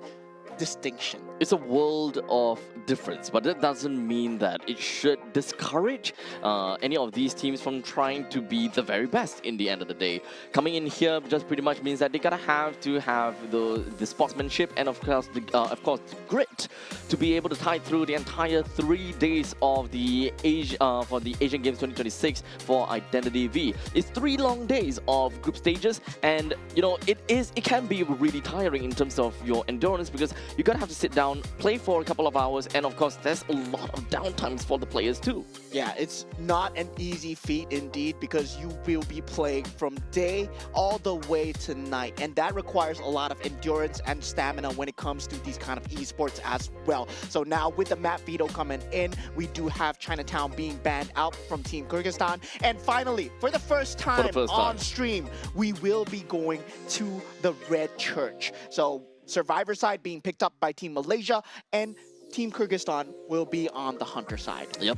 The Red Church being one of the other small maps in within the game, this pretty much means that there is definitely still a chance that the Goat Man might still be picked out. But, you know, the fact that Bon was actually picked out, I think that, you know, they might be hiding some of their strategies here and perhaps just pick up something else that they personally like to play. I want to see Vincent go for Bloody Queen.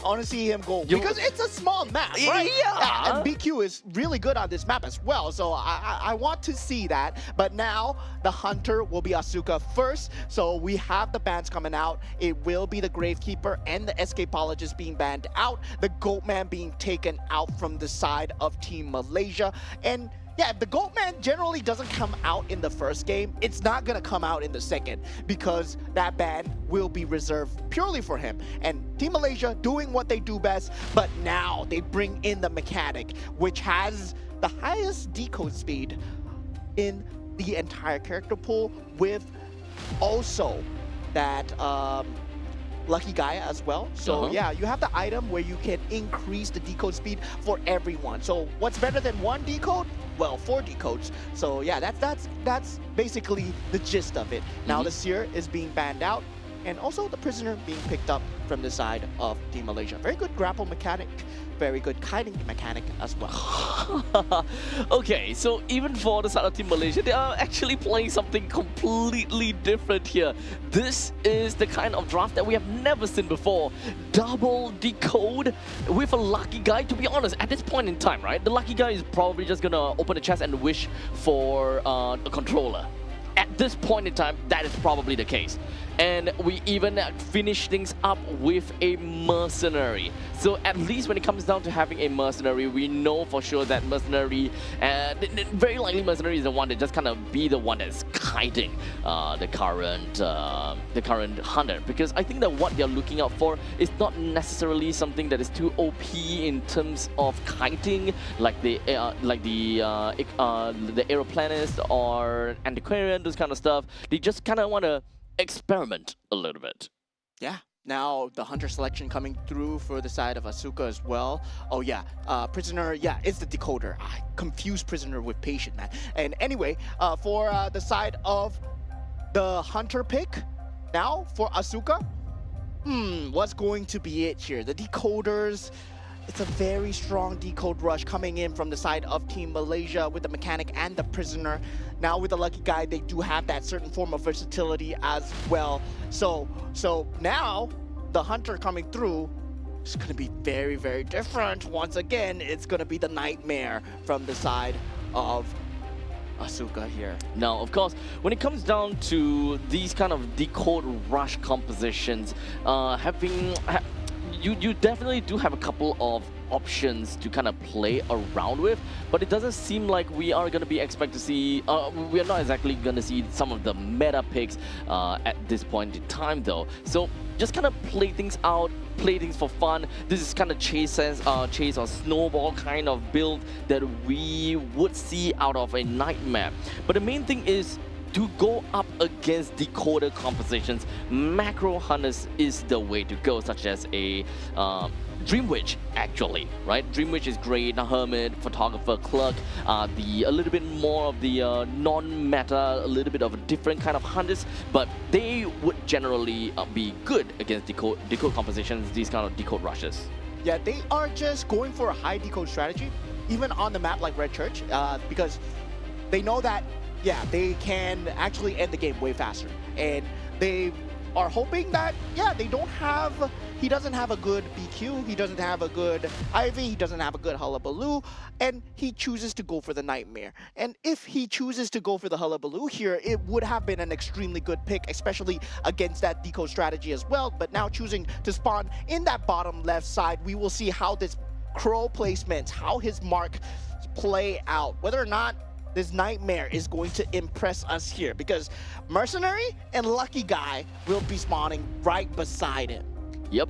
So when it comes down to Nightmare, for those there's a little bit more on the uninitiated side, we have, at least at presence, zero presence, we have at least two abilities, or rather two abilities that is unlocked for the Nightmare, Spy and the Raven. So the Ravens is the one that is generally the one that will be used to be commanded to pursue survivors and really just allow that chase mechanic to work with these kind of strong decode or rather cipher rushes. Yeah, and once again, there's only one Tide Turner on the side of the Mercenary as well. So they are really rushing the decodes with the audience effect as well, just before that pre-3-minute mark. Just get that decoding speed going if, let's say, one of them does get on that rocket chair. But interesting pick coming out from the side of the Nightmare, going for that confined space as well. Does really want to stop the vaults on the windows, but I mean, if they know this, all they have to do is just play around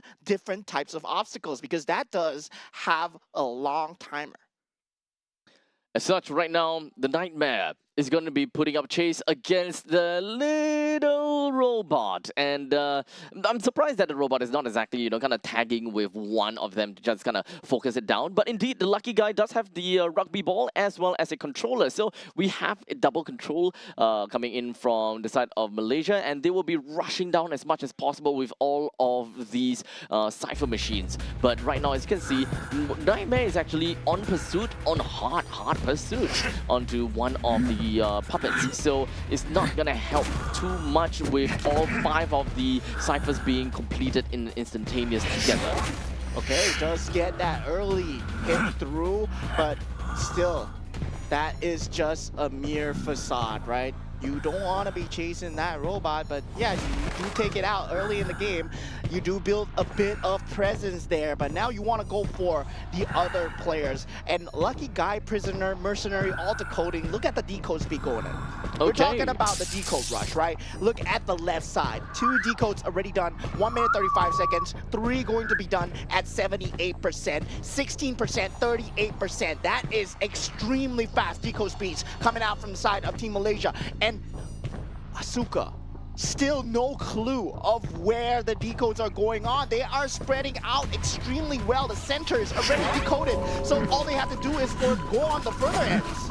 Now, the 90% cipher, unfortunately, has been knocked down because of that puppet.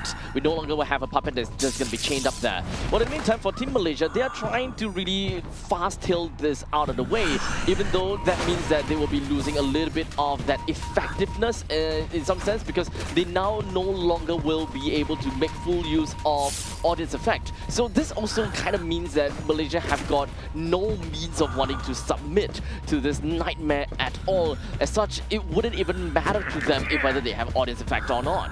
I think audience effect is just there just in case, right? Just in case, yeah, it's just in case. And right now they have a lot of contingency ciphers that they have already set up. They went back to the 90% right now already at the exit gate. Both exit gates are being executed. If you see that top tier survivors, right, what they usually do, they have the ciphers prepared. Once the last cipher pops, they're already at the exit gate spawn locations and they begin to decode them down at 95%. And it's going to be a clean escape coming out from the side of Team Malaysia. Extremely surgical, methodical, and just very pure gameplay. Indeed.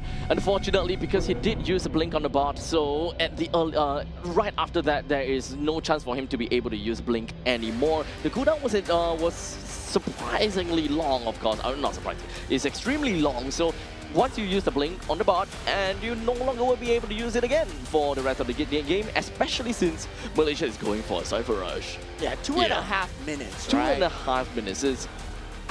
I don't think this was the fastest one, actually. Or is this really the fastest one? I mean, the blink cooldown, 2.5 minutes. Oh, 2.5 minutes, you mean. Okay. Yeah, 2.5 minutes on a blink cooldown. And for Malaysia, extremely fast cipher speed. As expected when you are playing a mechanic, and also leading to the fact that Asuka couldn't get a grasp of where the hunters, where the survivors were. So yeah, Malaysia just totally capitalized on that, giving us an extremely fast game. So now Malaysia have already completed and done with their survivor game. We did kind of have a little bit of a bonbon masterclass from Vincent in game number 1, round number 2. As such, we are gonna go back at it again to see if whether Vincent have got anything interesting to show us.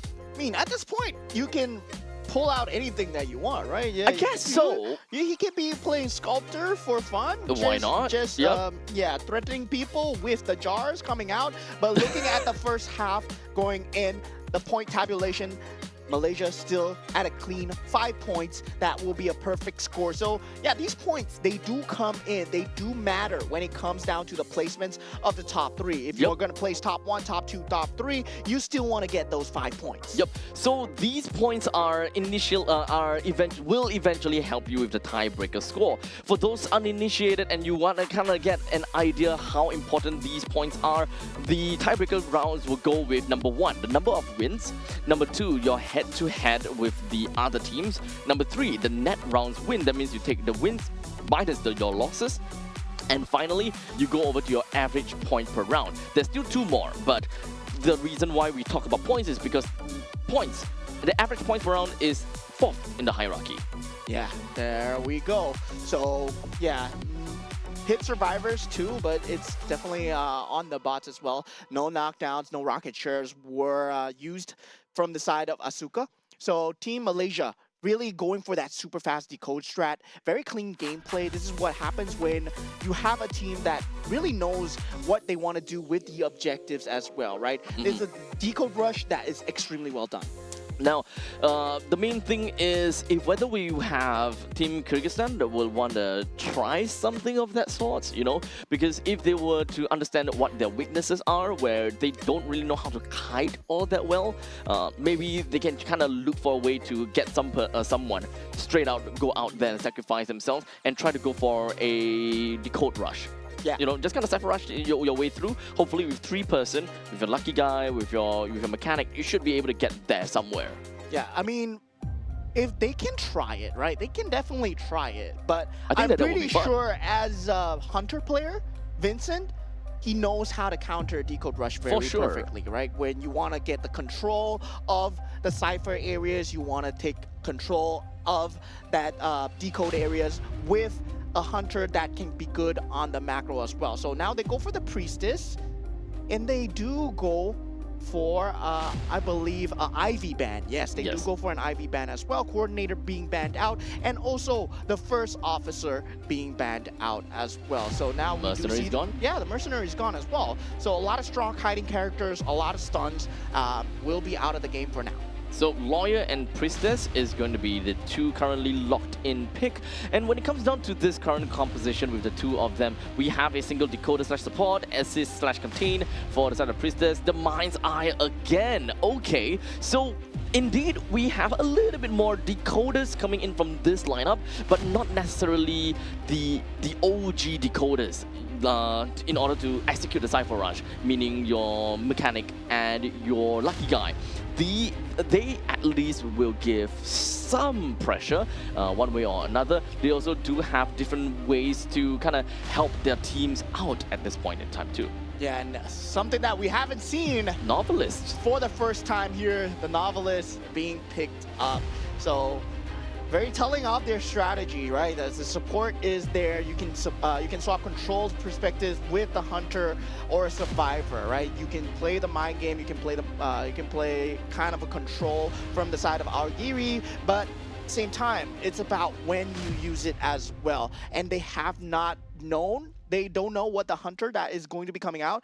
I mean, for Vincent right now, if he wants to play safe, he can go Gold Man, but he is not going to go Gold Man. At this point, I said he can play anything that he wants. We kind of did mention this, right? At this point in time, they don't have to go for anything too crazy. In fact, okay, yeah, I mean, technically speaking, picking Fool's Gold is technically speaking counted as crazy. I mean, does have very good control though. Does have very good control. So you got to set up in terrain as well. In terms of mobility is not there, but you know that his positioning with the bombs on guard 26 is good. I mean, right? yeah. So Fool's Gold, his have to be- positioning is yeah. going to be good as well. Yep. So now, one of the few things that is great about Fool's Gold is that he does have very strong terrain denial. And when it comes down to loop pressure, you do have an anti-loop pressure. So that is something great. We have them. We have a little bit of. I would always look at Fool's Gold as a little bit of like a setup slash campy style of hunter, but in actual fact, we kind of look at him as a control chase hunter in this case. But we talk about presence 0, right? When it comes down to tier 0 presence, the main thing is that you do have magnetic conduction. So at least you do have a little bit of ways to, you know, do damage in here. Yes, this is going to be a treat once again. We had the guard 26 in game 1, and now we have Fool's Gold in game 2. Team Malaysia are giving us a show, especially during the Hunter and also the Survivors round, right? This is a Cypher Rush done right from the game 1. Now game 2, we're going to have the Fool's Gold debut on that live stage. So 2 debuts, guard 26 and also Fool's Gold as well, going with the detention and also looking at the side of the Survivors, bit of the different traits, I would say. Yep, so we have a couple of different form of traits, but it's not too out of the ordinary for some of them. The only one that is a little bit different is more on the side of Novelist, right? So at least for the side of Novelist, it does have Weber's Law. So, I mean, it doesn't really go through all the way for maybe like the flywheel effect. I mean, it does have the flywheel effect and the Weber's Law, but the main thing is we don't have, what was that called again? Audience effect, right? Audience effect not being present is always going to be one thing that I will feel a bit iffy about. But it does have knee-jerk reaction though. Yeah, so Vincent going for the Berserker also. We do know that he is going for that early game pressure, and it will be early game pressure. We see the early deny coming out. That pallet instantly gonna get destroyed, and straight away, once again, 20 seconds into the game. Very good usage of space, very good knowledge of the map control. Now, on that rocket chair is being placed. He does have that Berserker trait, so he does want to go for more there. Now we do see the movement abilities already going for stretch at this juncture. That first rescue, not even looking at it. He's rushing straight over to the side of stretch. Knocked one hit over the stretch. Makes a quick run for it, but I don't think there's going to be all that easy at all. The orbs, and of course, just going to be throwing himself right over to the side and being able to get a hit down the stretch again. Yeah, that pickaxe hit. Oh my god, Vincent. He's spreading terror throughout the map so far. Mind's Eye being taken out, put on the rocket chair, very close to being eliminated. Priestess now just put on as well, going for the next. And his attack speed is increased because they're still on the rocket chair. There's no one that's capable of going for that rescue. Nobody took Tide Turner. Nobody's playing any form of good rescue as well. Oh man, no, that was rough.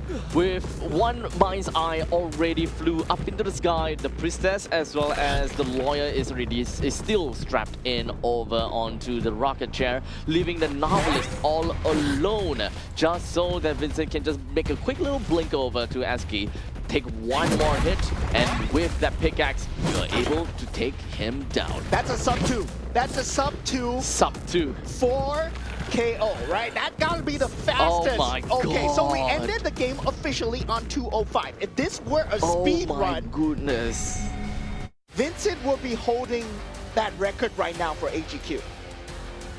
My goodness, now that is fast. Okay, so at this point in time, right, a little bit of a mini game is trying to end the game as fast as possible between the hunters, right? I think that if Vincent as well as Sun Le would just kind of like talk to each other and be like, you know what, let's find the best way to end the game as fast as possible without the big four. I think that that would actually be pretty relatively, you know, fun to watch too. Yeah, I mean, he was playing the Fool's Goal. He was knowing that, yeah, his map knowledge is way better. He knows the terrain collapse way better. He corrupted the terrain. And yeah, with the pickaxe movement as well, very oppressive throughout the map. Great showing from the side of Team Kyrgyzstan, but they still have a long way to go before they can match up to one of the top few in their entire group, which is Team Malaysia. Team Malaysia, once again, I want to remind you guys, they have a lot of international experience. Team Kyrgyzstan, I would say, very new to the game. Yep, but do need to remember, like, Malaysia is... you can, some of them was look at them as semi-pro. I kind of consider them as pro already, yeah, right? They are pro players that plays in Qualifier Abyss. They definitely do show that they are really strong players. And of course, when it comes to Vincent, he's made a very good name for himself as well. So going up against Kyrgyzstan is definitely going to be a very, I would say, a walk in the park for Vincent. As you can see, sub 2 knocking down all 4 and officially ending the game by about 2:05. This is just scary numbers. Yeah, that was a speed run, right? That was a speed run. If you've ever want to see a speed run of Identity V on Fool's Goal, well, Team Malaysia just did it. Even on the survivor side as well, very fast decoding speed, going with the mechanic and the prisoner. Team Malaysia so far, full sweep with 20 points. Now, with all of these points, it's definitely going to help them a lot when it comes down to the tiebreaker rules. Do remember, points per average points per round comes in at 4th in the hierarchy of tiebreakers. But at this point in time, I don't even think that Malaysia might need a tiebreaker rule for themselves because they are just dominating their groups. I think they're comfortably in the top 3 so far. Yeah, but looking at the match stats going in, you can see that hit survivors is 11. But the important thing is taking a look at the rescue stat, right? Because yeah, we were talking about, you know, Novelist coming in, yeah, you have that mind control. Yeah, it's good and all. But there is no rescue, there is no kite, there is very little kite and containment coming through from the side of Team Kyrgyzstan. And they were pretty much all in. And they just got totally decimated. Yes, it's definitely a very difficult pill to swallow for the side of Kyrgyzstan. They didn't really quite manage to contain Vincent all that long, with the highest amount of contain is 21 seconds. Is not a lot at all. It's very difficult for them to be able to realistically be able to kind of play around these loops together with Vincent, who does have a lot of experience. As such, I don't blame Kyrgyzstan at all. In fact, I kind of put it on to the fact that Vincent is quite literally a raid boss for Kyrgyzstan. Yeah, he is the final boss music, He right? is. When Vincent steps onto the chair at AGQ on the main stage, Every single one of us heard the boss music. yeah, the symphony started playing, and then his HP bar showed up, and they were like, "Oh, Why okay, does he have a okay, he's HP here, he's bar? here." It's the same aura when you know Sun Le, aka Bai Lu, he Same steps thing. up. Same thing. Same thing. Everybody hears the boss music. At that point in time, you don't even have, you know, any form. You can have as much prep as you want, but in the end of the day, we can probably only take a few chips off of the health of these terrifying hunters. I don't know what to say about that. Yeah, imagine you are level 1 in any kind of game, right? Yep. You don't have any equipment, and then you see this raid boss just staring down at you. That's exactly how I would feel as well. So that felt like that kind of experience to me. Indeed. And yeah, of course, you do learn certain bit of mechanics. You do learn certain patterns when you go on, but this is the heart and soul of every single esports competitive scene, right? You have to grow. You have to grow as a country. And when you grow as a team as well, that's what happens when you play against one of the best. Indeed. So I hope that Kyrgyzstan is able to get a little bit of, I would say, experience playing up against Malaysia. It is definitely a tough game to fight or a tough game to play. But regardless, this is more of, you know, having to see them having some fun. And I hope that the viewers are having a little bit of fun watching some of these non-meta picks with the bonbons and the fool's gold, you know, being picked up by the hunters every now and then. But you know what? We still got a long day ahead of us. We are only halfway done through the day. We're gonna take quite a bit of a break because the games actually ended pretty darn fast, and we will have to wait for a scheduled game later on at 4 o'clock. So make sure you guys have some good drinks, good food, and be back again at 4 p.m. for the next game of Identity V here at the 2026 Asian Games Qualifiers.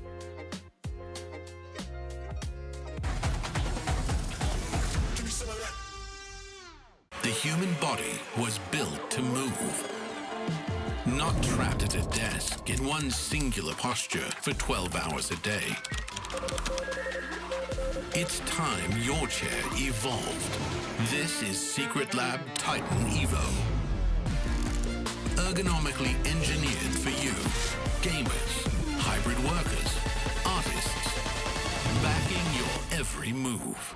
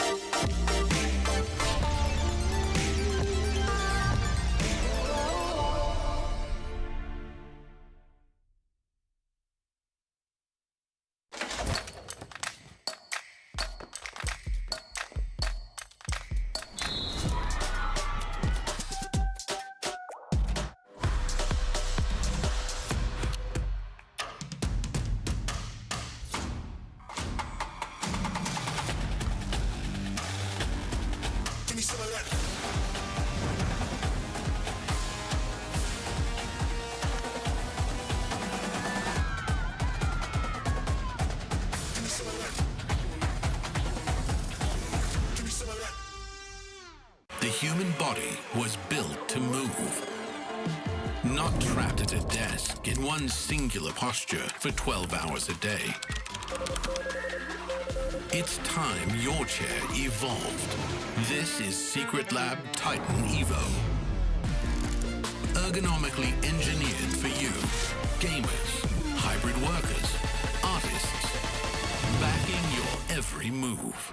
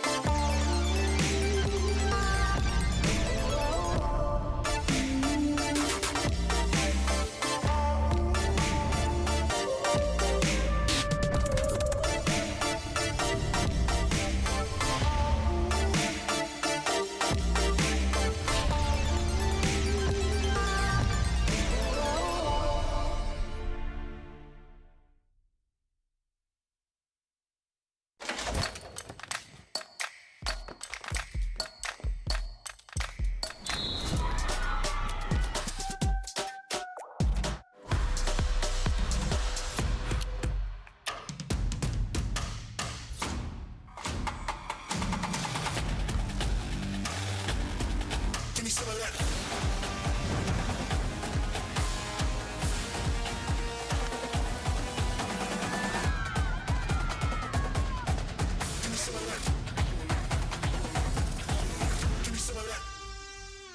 human body was built to move, not trapped at a desk in one singular posture for 12 hours a day. It's time your chair evolved. This is Secret Lab Titan Evo. Ergonomically engineered for you, gamers, hybrid workers, artists, backing your every move.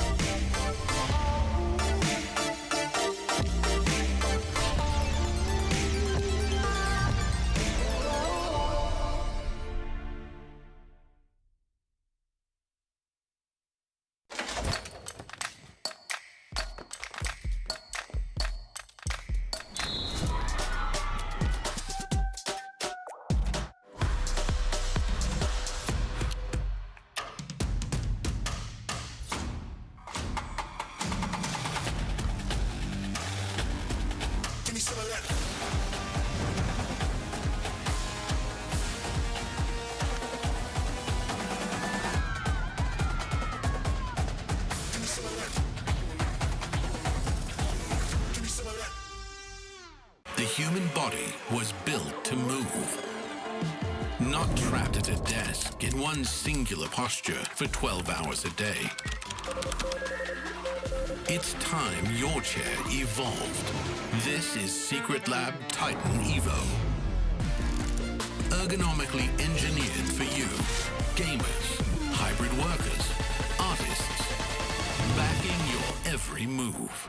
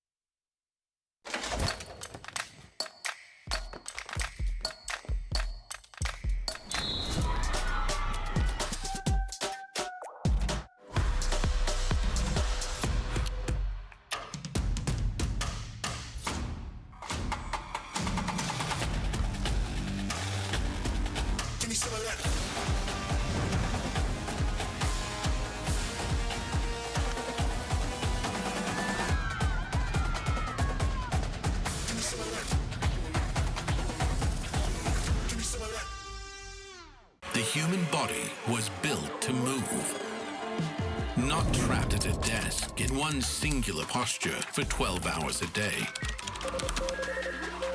It's time your chair evolved. This is Secret Lab Titan Evo. Ergonomically engineered for you, gamers, hybrid workers, artists, backing your every move.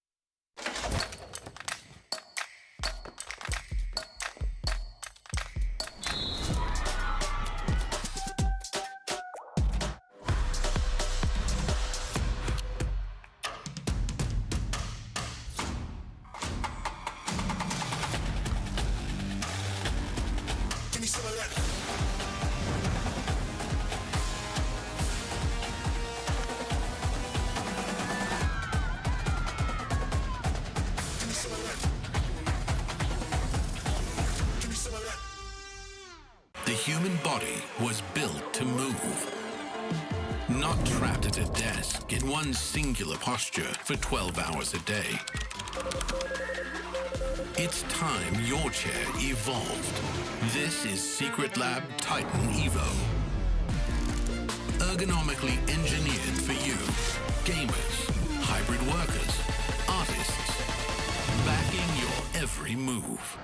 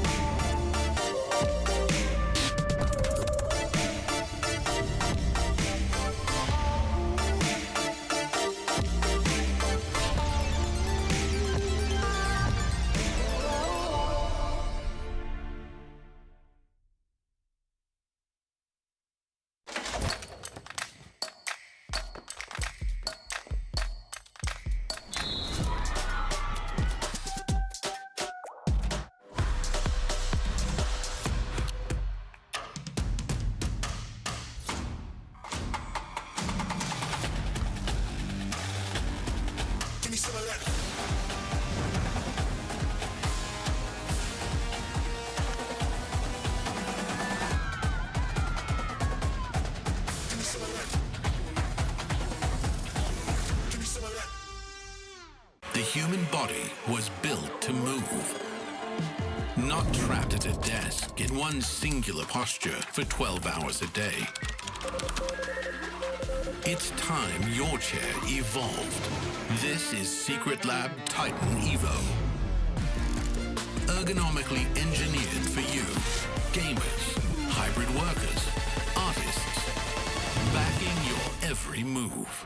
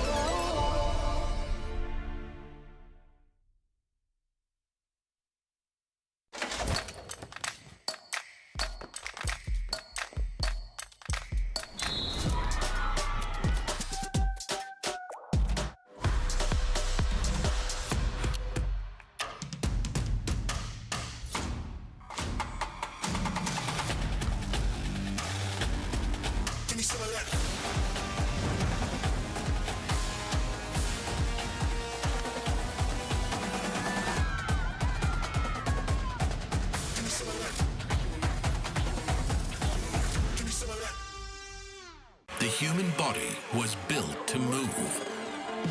Not trapped at a desk in one singular posture for 12 hours a day. It's time your chair evolved. This is Secret Lab Titan Evo. Ergonomically engineered for you, gamers, hybrid workers, artists, backing your every move.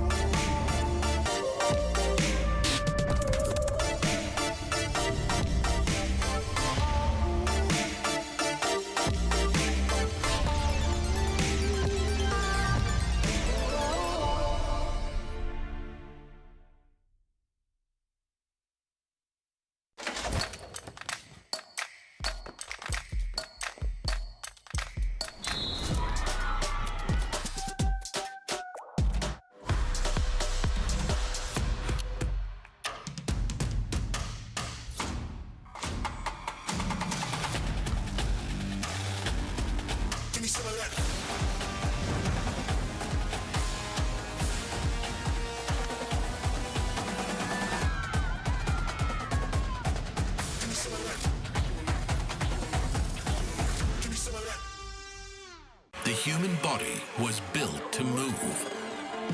Not trapped at a desk in one singular posture for 12 hours a day. It's time your chair evolved. This is Secret Lab Titan Evo. Ergonomically engineered for you, gamers, hybrid workers, artists, backing your every move.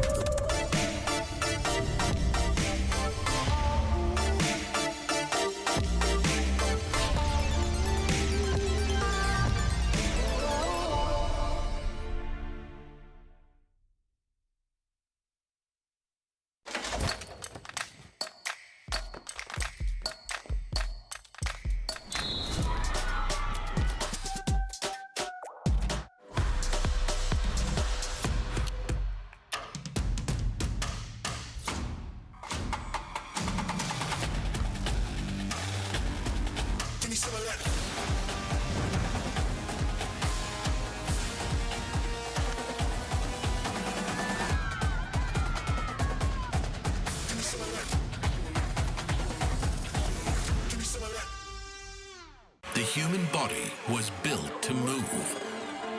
Not trapped at a desk in one singular posture for 12 hours a day. It's time your chair evolved. This is Secret Lab Titan Evo. Ergonomically engineered for you, gamers, hybrid workers, artists, backing your every move.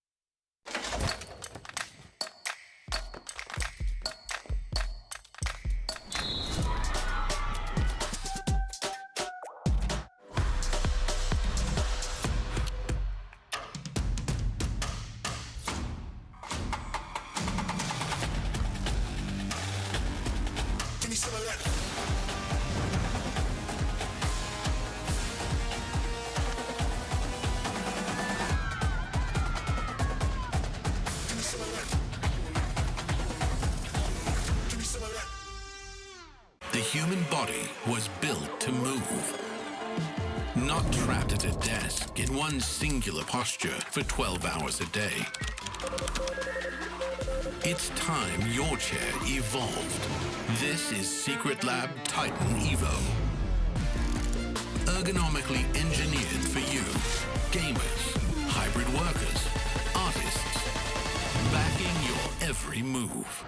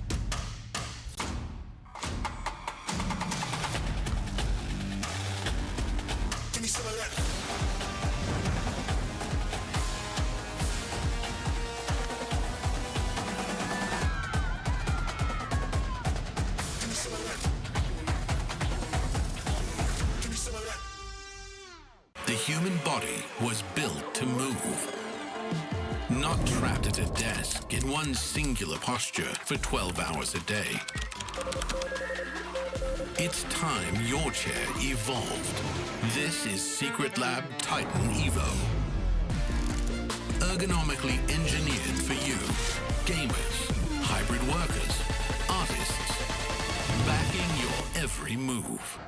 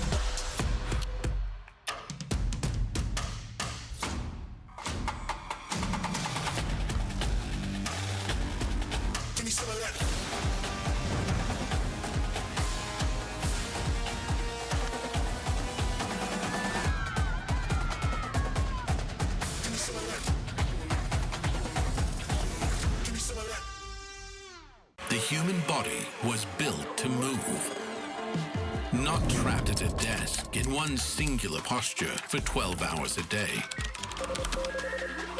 It's time your chair evolved. This is Secret Lab Titan Evo.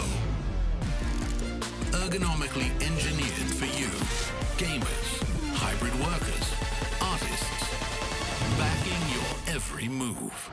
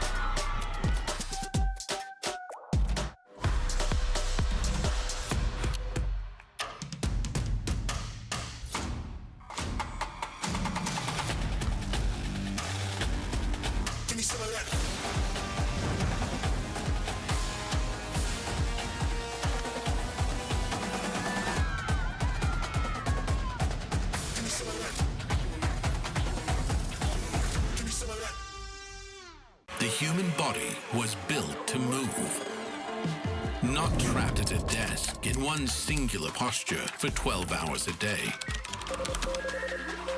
It's time your chair evolved. This is Secret Lab Titan Evo.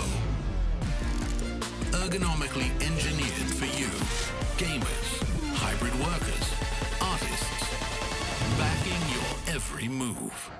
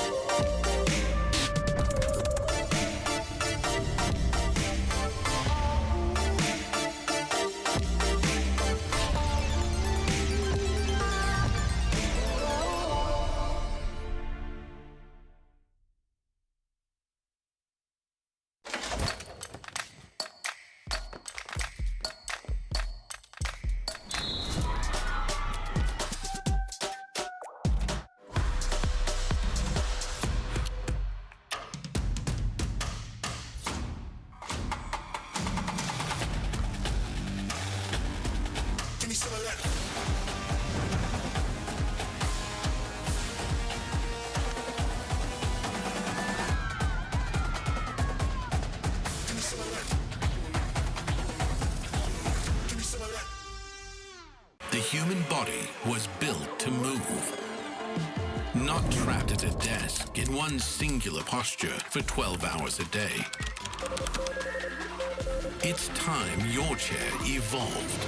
This is Secret Lab Titan Evo. Ergonomically engineered for you, gamers, hybrid workers, artists, backing your every move.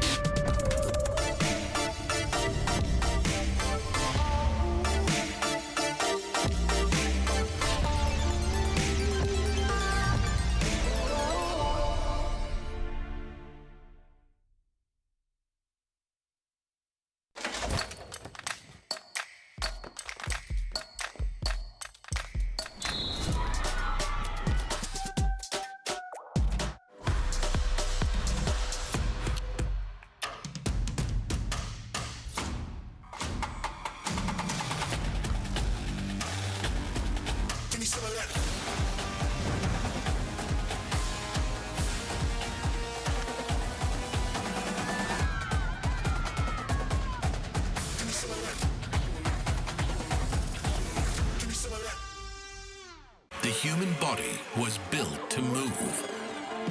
Not trapped at a desk in one singular posture for 12 hours a day. It's time your chair evolved. This is Secret Lab Titan Evo. Ergonomically engineered for you, gamers, hybrid workers, artists, backing your every move.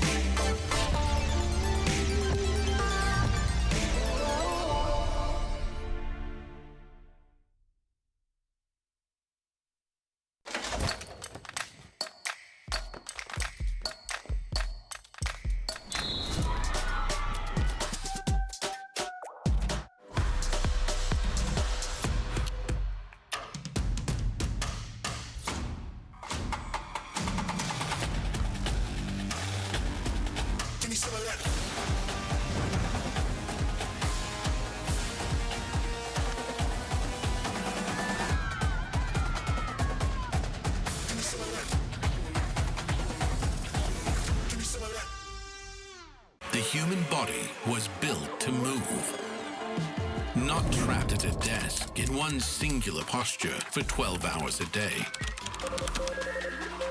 It's time your chair evolved. This is Secret Lab Titan Evo. Ergonomically engineered for you, gamers, hybrid workers, artists, backing your every move.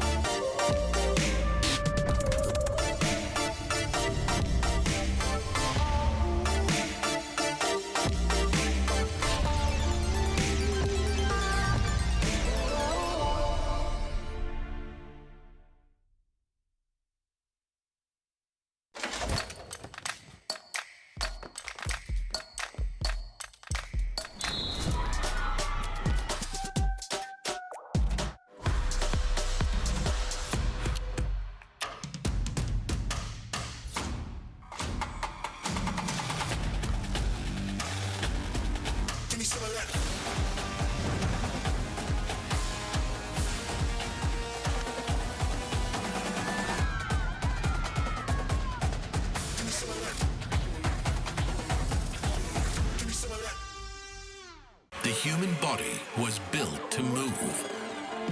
Not trapped at a desk in one singular posture for 12 hours a day. It's time your chair evolved. This is Secret Lab Titan Evo. Ergonomically engineered for you, gamers, hybrid workers, artists, backing your every move.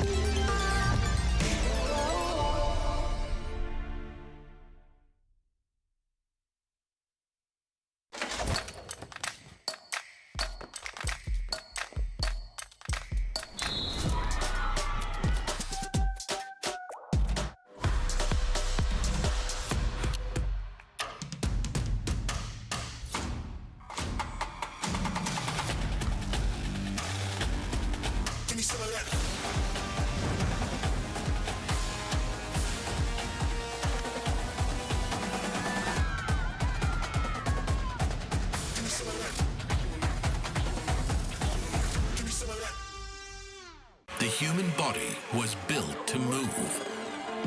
Not trapped at a desk in one singular posture for 12 hours a day. It's time your chair evolved. This is Secret Lab Titan Evo. Ergonomically engineered for you, gamers, hybrid workers, artists, backing your every move.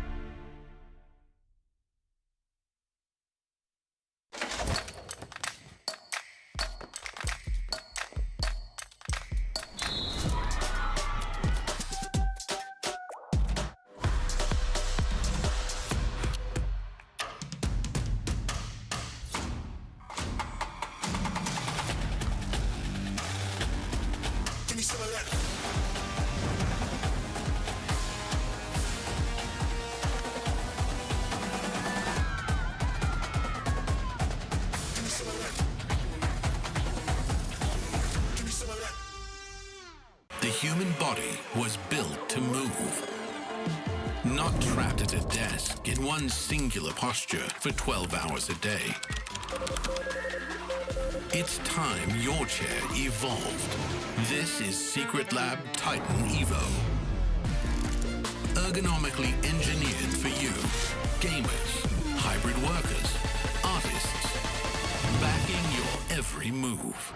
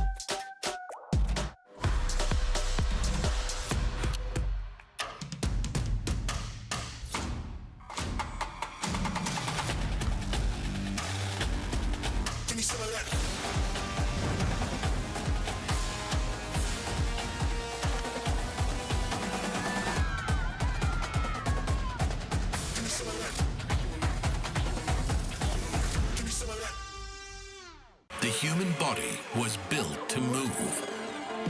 Not trapped at a desk in one singular posture for 12 hours a day. It's time your chair evolved. This is Secret Lab Titan Evo. Ergonomically engineered for you, gamers, hybrid workers, artists, backing your every move.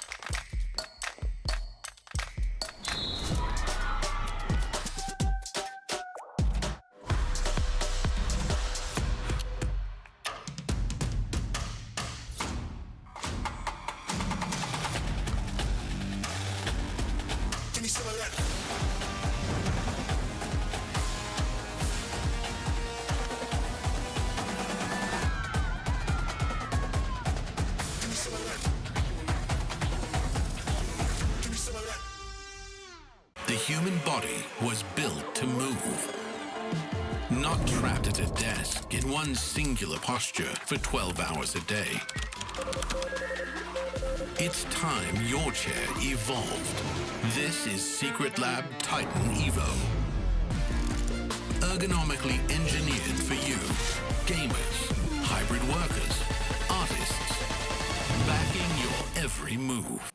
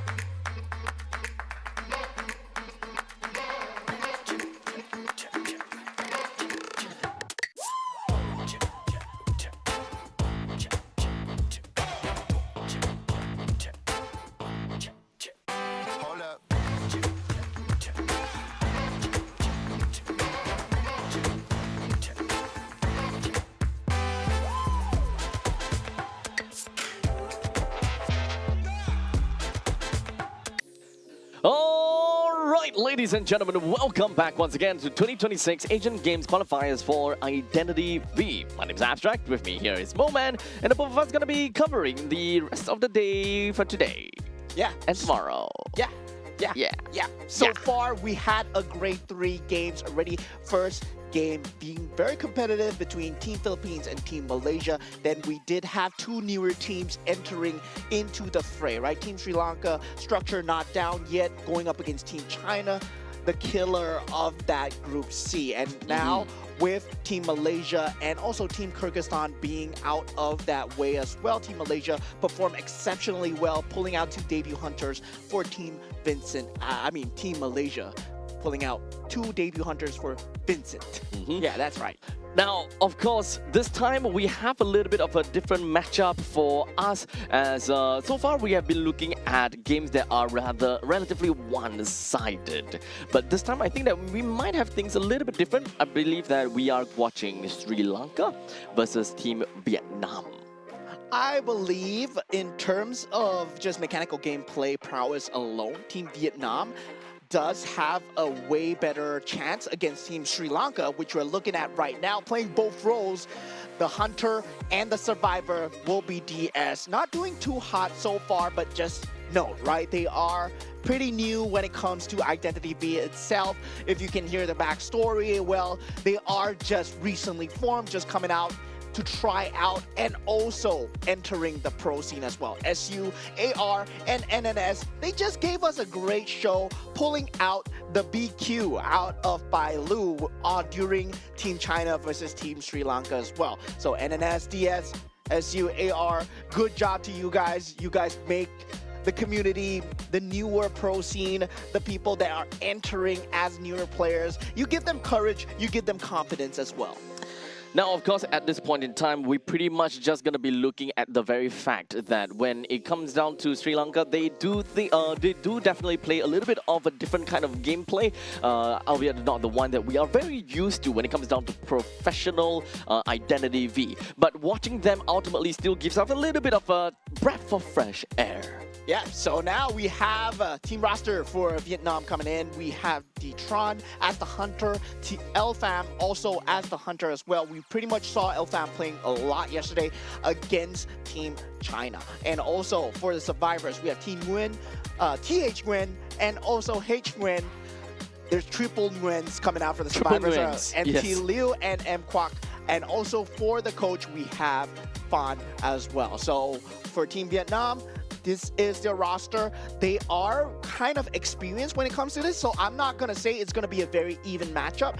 Vietnam does have a lot of local tournaments, regional tournaments there as well, so they will have experience when it comes to Identity V. So yeah, they were one of the invited teams after all. Yes, indeed. So the main thing is, as long as we kind of see that if a team is either invited or they had qualifiers, it would definitely mean that they had to go through some form of, I would say, going through some kind of games, or many games before you eventually make it to the Asian Games qualifiers itself. So we know that they have pretty strong medal in the end of the day, and we know that they have a lot of experience. As such, looking at Sri Lanka versus Vietnam, I'm not too sure if whether Sri Lanka have learned a thing or two in the previous games, but definitely I hope that, things will start to look a little bit more upbeat for them.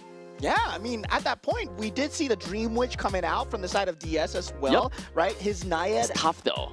Has kind of slightly improved from yesterday as well. Still going for Listen, but you want to change your traits, your ability that you use, right? You don't want to be using Listen as a Naiad. Maybe you want to use some movement ability to get that early game hit in, whether it be the dash, whether it be the blink. Something different, something fresh.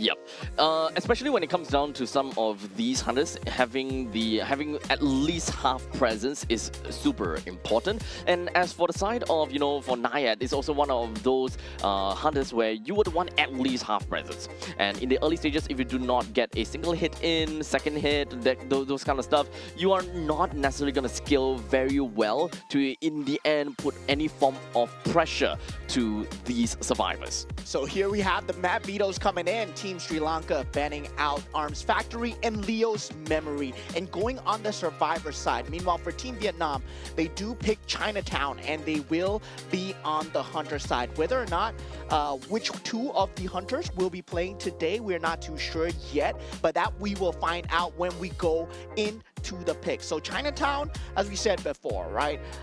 There is a lot of mobility-dependent survivors that need to go here, mobility-dependent hunters as well. So I'm looking forward to that. Whether or not we do see the opera singer once again in Chinatown, it's really strong over here, as showed from yesterday as well. Yep. So ultimately, when it comes down to being Chinatown, it's a large map. So opera singer is the one that we expect to see. However, same thing as always, whenever we are looking at the first game, it's always fair to assume that we could eventually see some plays coming in with the Goatman. Yeah, of course. Now we do have D-Tron for the first time here on the big stage where he will be playing the Hunter. So with the bans, we do have the Antiquarian and the Seer being banned out. Now going for the Escapologist will be the side of Team Sri Lanka. And for the first time ever, I believe that is going to be a debut for that survivor as well. Now, understandably, when it comes down to the rest of these teams, we definitely do have a little bit of differences or, you know, kind of different ways of playing the game. And at this point in time, I would definitely say that for the side of Sri Lanka, they would always want to try something a little bit different. They want to try something a little bit new. And I wouldn't say that Prospector is out of banner or anything, but it's just that we don't really see Prospector all that much, especially when it comes down to the previous patches, as this is a reverse patch. Oh yeah, I forgot about that. Yeah, this is a reverse patch. We do see the mechanic ban coming out, the coordinator ban also coming out as well. So this is a late 2025 patch. Yes. I believe, the same as the IVL 2025. Yep. So yeah, that would be still kind of okay. It's still kind of okay, yeah. Not up there, but they go for the Mind's Eye once again, and with the Pharaoh Lady as well. So now they do want to rush down the decodes, right? You have double decoding pressure as well, with the Escapologist being the main kite, and now with the Prospector available as well. So double kite, double contain. Without the support and without Vision Game, they are hoping that the Hunter does not get a grasp of that decode, does not break down the cipher areas. But for Tran, you will be going for that opera singer as well. Very good on this map, especially if you know your map knowledge extremely well. You can jump from shadow to shadow, get that presence very early, and then just start controlling the entire map. So, okay, so from the side of Vietnam, we are indeed gonna see the side of opera singer being played out. So definitely something that we are relatively used to seeing, as the opera singer would definitely make full use of all of these obstacles all across the map here in Chinatown, being inside of the shadow realm. Yeah, there is that capability that you can get that early game movement going as well. Generally, we do see them going for the Insolence Instinct build, where Hunter's Instinct, where you do have that early movement speed until that tier 1, where you're pretty much guaranteed your movement speed even more, right? It gets enhanced through the shadows, then you get that Shadow Realm, you're able to throw that Shadow Zone as well towards another set of obstacles where you can shut down loops and effectively shut down these pallet chases as well. So if you time it right, you can actually shut down a lot of these survivors before the pallet chases even come through. But they're placing AR on the Escapologist very close to where the usual spawn is for the opera singer.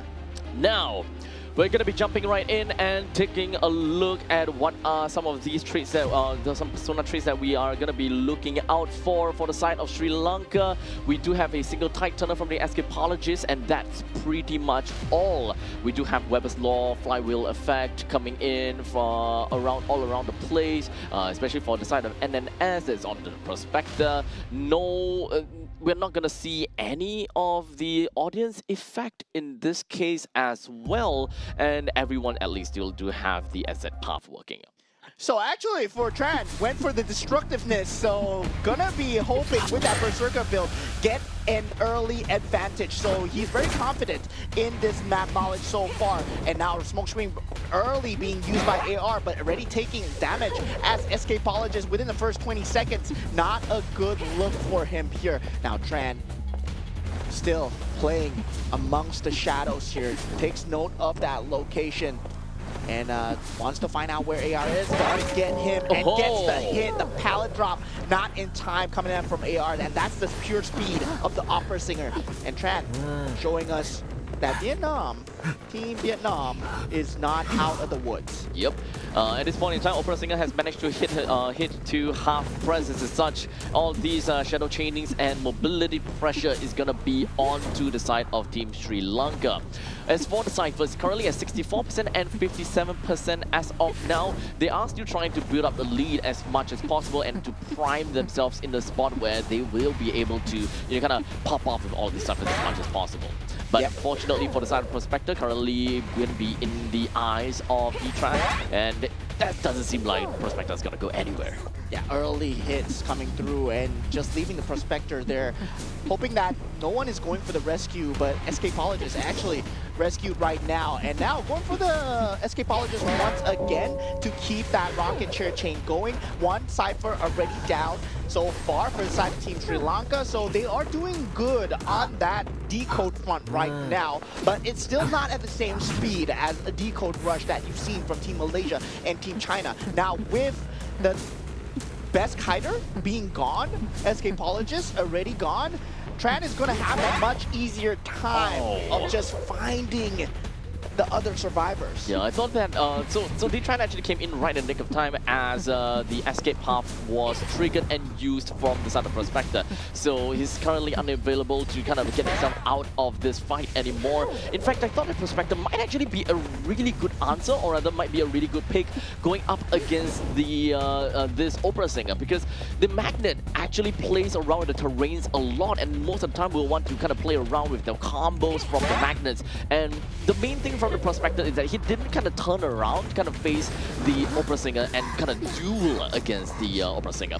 That's the main prospect, and that's literally what you want to see from the Prospector.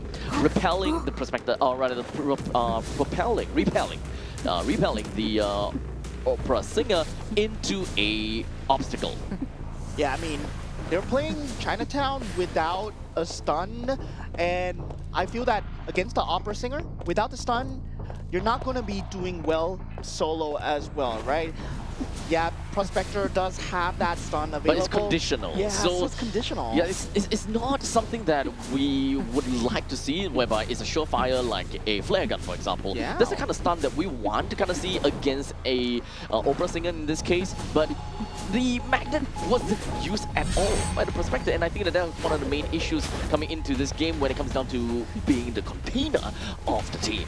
Yeah, trying to guess out where DS is. Pharaoh Lady popped that invisibility, try to get away. Now in that pallet, that chase, only one left so far. Mind's Eye left to rot on that rocket chair as well. Prospector also down. So Mind's Eye already eliminated here. Two Cyphers up, but gets a down on Pharaoh Lady. And that is going to be the end here for the side of Team Sri Lanka. Team Vietnam showing why they are an invited team over here at the Asian Games.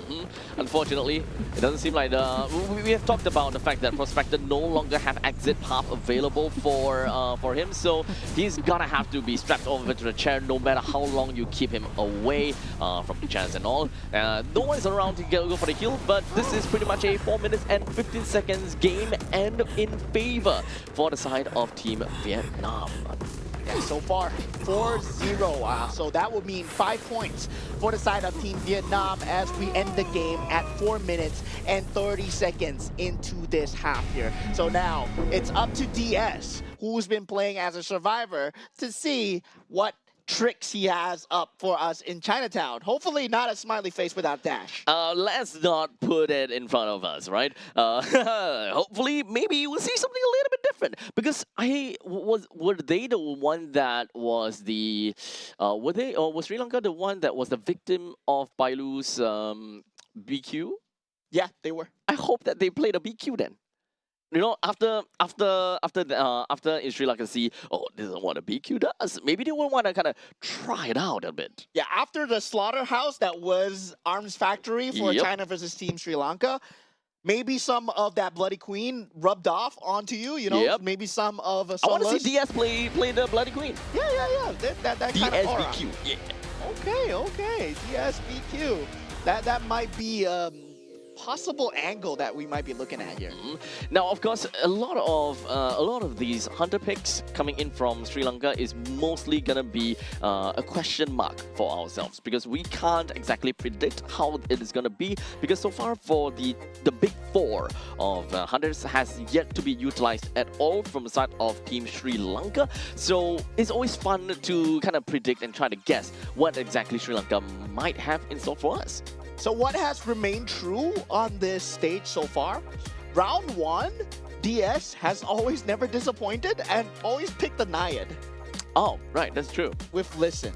But maybe this time he will change things up a bit. Yeah, maybe this time he will change things up a bit. So hopefully there is that learning curve that they are going through right now as a newer team coming into this Asian Games as well. Hopefully he does get that adjustment, that minor little adjustment through, and then puts out his best performance. Now, all in all, with a 5 point for the side of Vietnam, I'm pretty sure that Sri Lanka would want to come in with an open heart and, of course, more of an open idea as to what they can bring into this fight as the hunter this time. But post-match screen, let's take a look a little bit, right? Sri Lanka unfortunately did not manage to contain the hunter that much at all. When it comes down to the decoding progress, we could say the same too. But nice thing to see is that DS did manage to run in for a single rescue. I believe that is onto the Prospector. As such, we do definitely see that Sri Lanka is definitely trying and they are doing their absolute best. However, because of their lack of experience and the fact that the hunter is just so strong, they don't get much of those chances. Yeah, at this point, I would feel that Team Sri Lanka has been going through a very long learning curve, right? Yeah. First, you're matched up against a top-tier team. Now you're matched up against a team that has a lot of experience as well, right? Very popular game over for Team Vietnam, and they have sent a lot of experienced players over here down at the Asian Games, and the mechanic Seer being banned out so far. Meanwhile, for the side of Team Vietnam, let's see what they have on the survivor strategy. They do pick up the Pharaoh Lady, and they do pick up the Prisoner as well. Yep. Double decode right off the bat. Unfortunately, mechanics not available, so even if we do kind of want to see that Cypher Rush from Vietnam, I don't think that it's going to be that possible. They can still go for Lucky Guy if they want to, but hey, look, a second pickup of the Prospector. Yeah, second pickup of the Prospector here. Pretty good, right? As you said, against the Opera Lady, having that terrain disrupt as well. So we do get a ban coming out where they will ban out the coordinator as well. So there is a null ban coming out from the side of Sri Lanka because of the fact that, yes, DS will be playing the Hunter as well. So the Mercenary being the last to pick up. So there is that kite potential, but a very strong decode rush also from the side of Team Vietnam, right? You have the Prisoner together with the Pharaoh Lady. Now, I'm not too sure whether it will be enough for them to realistically be able to decode rush this out. However, they do have the Prospector that will do a pretty darn good job when it comes down to nullifying or stunning this Opera Singer over, or sorry, not Opera Singer, whoever DS is gonna pick out. In this case, let's just call it, right? You're gonna make a guess, I'm gonna make a guess. Are you gonna call 9? It's Gold Oh Man! my god! It's Gold Man! Oh my god!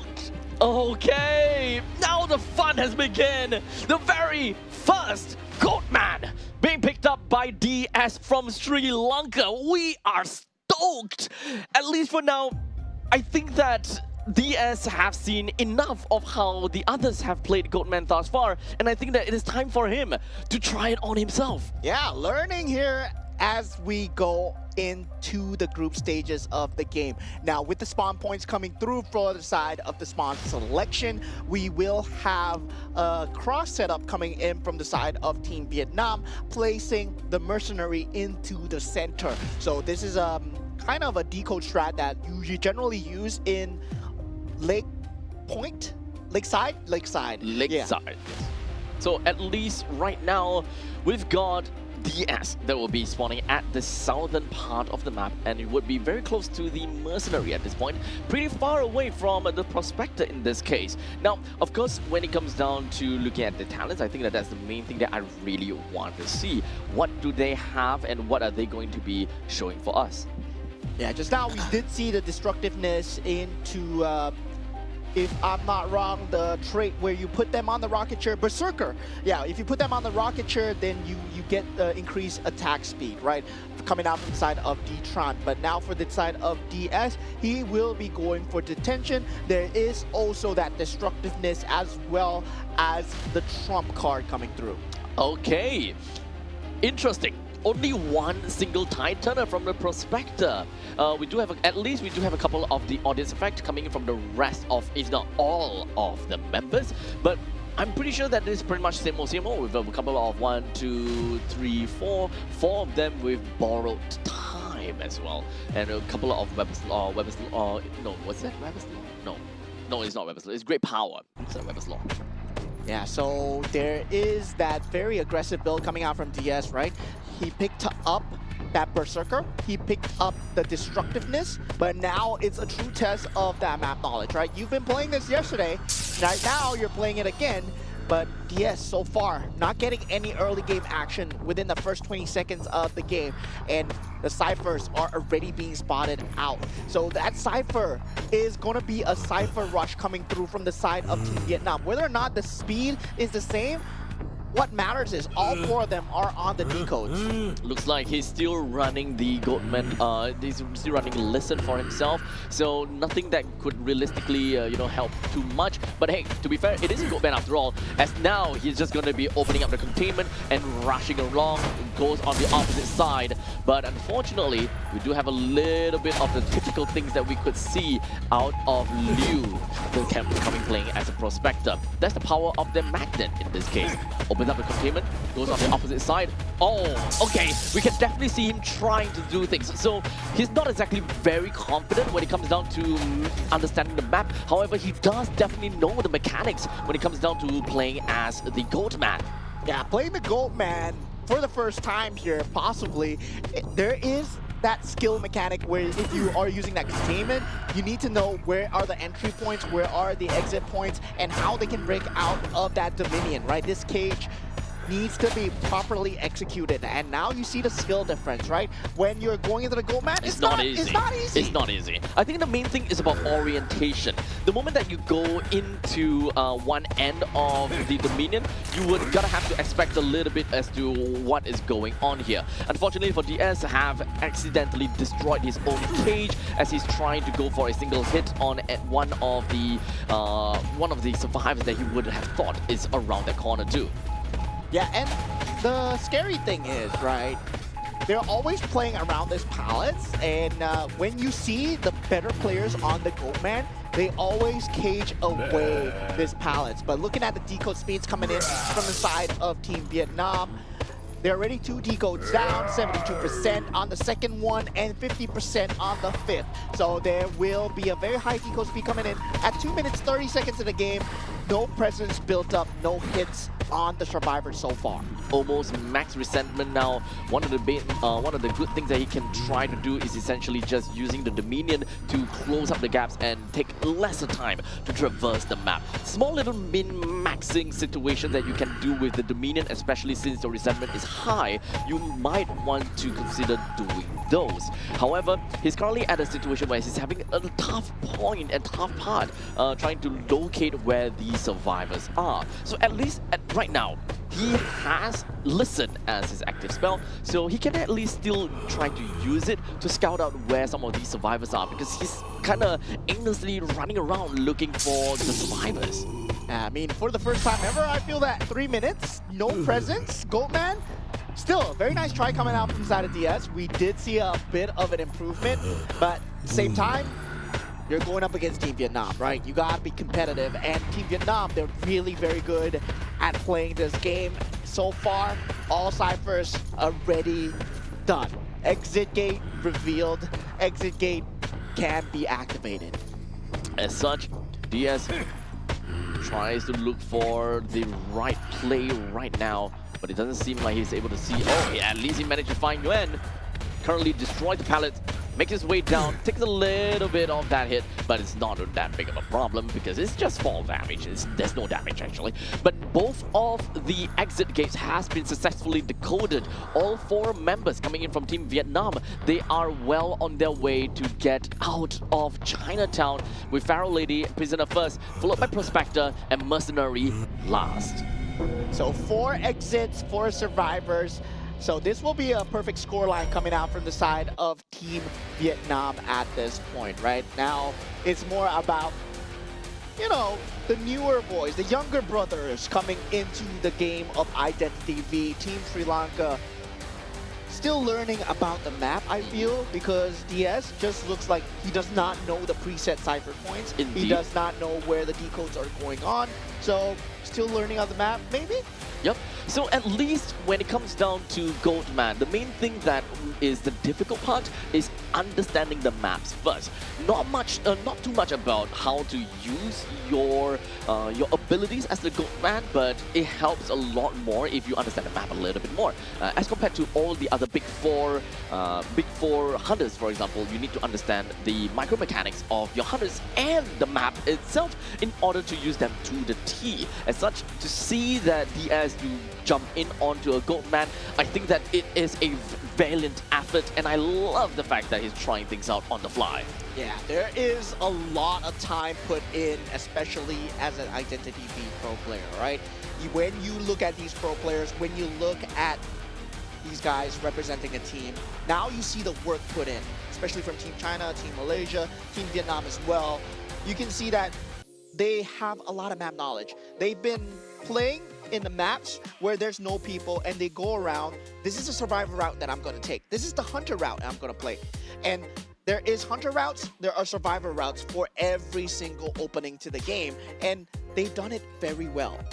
They have pretty much a routine that they follow, right? They know what they want to do. They follow a set strategy in order to work things out, where you spawn and how you work things around in order to successfully control and constrict the map.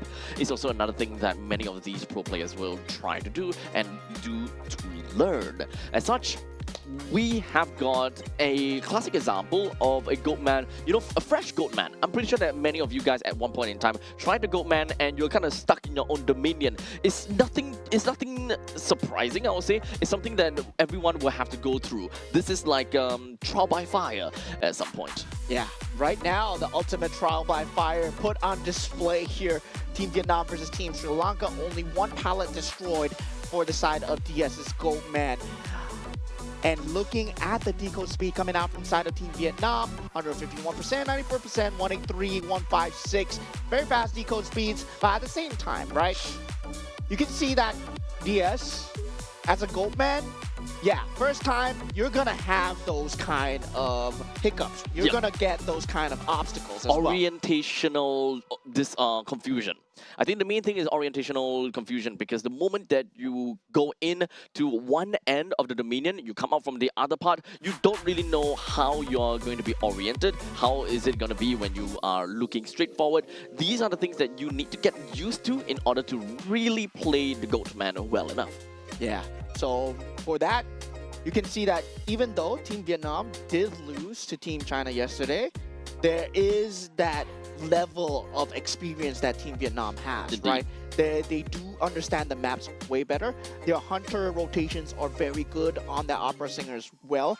There were a few missed obstacle jumps, but he knows the shadows between that top left section of the map that everybody knows as an opera singer as well. So that those hunter plays, those fundamental plays, all down from the side of Team Vietnam.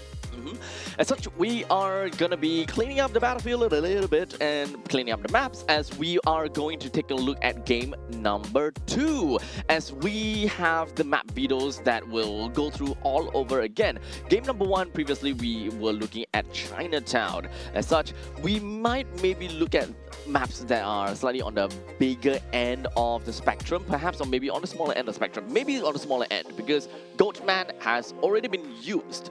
As such, for Vietnam themselves, they can try to play for the Goatman, even though we're pretty sure that the Goatman is going to be banned. Yeah, at this point, I would feel that Team Vietnam can try to theory craft and come up with new ways to go about the brackets. Because Team Vietnam, I would say, very strong contender in that group as well. Currently, there are very strong contenders in that group. They are in the group of death, right? So they will be going up against Team China. They will be going up against Team Hong Kong China and also Team Singapore as well. So right now, it's looking at what's next. Right now, Team Sri Lanka, I would say, is not a complete walkover, but you can use that time to strategize as well. And meanwhile, for Team Sri Lanka, it's more about what are we going to do for the future. As such, we are expecting to see... Okay, we still don't really know what the faction is going to be for our fellow Sri Lankan players. We don't know which map is it going to be as well. We'll eventually get there. But now that Goatman is currently unavailable... Sorry, excuse me. Now that Goatman is currently unavailable, I'm just looking forward to what the next pick is going to be for TS. Yeah. Probably pulling out something new, and always pulling out something new. Very refreshing here. But you can see, right? These hunters, they're not easy to play by any means. I'm pretty sure you jumped on a new hunter and you just had a horrible experience, couldn't find any survivors. And those are just some of the games you will go through during that learning curve. But Team Vietnam, so far, very good job of identifying the cracks, very good job of making sure that, yeah, even though he has a listen ability, you can see that they're using the non-run functions. They are just crawling around and just playing the pallets extremely well as well. Yep. So, coming into the games for Identity V thus far, I think that we have thoroughly enjoyed ourselves, especially since we have so many different kind of maps that we can see, and of course different maps equals to different kind of hunters and different survivor choices. So really glad to be here. But regardless, here we go. We are looking at a ban coming in from Vietnam onto Sacred Heart Hospital, which allowed Team Sri Lanka to pick out onto the moonlit riverbank, which it also turns back over to Team Vietnam to choose survivors first, while Sri Lanka, they're gonna go hunters first. Yeah, so we're gonna see DS go for that hunter first, but at the same time, we want to see what strategies that can come out from Team Vietnam as survivors in the Moonlit River Park as well, right? There's a lot of capabilities that you can play around with the map, but looking at the bans coming through, there will be the Seer and also that mechanic that is banned as well. The Opera Singer being the default ban coming out from the side of Team Vietnam, and they're going for the Lawyer into the Antiquarian. Okay, so that's looking nice. With the Lawyer and as well as the Antiquarian up and running already, that pretty much means we have a single contain and a single decode / support already out, already picked up for Team Vietnam. If anything from here on, if they want to get a little bit more rescue going on, I don't think that they played the Mercenary in the previous game. Okay, never mind, they did play the Mercenary. So Mercenary is completely out of the picture for them. Trying to think of what else they could possibly go for, but in the end of the day, it kind of seems as though that Team Vietnam, they are shooting us with something a little bit different this time as well. And honestly, I love the very fact that they kind of play with us a little bit differently with the Acrobat. Yeah, there we go. We have the Acrobat, the Coordinator banned, and also the Gravekeeper being banned down as well. Too. And they will be playing out the Wildling as well. So yeah, there's a bit of mobility that they have. They have a bit of map control together with that map information that the Lawyer provides, and also the decode speed that the Lawyer brings into the game as well. So the Antiquarian, very good kite, and also having that Wildling as well. So Team Vietnam just bringing a non-conventional strat into the Moonlit River Park, and yeah, they might just be going for decodes and Antiquarian just on that kite itself.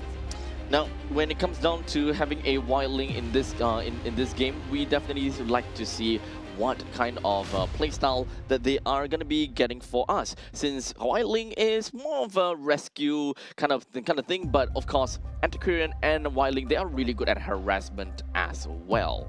So, out of the bat like this, we can be fair. It can be fair to say that Vietnam is gonna play things slightly aggressive. Yeah, there is that rescue. You can use the board to stun the Hunter as well, so there's a bit of a stun capability, there is a bit of that rescue capability, and they are playing more of an aggressive game, right? They do know that DS, Goldman, is already gone, so they can actually play around without that cage. And DS, well, true to form, picks up the Naiad once again.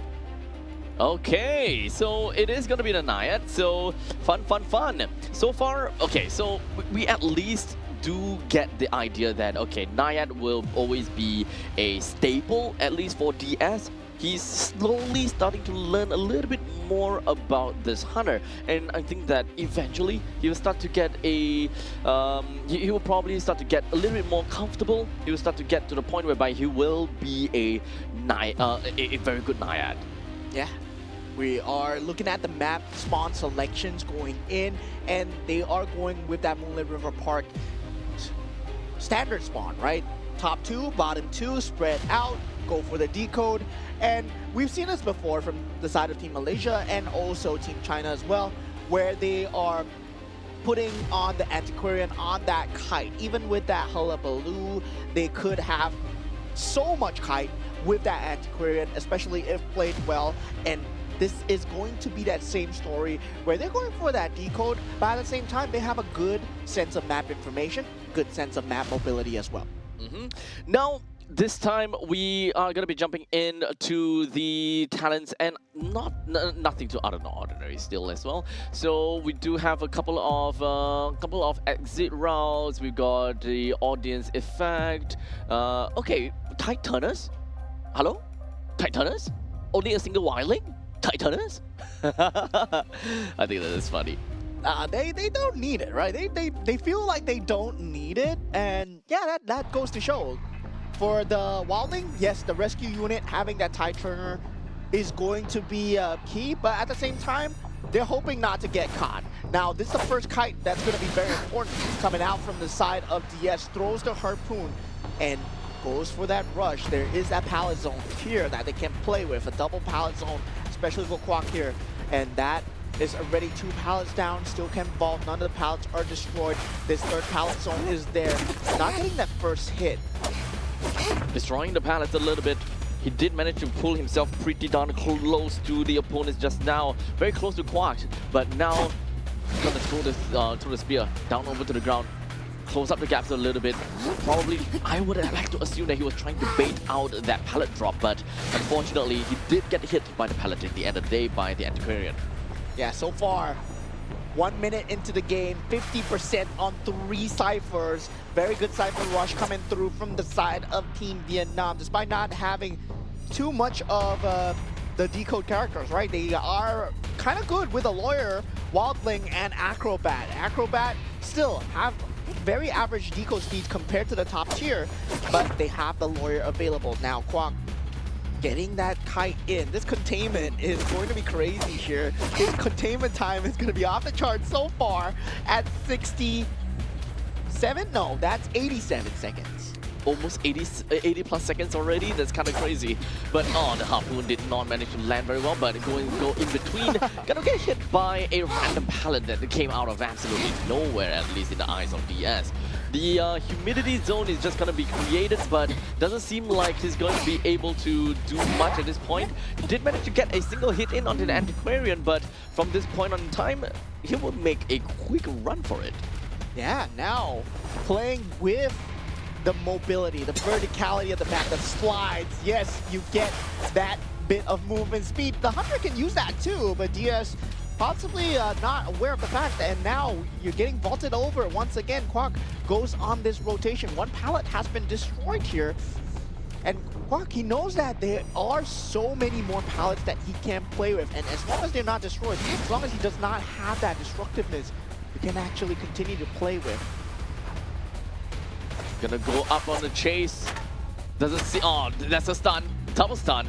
right down on the DS. DS trying to get as close as possible, but he is disarmed after all, so this is why he's currently stuck in that animation, unable to do anything to the Antiquarian.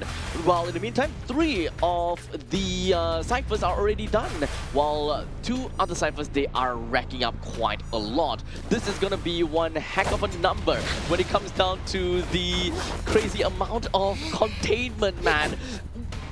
This is like 180 plus seconds of containment? Yeah, the exit gates are already being decoded, both sides as well.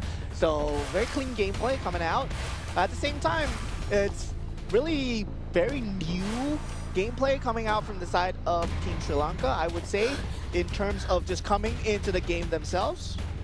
As such, it is going to be DS that unfortunately has only managed to get a single hit in. That's another double of that disarm, giving the Antiquarian a perfect time to just drop right into the dungeon.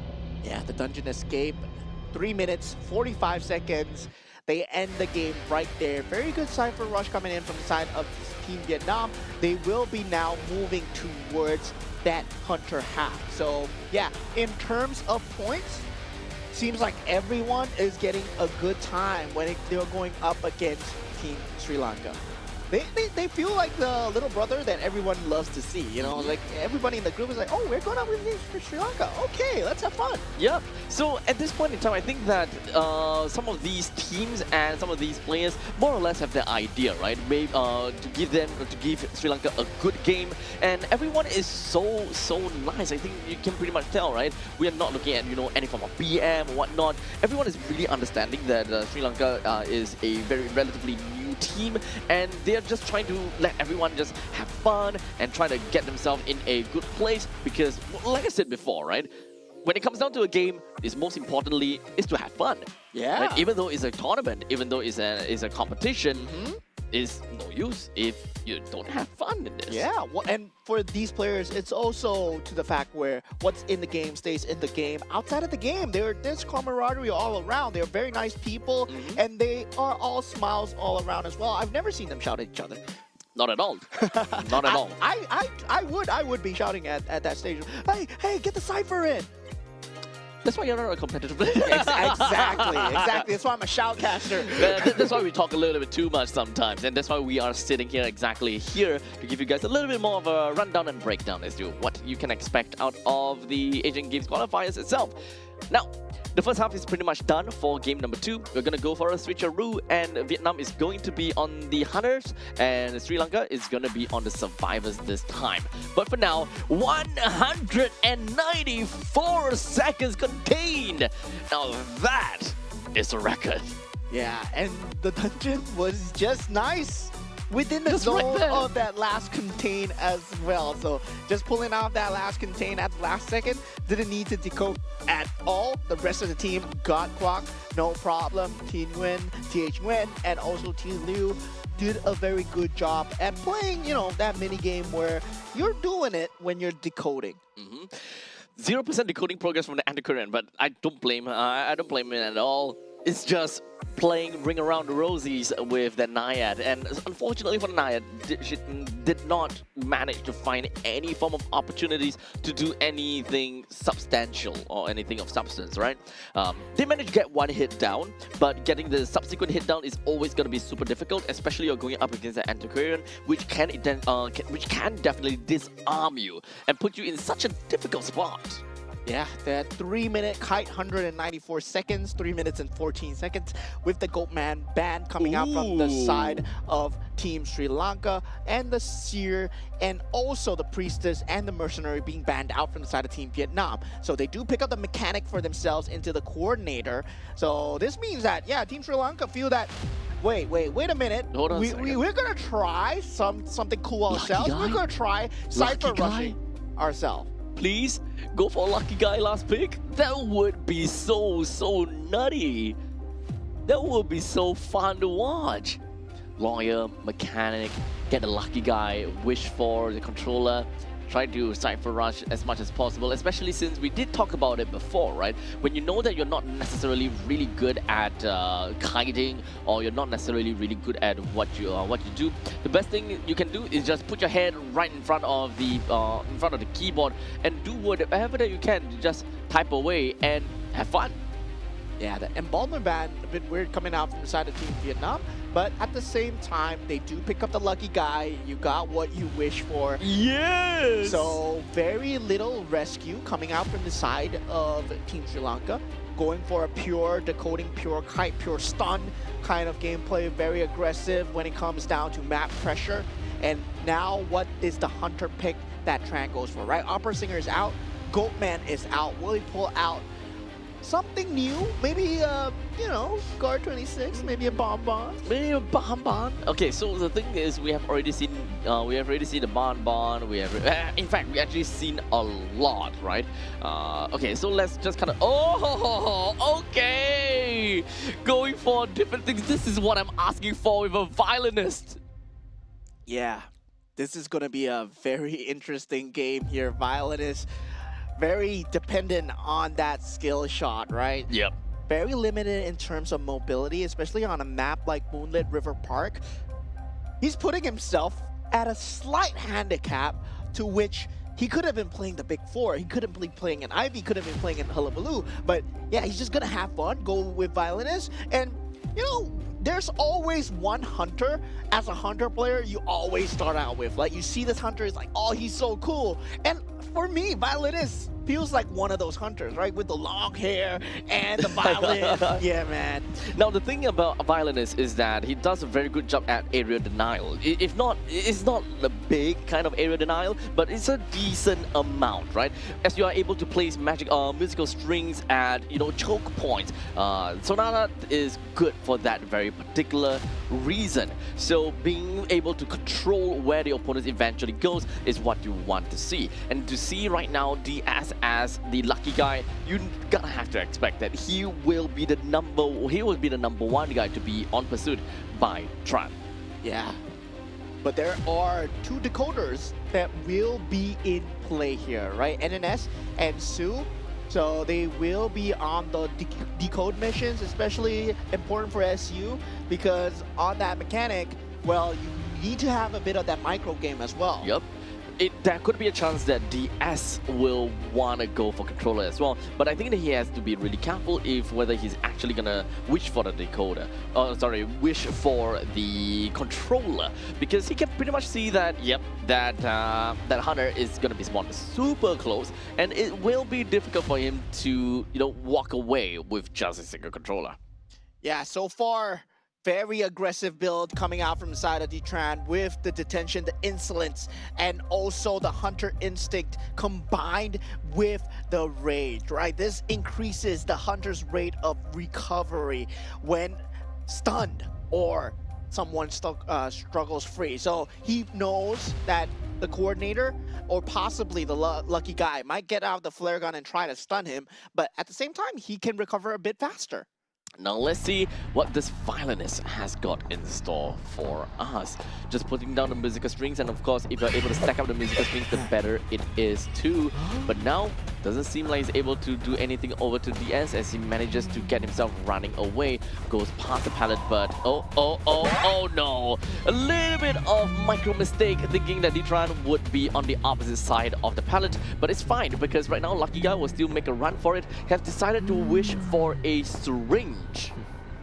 Yeah, there we go. Just wishing for that syringe. But as a kiter, you don't want to bring someone to the person that's decoding, and DS just does exactly that. But still, violinist at tier 1 right now, kiting away into that second story, but that hit is going to come through, and Lucky Guy already down at 59 seconds into the game. Tier 1 presence already achieved. Tier 2 will be really close. And looking at the decode speed so far, it's not too impressive at 1 minute going in, but now with the Lucky Guy gone, only 3 survivors remaining on the map, and they need to come for the rescue. They don't have an option opportunity though.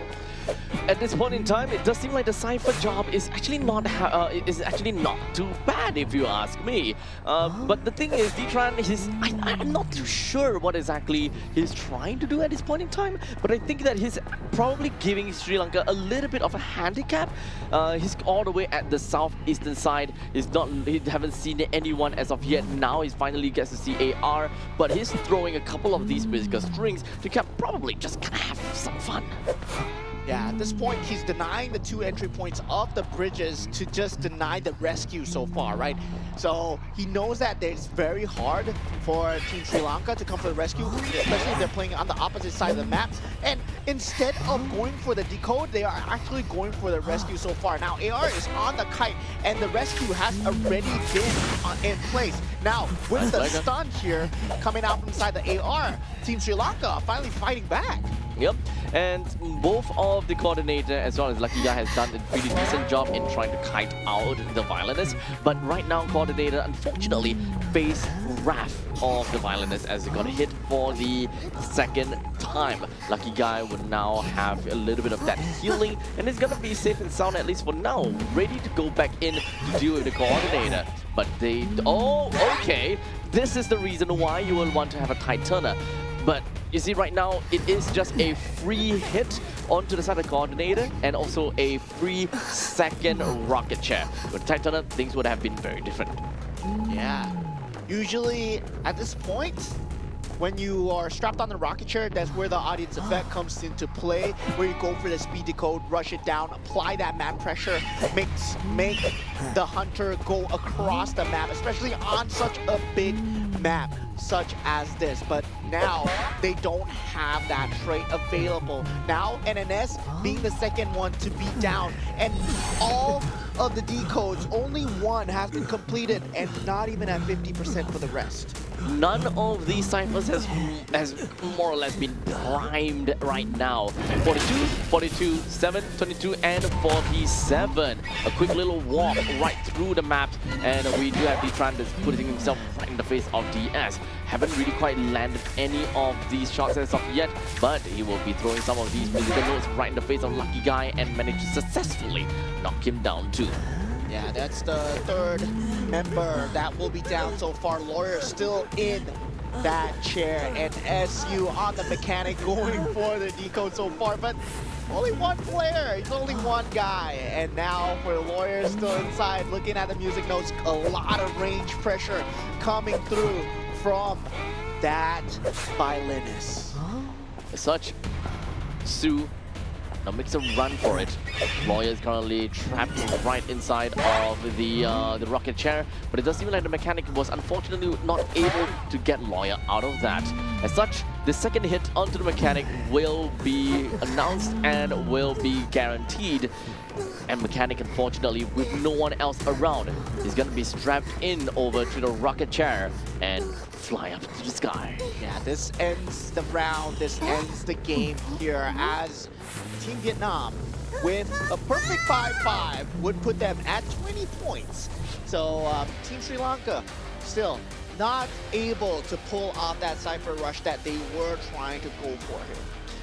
As such, ladies and gentlemen, we have a winner coming in for the match between Vietnam and Sri Lanka. It is a decisive 5-5 victory for the side of Vietnam for both of these two games, essentially capping and maxing out the potential of what they're able to get in terms of points per match.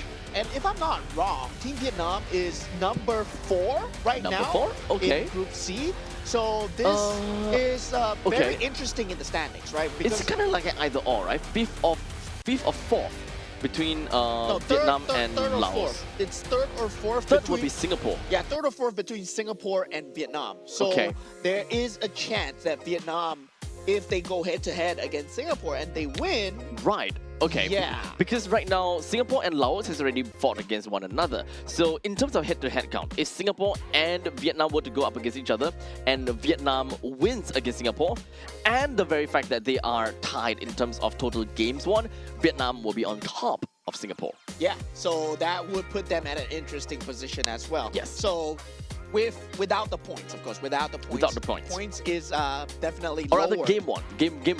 Yeah, without the game wins as well. Yep. So now Team Vietnam, they do get a perfect score, but we will check the standings at the end of the day, right? So we'll find out whether the positions have changed or the tides have turned over here. Yep. This is what we call a tide turner. Yeah. Tide turner. Yeah, tide turner. Oh, so funny. Anyways, here we go with the post-match analysis, of course, with a total of 11 survivors hit coming in from Detran as the violinist. We do have a couple of these decoding progress coming in from the lawyer, not so much from the mechanic, surprisingly, despite being a mechanic actually, 112% as opposed to the lawyer at 122%.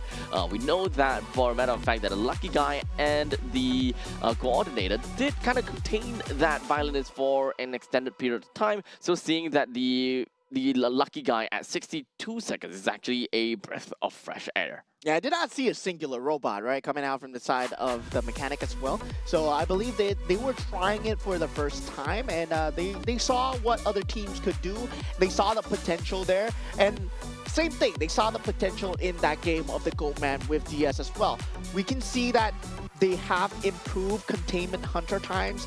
DS now at 62 seconds, and with the violinist as well, it's going to be a hard escape, definitely. But 62 seconds is not too bad, not too bad. Not too bad, yeah. We don't expect to see a violinist in here. We don't know what to expect anymore, but hey, it's all fun and games. I love to see non-meta picks, and even when it comes down to the chat over there, they're just like, oh, wait, violinist? Oh, what the hell? Oh, what's going on? Yeah. It's just very fun when it comes down to Team Sri Lanka, because they've been pulling out the craziest picks out of people, right? We saw BQ coming out from Bailu as well, and yeah, it was a treat to see over here down at AGQ. And also with Kyrgyzstan as well, we saw Team Malaysia pulling out the Guard 26, the Bonbon, and yeah, just so many cool picks. The violinist out as well. Indeed. So hopefully that we'll be able to see more different kind of hunters being played here at the Asian Games qualifiers for 2026. We still have 2 more matches to watch, so make sure you guys don't go anywhere too far. We'll be back with you guys in a jiffy.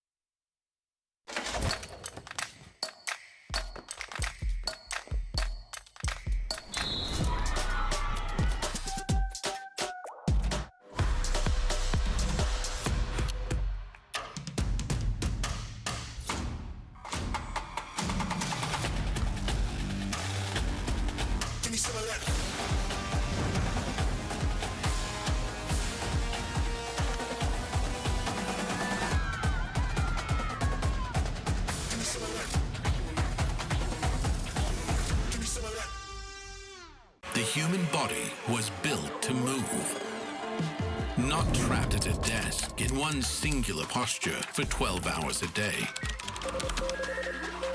It's time your chair evolved. This is Secret Lab Titan Evo. Ergonomically engineered for you, gamers, hybrid workers, artists, backing your every move.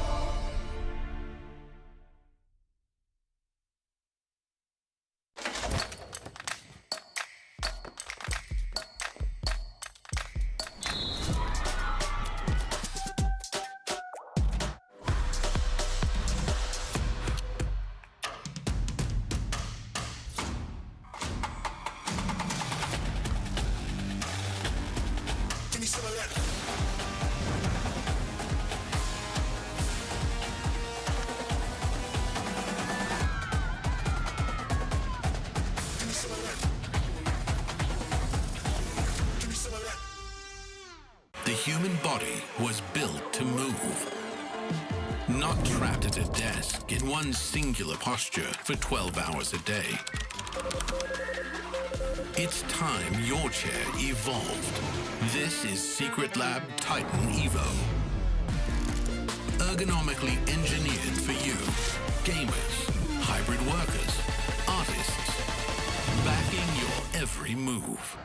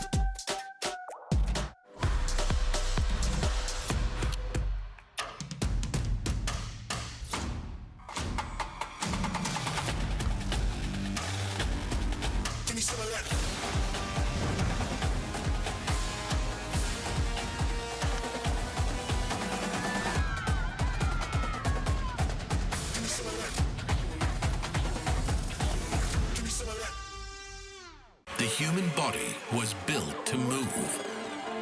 Not trapped at a desk in one singular posture for 12 hours a day.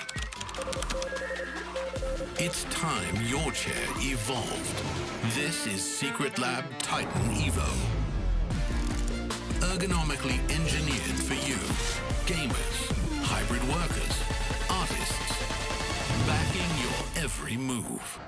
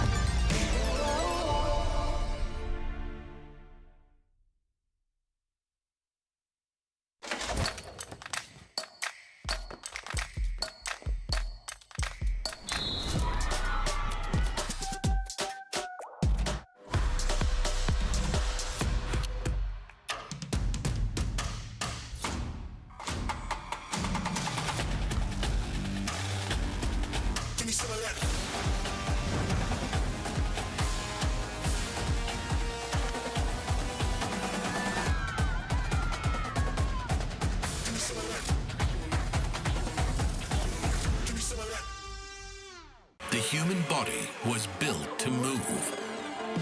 Not trapped at a desk in one singular posture for 12 hours a day. It's time your chair evolved. This is Secret Lab Titan Evo. Ergonomically engineered for you, gamers, hybrid workers, artists, backing your every move.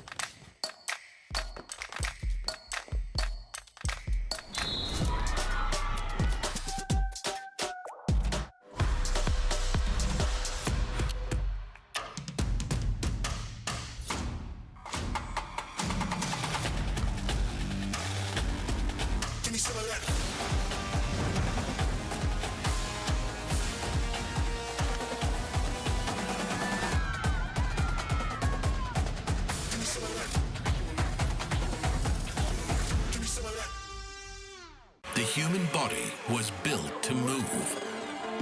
Not trapped at a desk in one singular posture for 12 hours a day. It's time your chair evolved. This is Secret Lab Titan Evo.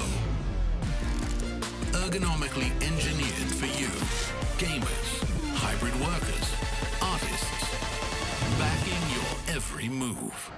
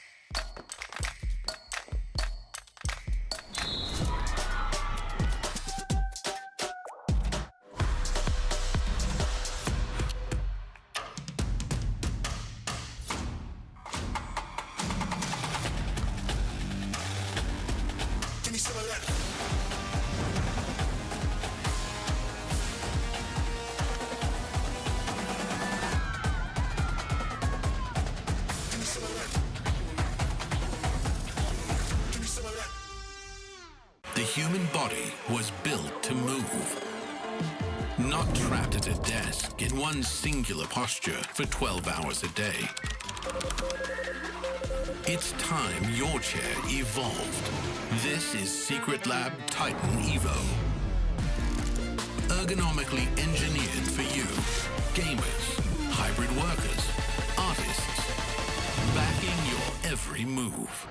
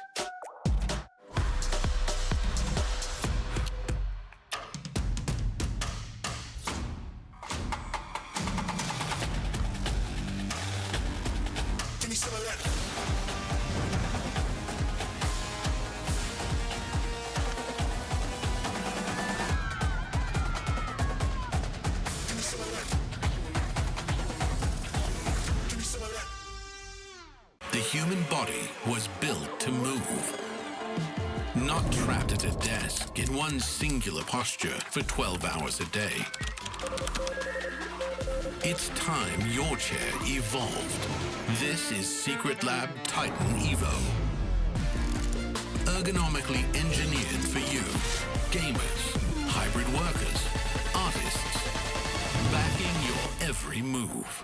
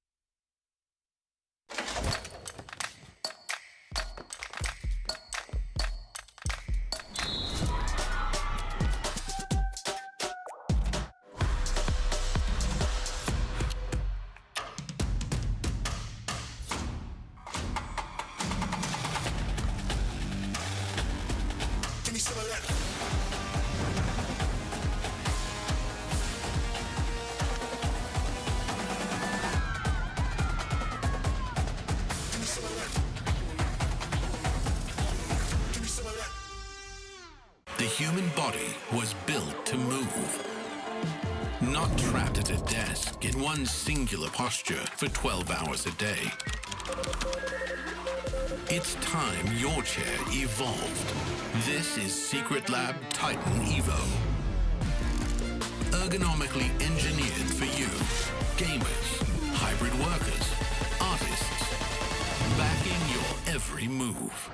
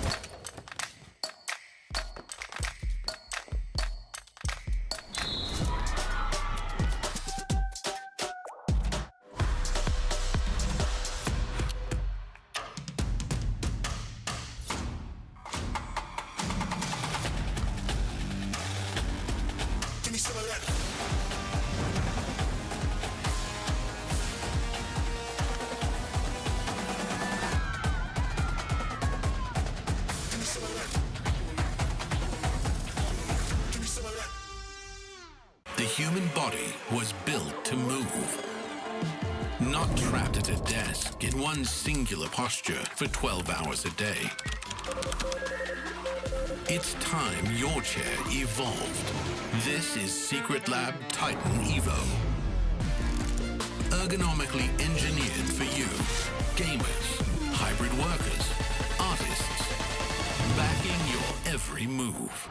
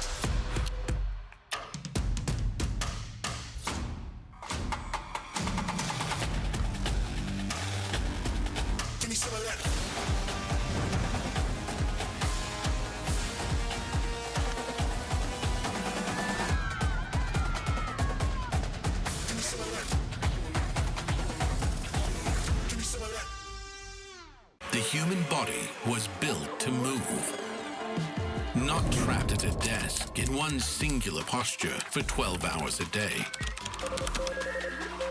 It's time your chair evolved. This is Secret Lab Titan Evo.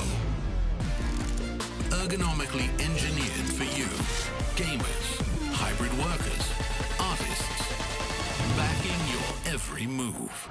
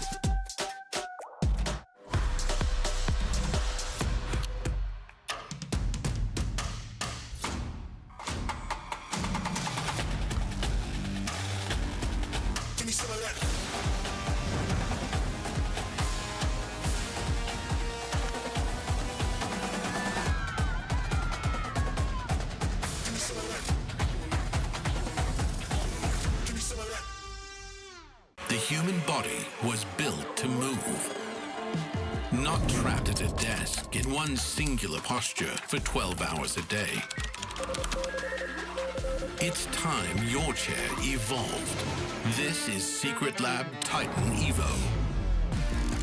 Ergonomically engineered for you, gamers, hybrid workers, artists, backing your every move.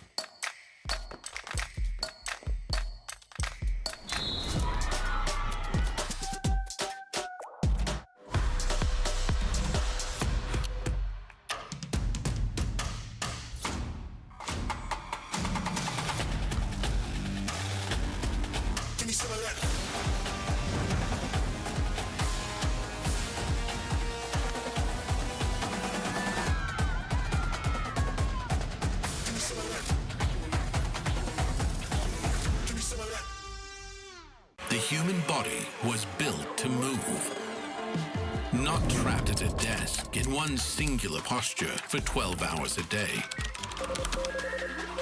It's time your chair evolved. This is Secret Lab Titan Evo. Ergonomically engineered for you, gamers, hybrid workers, artists, backing your every move.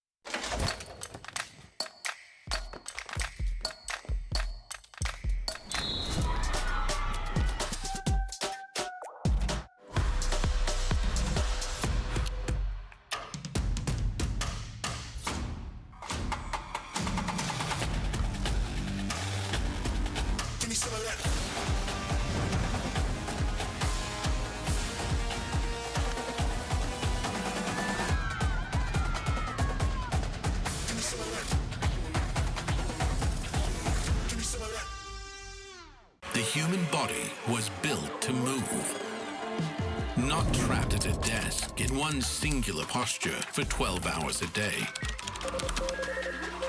It's time your chair evolved. This is Secret Lab Titan Evo. Ergonomically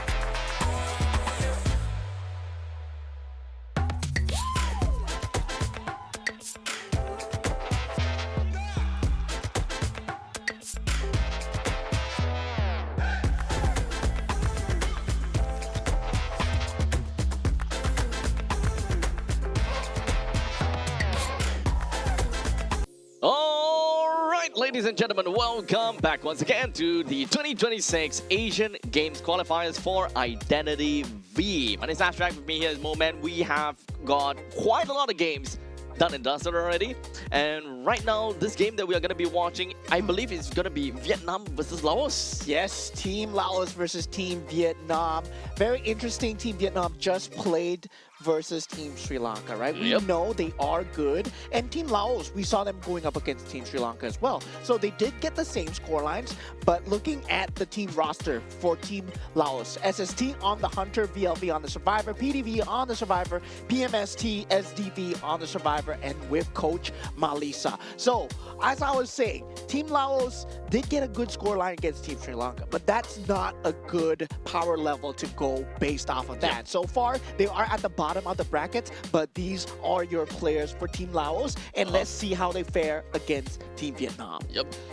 Unfortunately, not exactly the best litmus test, but maybe this is the best litmus test because they're going up against Vietnam, which also managed to get a flawless victory against Sri Lanka. For the side of Hunters, we have two Hunters. We got Pham as well as D-Tran. For the side of Survivors, we have T Nguyen, TH Nguyen, we got H Nguyen. So three Nguyen's, as well as M Kwak and T Liu.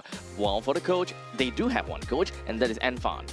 Yeah, so these are the lineups coming in. So we do know what Team Vietnam are capable of, and we do know that Team Laos did not have a proper litmus test last time, but now they will be truly tested against Team Vietnam, right? Whether or not they can overthrow that 4th seeded position right now in their group. Group C, currently, number 4 is Team Vietnam, number 5 is Team Laos. So they are very close by, and there might be a change if they do get a win right now. So but now for the map vetoes. It's going to be important. Let's take a look at this. We do have Secret Hearts Hospital as well as Lakeside Village that is banned out coming in from the side of Vietnam, which allowed, of course, Laos to be picking up the Moonlit River Park for themselves, leaving the Hunter side, or rather Hunter's pick, Survivor's pick over to the side of Vietnam and leaving the Hunters over to the side of Laos. Yeah, so they choose to go with the Hunter pick first. No, Survivor pick first. Yeah, they choose to go with the Survivor pick first for the side of Team Vietnam. So they really want to test out the waters here for Team Laos and see what they can do, especially on Moonlit River Park. We're returning there after that previous game as well, but now going into the bans coming through, we do have that Puppeteer and already the Archer being banned out, the picks being the Antiquarian and the Meteorologist, right? Very strong kiter that we saw out of Team Vietnam just now. Maybe that would be a very good morale boost, and the Meteorologist being a very good support as well. Top tier indeed. Now we do see the ban. That is the Aeroplanist as well. Now we do have the Gardener. Yep. Puppeteer, Archer, and Aeroplanist. So we're going to be left with one final bans coming in from the side of Laos, and they're going to be throwing in the first officer. This is going to be putting double assist onto the side of Team Vietnam, and they are going to be finishing things up with a Gravekeeper as well. Really just putting quite a strong lineup over here for coming in for the Gardener as well. We don't really see a lot of Gardener, to be fairly honest. I love this. Yeah, we don't see a lot of Gardeners, but when I usually play Lucky Guy, right? My go-to tool when the Hunter isn't around me is the break them. Yeah, the toolbox for the Gardener, right? And break them all. Yeah, and just break all the rocket chairs that are around. And this is going to be a very interesting gameplay coming through because there is a very good kite. There is a very good rescue as well with the support coming in from the Meteorologist there to disrupt the Hunter. So Team Vietnam going for a very aggressive build. It's like they don't even want to decode that fast. But of course, everybody can decode if they're given the chance. Everybody can decode, yeah. Everybody can decode. You don't really need a decoder to do better at what everyone could.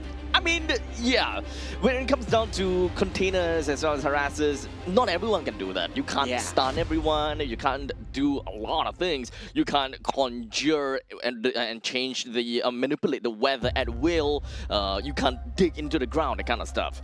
Yeah, so right now we have the first pick coming through for the side of Team Laos. On the Hunter, it will be the Opera Singer here, right? Map knowledge will be tested, and whether or not you can go fast enough to just take away the momentum coming out from Team Vietnam, who will be trying to spawn on opposite sides of the map, especially the Gardner placement will be very particular indeed, whether or not you can take away the side rocketers. That is generally going to be a hindrance to the Survivors gameplay. Now, we haven't exactly seen any single Gardner plays at this point in time for now, but I'm definitely going to be super excited to see what's going to be like. Now, do note that Gardner is one of the other survivors that can survive a total of 3 hits as well, because of protective does enter the game with a single protection shield, so you can be pretty aggressive right off the bat with all these dismantling of the rocket chairs if you so very much want to. Yeah, right now they do spawn SST on the bottom right corner of the map here, and we do have the standard spawn selections coming out from the side of Team Vietnam. The Gardner on the top right. So yeah, there is that capability where if, let's say, the meteorologist starts the first kite, there will be a chance that H Nguyen will get the 2-box through, but at the same time, they need to worry about their own decode speeds as well. That's not the main focus, right? The toolbox is there as a supplementary focus. If you have time, you do it, but the decode is gonna be that main priority.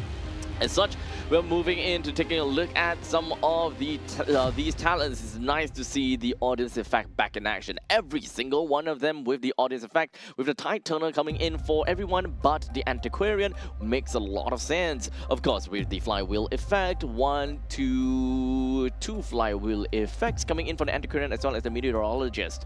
Other than that, we do have a couple of healing factors coming in, a couple of everyone with the escape path, exit path, which pretty much makes sense as well. Knee-jerk reaction, reflex, I believe we have a couple of them picking that up too. Yeah, so SST going for the wanted order and the destructiveness from the opera singer as well, right? So when one hunter is placed on that rocket chair, that's when he will really start the snowball going through and going for that detention as well to get that late game. That first point of contact being that meteorologist, gets that first hit through, that pallet drop, does have the destructiveness, chooses not to use it, don't need to destroy it for now, wants to go for that down as early as possible, actually destroys this side one over here, now does want to destroy the one over here as well. So that means there is no more loop that you can play towards teleporting behind as well. SST showing true prowess on this opera singer here, but Nguyen still very good with the kites.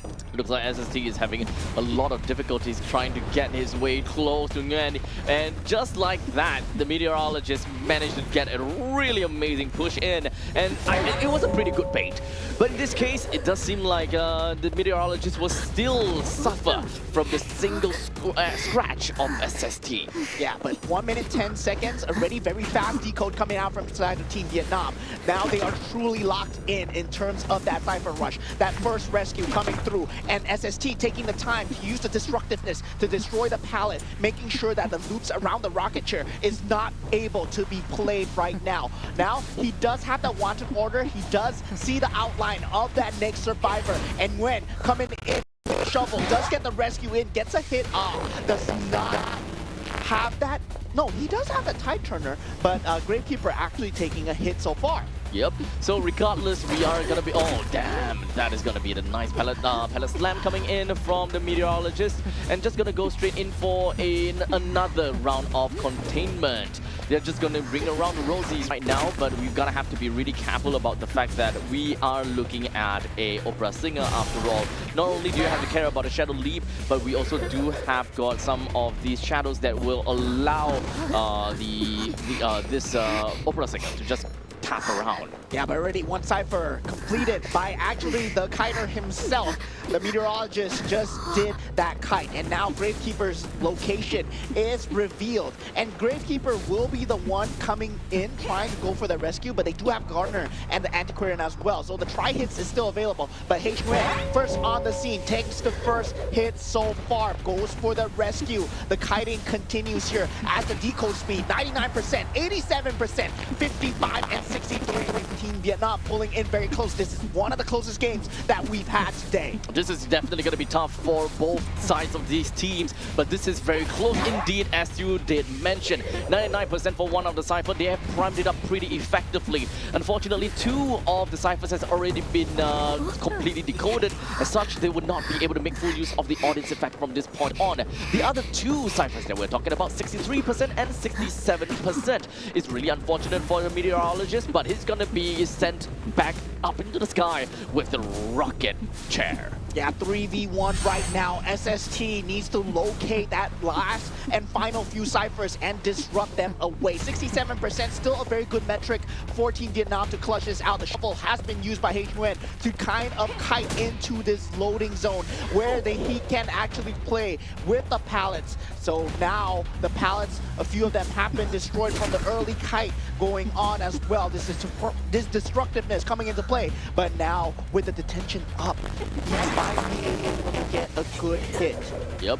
In the meantime, we did see a little bit of a cooldown coming from the side of Shadow Leap as SST did dash right out of the Shadow Realm without jumping into the next Shadow. But regardless, he's still going to be A-OK. The Gravekeeper did manage to get himself a quick runaway as well. Climbs up over to the playground. While in the meantime, 4 Cyphers already done, leaving this 68-69%. This is going to be a fast one. Yes, last decode coming through, last-ditch effort on the Gravekeeper, and SST identifies the fact, rushing it down, making sure that the Cypher does not go through. They come up with a contingency Cypher. They should have done this earlier. Now, go for the destructiveness, Go destroys the pallet. Gardner still able to run around with that protection as well, does pop so far. Now, able to get away, continues to kite, goes on to the secondary loop, tries to drag him away from that Cypher, and now SST identifies that fact, goes back. But there is a contingency Cypher that is being done up right now. Yep, this is currently down up to 35%, but I think the classifications has pretty much been relayed to one another. As you can see, the 35% is no longer going to be climbing back up. As such, SST is trying to make his way all the way to look for the missing Gardner and or other Gravekeeper in here. Yeah, that was a great pallet hit coming in from the side of T-Nguyen here. He does still have an item to use, and that is not his own shovel, actually. He does have the Magician's item? Decoy. Decoy, yeah, the decoy to use as well. So now focusing on decoding, 46% on the contingency. Right now does eventually get hit by the Gravekeeper. So this might be a 2v2 situation, but the rescue can still come through. The Antiquarian still has that stick. There is 69% on the Cypher at this point in time, and unfortunately the Gravekeeper cannot just leave this Gravekeeper all alone, because there is, of course, still going to be one of the tricks that is still available, and that is going to be exit path. You can't just leave him all alone. You get a nice whack down onto the Gardener. The Antiquarian is still nowhere to... Oh, never mind. The Antiquarian is just around the corner. But in the meantime, Gravekeeper knocked down, but never mind, picks back up real quickly. Yeah, instant down. Gardner does heal up, and now does switch targets, target prioritization onto the Gardner so far. And with the decode already done, the exit is revealed right now. They're only able to go for one. Does have the protectiveness still around him. Does go for that vault. The shock does come through, and that would mean that Gardner is now down for the count. They will get a 2-person escape. Right now, they do go for both the exit gates so far, and SST needs to make a beeline towards these exit gates. They can still get more damage in. I'm not too sure if whether that missed attack was actually on purpose or not, but that missed attack eventually managed to bait out the Gardener's shield, and that is absolutely perfect. As such, it allowed him to eventually proc onto the Gardener. Now, SST manages to find Quiet right now, which is playing as the Antiquarian. In the meantime, the exit decode is 62% and 14%. No one else is going to be on the edge for this at all. A quick little whack down on the Antiquarian. Not looking great right now for Team Laos. They are so close. At this point in time, I think that they don't have a choice for the Gardener as well as the Gravekeeper. They're gonna have to focus onto the decode on the exit before they will have to lose more than just what they have. They actually go for the rescue on the opposite side of the map, and they know that both rocket chairs and both exits are on the opposite side of the map, and the teleport has been used. So SST, he has to go for the double down right now. 85%, 88, so close, 97. 9. Oh, they will manage to run away here, Antiquarian. Oh my goodness. Was so close as SST make a beeline straight in to the final exit. Now this is Identity V. Yeah, that was a 2-0 game coming out from the side.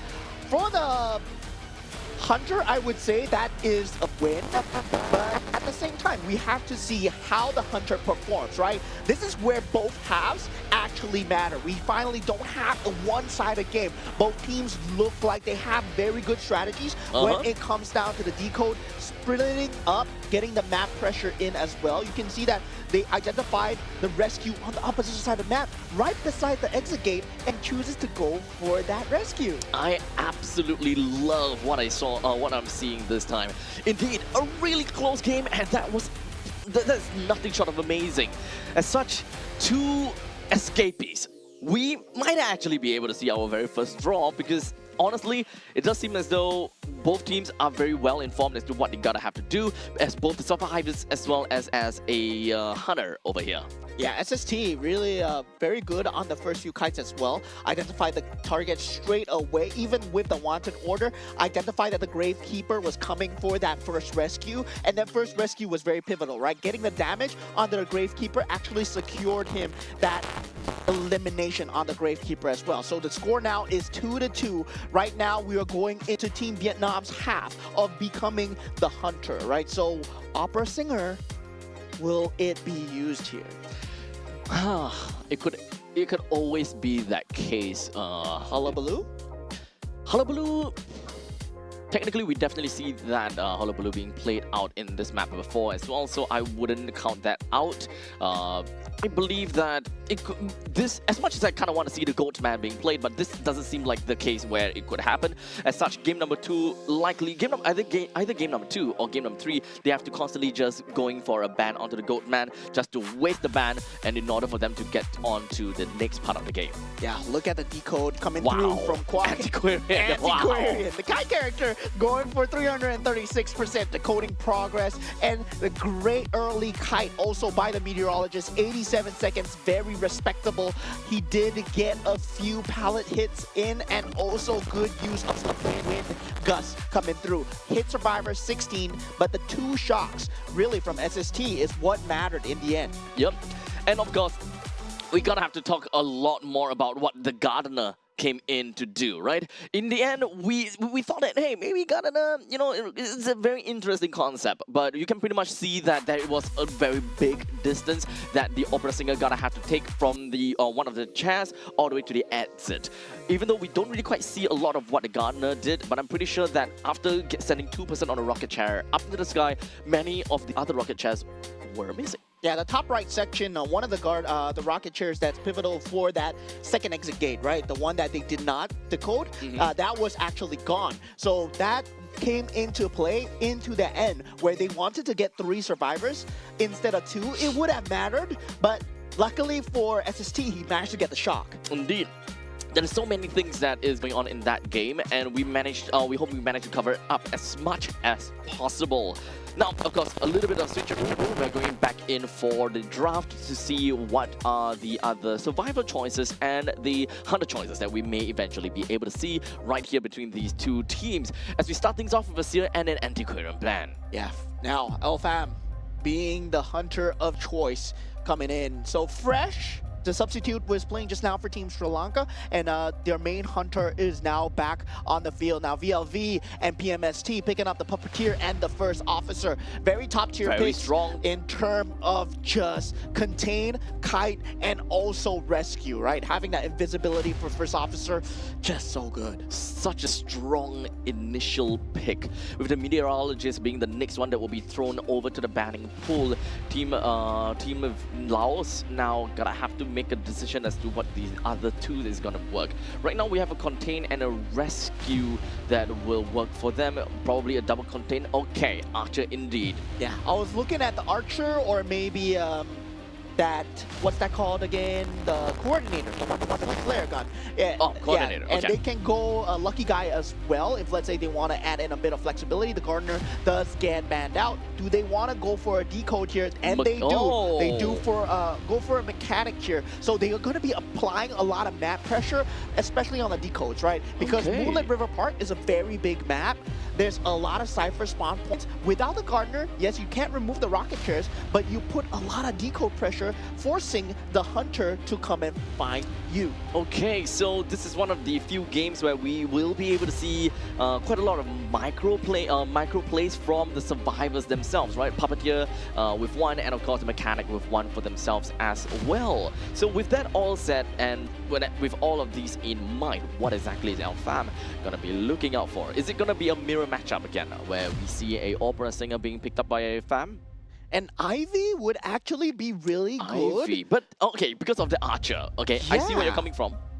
And Ivy would actually be really good here, right? Getting that corruption in, whether or not Fam can play it, but it's still very good, right? You can get the corruption on the bots too, so there is that factor where it becomes easier for you. If you do want to play Ivy, it will be good. Opera Singer also still okay on this map as well. I mean, it's one of the top tier. What am I talking about? It's okay? No, it's really good. I think that Hullabaloo is also going to be another one that could be pretty good, especially since if you want to put up a lot of pressure onto the side of the archer. But it is in the end going to be a mirror matchup indeed, with the opera singer being picked out as well.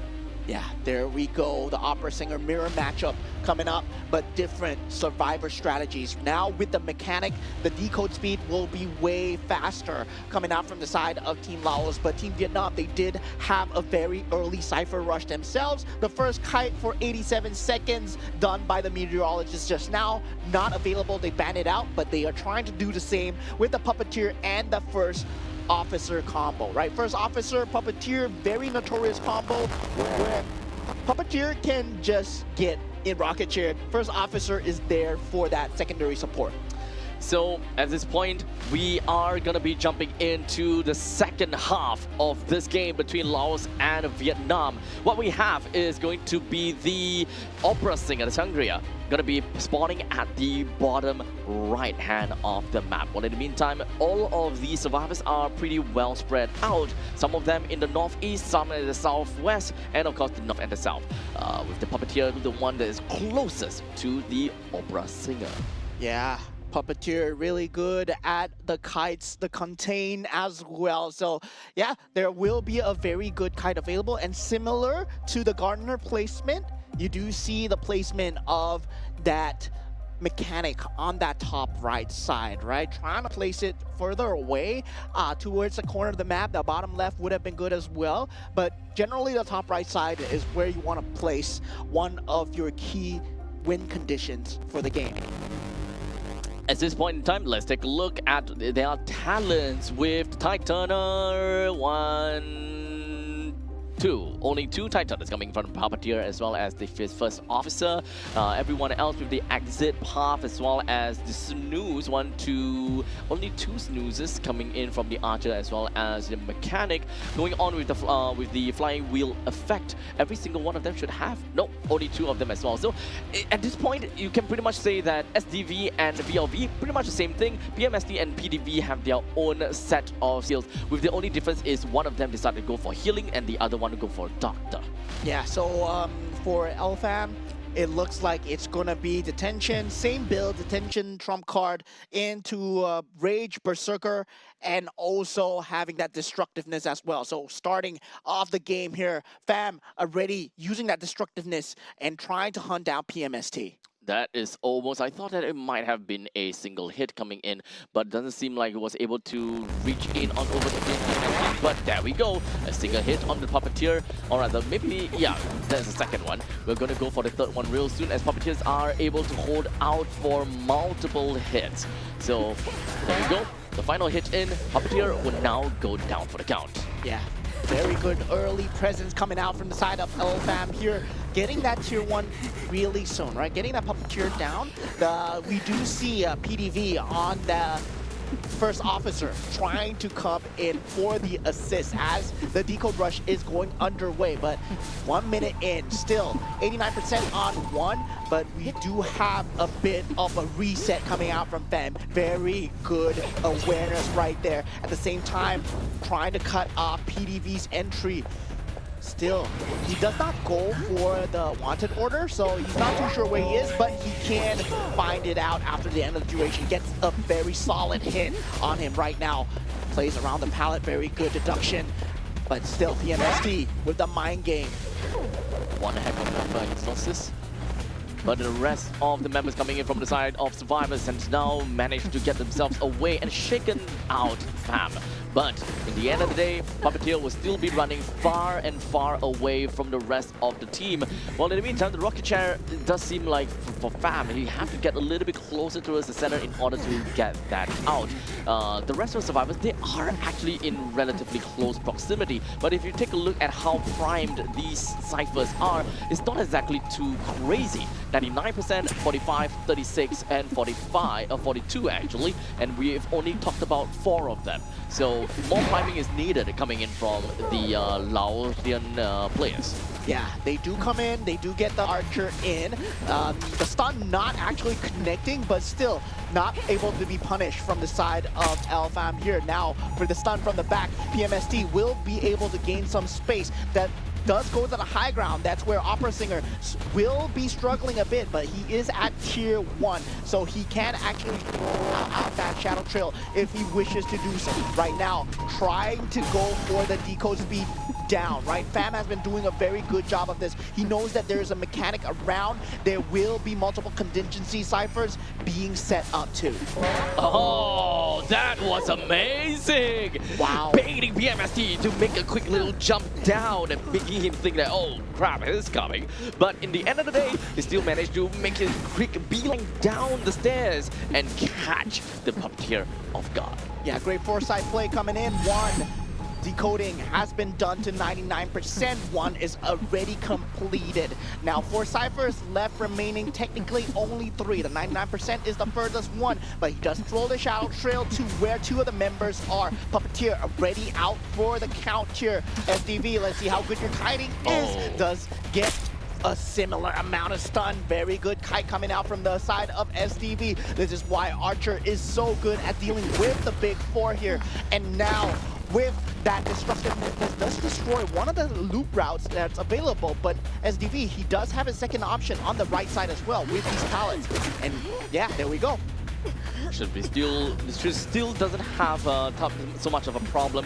There still is a Shadow Leap. Every now and then we need to really keep an idea and keep a quick look at the cooldown of the Shadow Leap. But this is why the answer for Archer onto the Opera Singer is such an important thing, just to buy so much time. You can see that SDV is doing such an amazing job. It's only until now that the Archer finally takes another hit.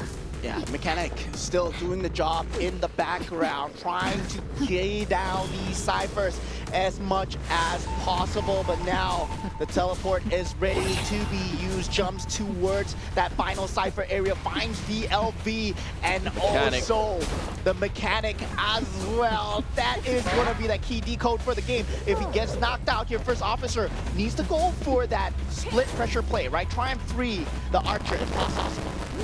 And it does seem like the Mechanic will take an L and be dropped right down as LFAM managed to get a really nice hit in. At this point, we're going to be left with first officer, but LFAM was just hoping and expecting that the first officer is going to be somewhere around the vicinity, trying to go for a couple of these shots onto him, but he's not around at all. Yeah, freeze up the Archer. So right now, Archer is back in play. Right now, are they going to go for the rescue, given the fact that he is already on that cross-section of the map, and he's controlling a lot of these ciphers? Very good decision-making by Fam, just to commit to that teleport to the site where VLV could be. I think that this is going to be a very difficult round coming in for the Laotian. He's trying to look for where the first officer is, but right now manages to tag onto him. another one that will take the L. Mechanic is still up in the chair, while Archer is gonna be roaming around freely. Now they have information as to where the opera singer is, so hopefully Archer is actually on his way to look for where the mechanic is. Yeah, the chain rescues coming in from the side of Team Laos. They have been keeping them in the game, but so far, right now, there will be a rocket chair placement on the first officer.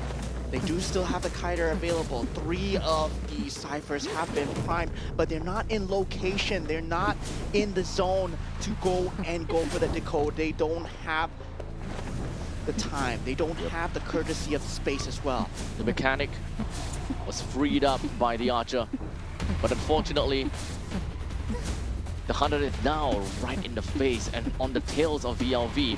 Just a single shot is more than enough to once again get a knockdown onto the mechanic. Yeah, chain rescue. Oh, teleport coming through from the side of Fam. Predicts that you're going to go for the rescue. This gives Mechanic a chance to actually self-resurrect 43% so far. SDV actually coming in from that south side of the map. Oh! Oh, so close to getting caught. Good read. He has to get a perfect kite here. Oh, No. what a good read coming in from Alfam. Mechanic knocked down, the Archer's knocked down as well, but unfortunately this is where the Mechanic can still get himself right back up because of the exit path. So now, you gotta go all the way to look for the Mechanic, and then later on have to go back to the Archer again. Because the Archer also does have the exit path. Very good decision making by Alfam to just let the first officer run out, right? Make sure to catch pressure to that, trying to go for this chain rescues. Now just brings it to a 2v1, and Archer does get himself back up. This is a very dire straits for Team Laos. Not many a team can actually come back from this situation where the teleport is still 30 seconds away and he consistently can jump back to his bodies. As such, VLV once again currently being in a bad spot, but VLV was hoping that he will be able to get himself away with a quick little dash, but he wasn't able to knock down for, I believe that this is the 3rd time, and there is a rocket chair that is close by, but it looks like he wasn't strapped over to a chair that many times, but you need to also remember that the exit path is already used up from the Mechanic. Archer have also used it, so this is going to be the final time that Alfam will need to seek out for the Archer. Yeah, right now, ciphers are nowhere close to completing. Mechanic still self-healing, playing on the opposite side of the maps, but the cipher is located at the center so far. 8 minutes and 39 seconds in. This is an extremely overpowered Alfam right now. He does still have that teleport cooling down. 9 seconds in. No. That is not a teleport. Teleport already cooled down. Yep, 9 seconds, and then back again. As long as the opera singer is constantly ending up in another shadow realm, then she's gonna be fine. As the refresh, or the shadow team is going to be refreshed again and again, constantly just jumping from one place to another. The final Archer is now in the sights of Alfam, as he now currently makes his way over to the pallet, but unfortunately the pallet will make his way all the way through, and now Archer makes a quick little beeline run for it, waiting for the perfect opportunity and trying to read what Alfam is going to do. The pallet goes down. Right at the same time, Alfam had decided to go for an attack, but wasn't able to do too much with a quick little vault, and Alfam teleports right into one of the Spectres. But right as we went for the vault, Archer will take the final hit with no exit path at all. Mechanic and Archer, both of them down, and there's no way out for the Laotian to get themselves any escape piece. Yeah, Team Laos at this point, the Mechanic just being the sole survivor here. They will be losing the game, taking the dungeon. Wait a second. Well, they do get one escapee in, but that's gonna be a 2-1 point. Oh boy. Well, at least there's something, right? At least there's something for the Laotian.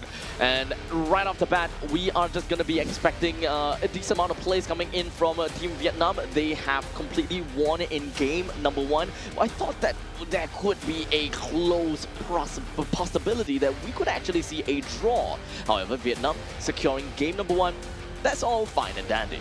Yeah, I mean, that was LFAM just being on top of the decode disrupts, just making sure that the Cypher map pressure was dealt with. The mechanic presents that kind of pressure, but with the Puppeteer being gone, taken out of the equation, LFAM makes the critical decision making to actually take out the first officer as well. So very good target prioritization, not playing around with the archer, didn't stick around for the kite, and then went for the first officer next, and when they were left 2v1, there was nothing much that they could have done.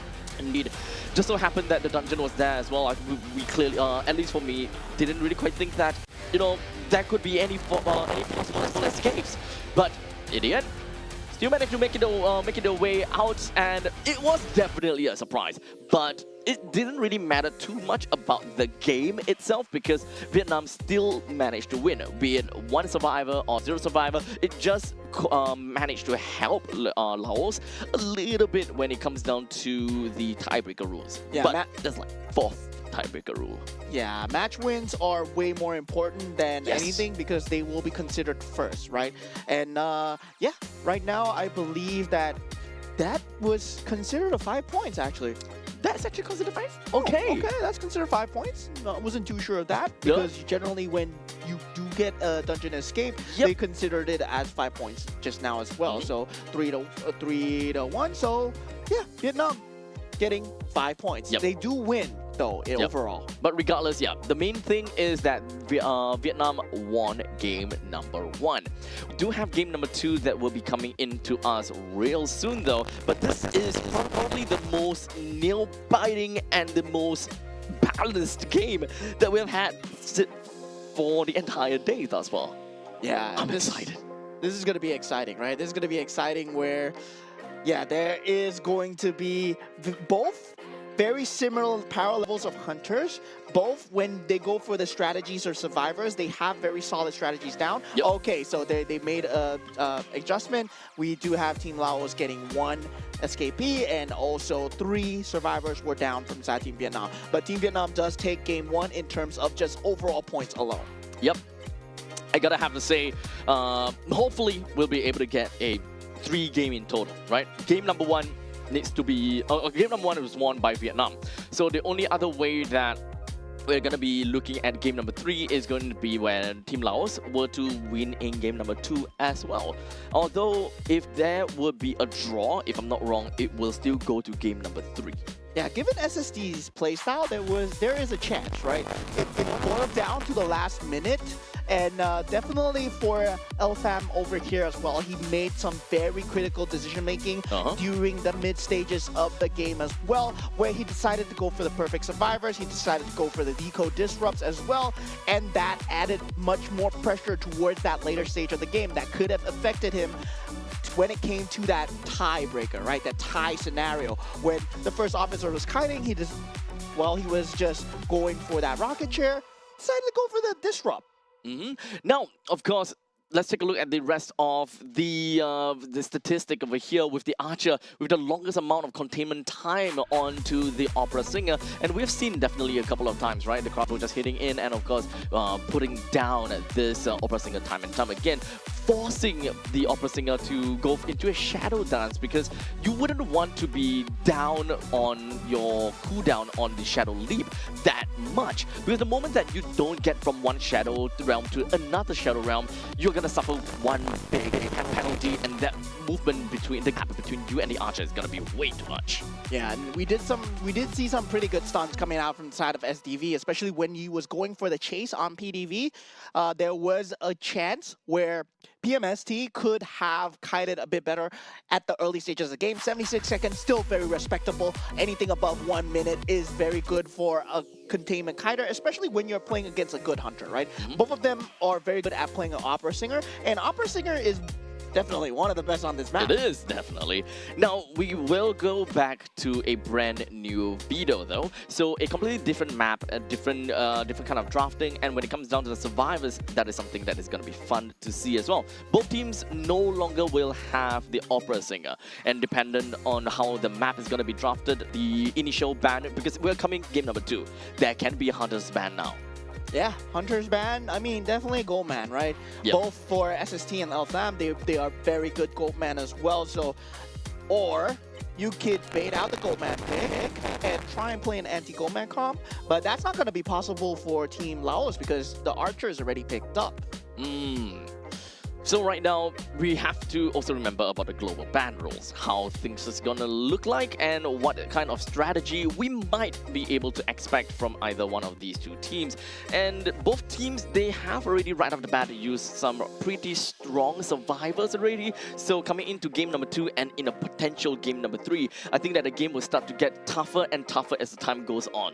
Yeah, so now we have Lakeside Village being banned out from the side of Team Laos, and for the side of Team Vietnam, they do pick up Chinatown, and they will be on the survivor side. Meanwhile, Team Laos will be on the hunter side, so SST will be starting once again as the hunter first. Okay, so at this point, the main thing that we want to see is, I think that both teams have yet to play an aeroplanist, which is going to be pretty darn good in Chinatown as a favorable survivor. The main thing that we want to see is to be able to punish immobile hunters, if the hunter is even going to be immobile to begin with, right? So what you want to do as the hunter, you want fast chase potential, you want to be able to do certain amount of area denial. This is a very mobile dependent map in competitive play. Yeah, Chinatown very good, known for the loops as well, and definitely just banning out the Goldman.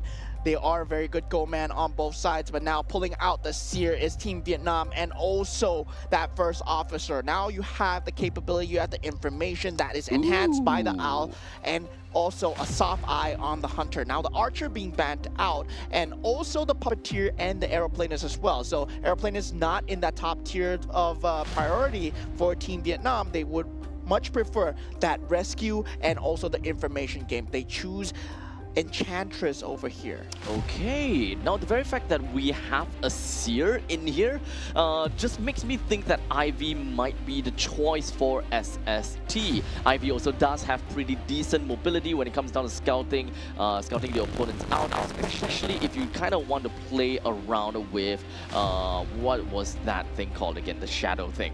We'll just call it a shadow, right? So ultimately, for me at least, I want to see the shadow. I want to see Ivy played out. Oh, is that locked in? Is that locked in? For the fire?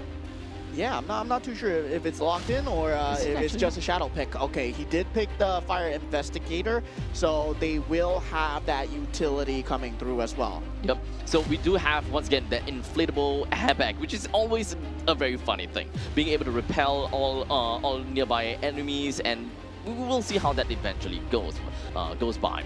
Now, SST. Now the ball is going to be on his court. With this survivor lineup, single assist, a double assist, single contain, and a rescue.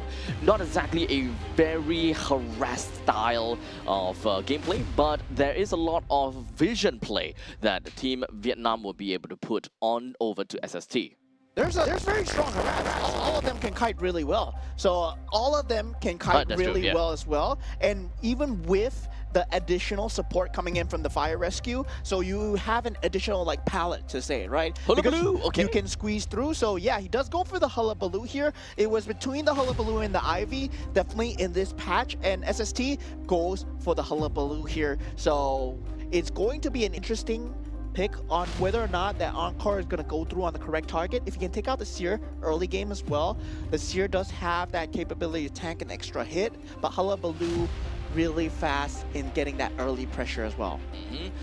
Now, coming in to this game, having to see a Hullabaloo in Chinatown, I think that's pretty okay, especially if you want to be put on a lot of pressure on any one of these characters. Now, the only problem is the fact that Enchantress kind of want to be close.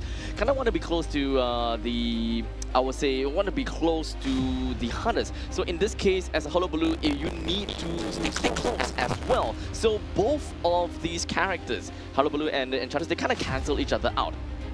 Yeah, at the same time, you want to build up the curse stacks, and also you have that Seer, right? The ability to see the hunter when you see the hunter. But you can see him 5 seconds afterwards after you spot them as well. So there is that capability, and there's gonna be that question of that decoder as well. That Chinatown is really good for its tight loops. They have a lot of obstacles. There's also verticality involved where you can play the second floors of a lot of these shop houses. And also there is a lot of pallet density when it comes to that bottom left section of the map here. Now SST going for that insolence into that hunter's instinct and also having that trunk card and that berserker as well. Okay, nothing too out of the ordinary here. Everyone with the audience effect, with a couple of tight turners here and there from the fire investigator and the first officer. Other than that, it's just doctors as well as for the side of healing. There has been picked up for a couple of them, and of course, let's not forget about the Weber's Law, whereby you will be able to get increased movement speed temporarily when chased, which is something that we'll want to see out of the first officer. Yeah, so they nullify the early game pressure by just having the seer, right? You can see the hunter straight away when you are starting out the game. Now, getting on that fry stack onto Quack, that will be his target of choice for the first chase. The first kite will now begin on the Enchantress, and the Enchantress, well, he has the stuns to work with. How will this first fight go? He's going to be running straight in, destroying the first pallet that he sees. He does have Quack right in his face, playing as the Enchantress. Well, the Enchantress currently already have a red and a white stack on him. Just going to be left with a single black one, which is actually in a pretty good space. But with that all said, looks like the infeasible will go down. I love that. I love that. It's always going to be funny to see. Yeah, Fire Rescue coming in for the support. That mini stun coming through from the side of Quack. He does have that power to work with. He will get that power down so far. The decode at 50% so far. Now the trapeze will go through. And now with the owl timing. Not gonna encore, but it will be able to get the clone out in order to try to get that white color in. Goes in for the trapeze. However, the curse stack will come up. Gets a short little stun down over to the hullabaloo. And now Quack is just waiting for the perfect time to go in. And black color, he's gonna have to turn things around.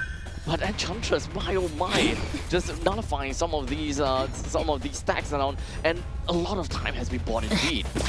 Yeah, still playing around, knows that the double surprise is not available. There we go. White eventually found. Enchantress still respectable kite, right? 1 minute and 40 seconds. If you take a look at decode, 93, 93, 88. And with the first officer still available with the tie turners, they have 2 tie turners that they can use from the fire investigator and the first officer. So officer investigator will be coming in for that support right now. Yep. So I'm pretty sure that there will be a lot of possibilities that we can see. And Yuan coming in with that with a black stack onto him. He's gonna be changing his targets as of this point in time. A little bit of hypnosis, but red color will eventually be popped right now. Enchantress manages to get himself running away at this point, but he does have a red stack onto him, so a little bit more before the Enchantress would eventually be taken down. Quack back again at the second floor, played around with verticality, but the main thing is to drag SST away from where the decoders are. Yeah, keeping him at this area is very key in the Team Lao strat right now,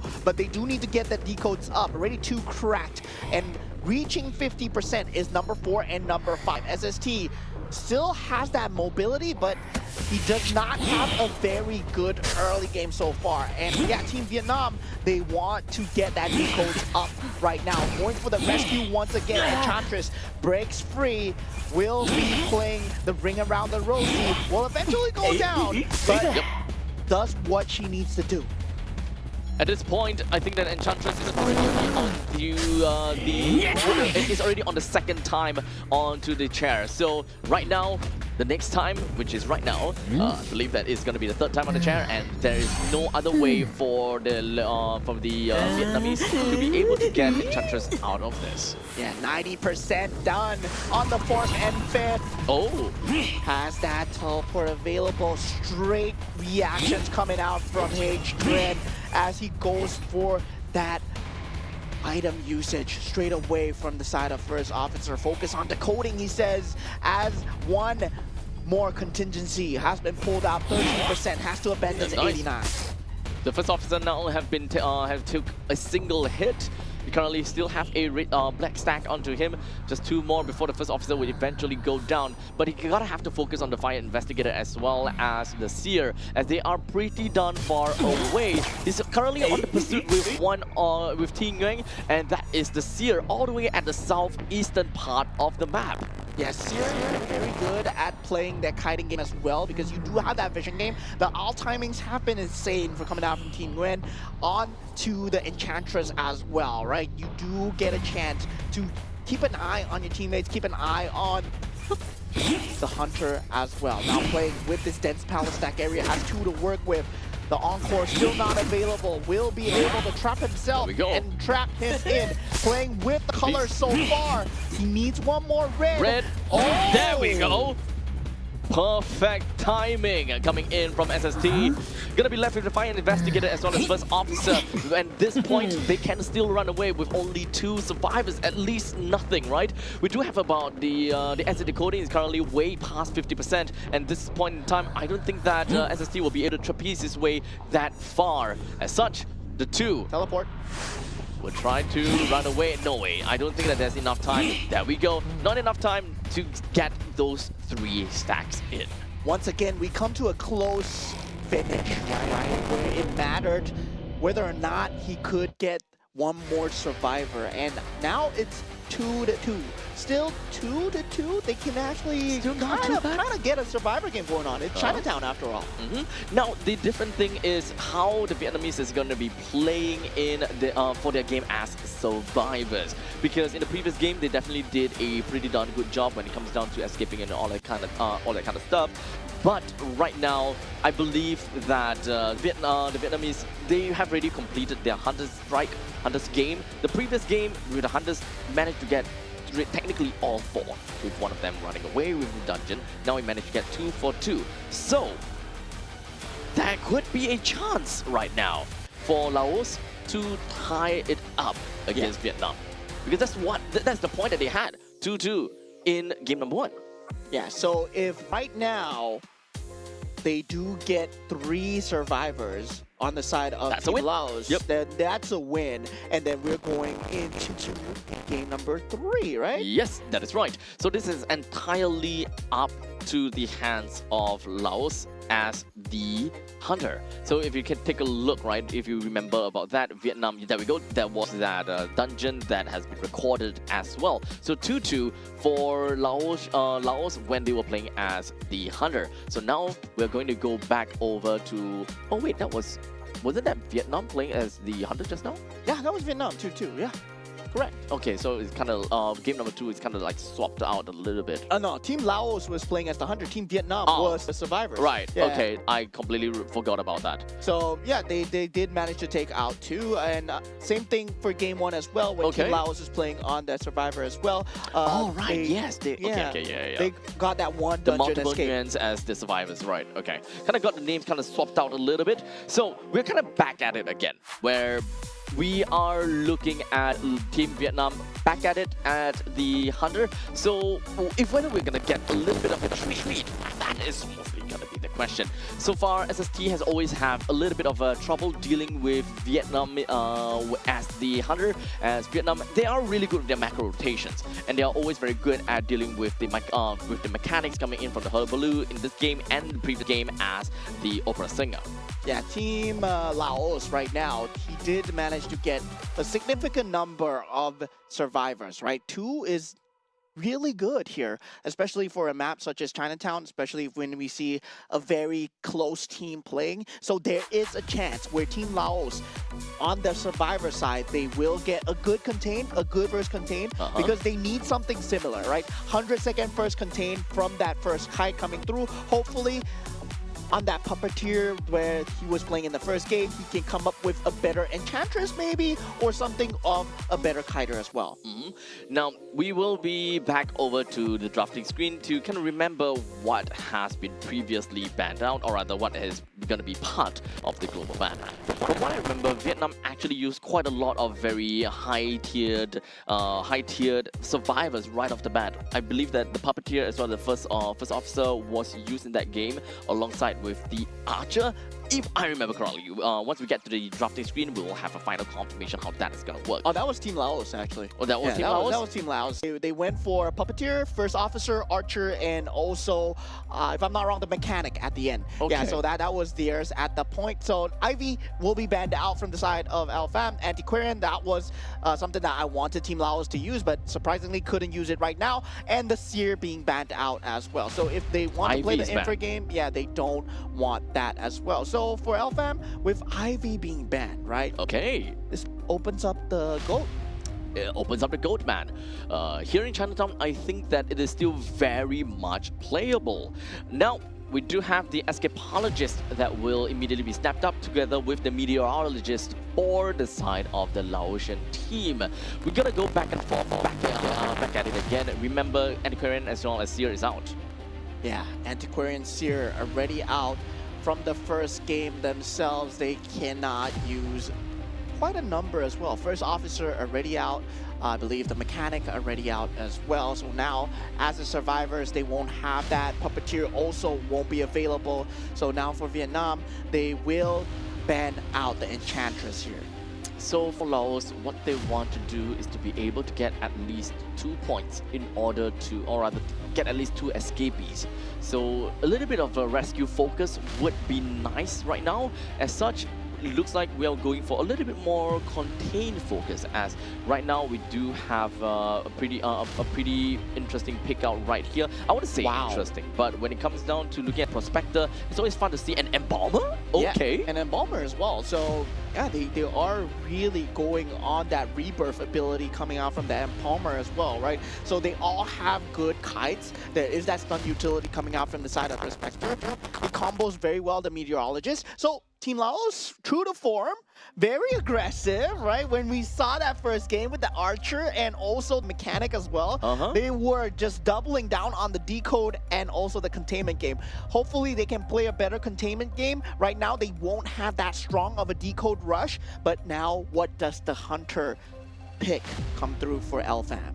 So this current setup has quite a bit of kite with stun utilities, mobility from the escapologist, and a bit of environmental utility from the meteorologist. And for the Embalmer, it's just revival. So a lot of time can be bought. So chases are generally gonna be my answer for LFAM.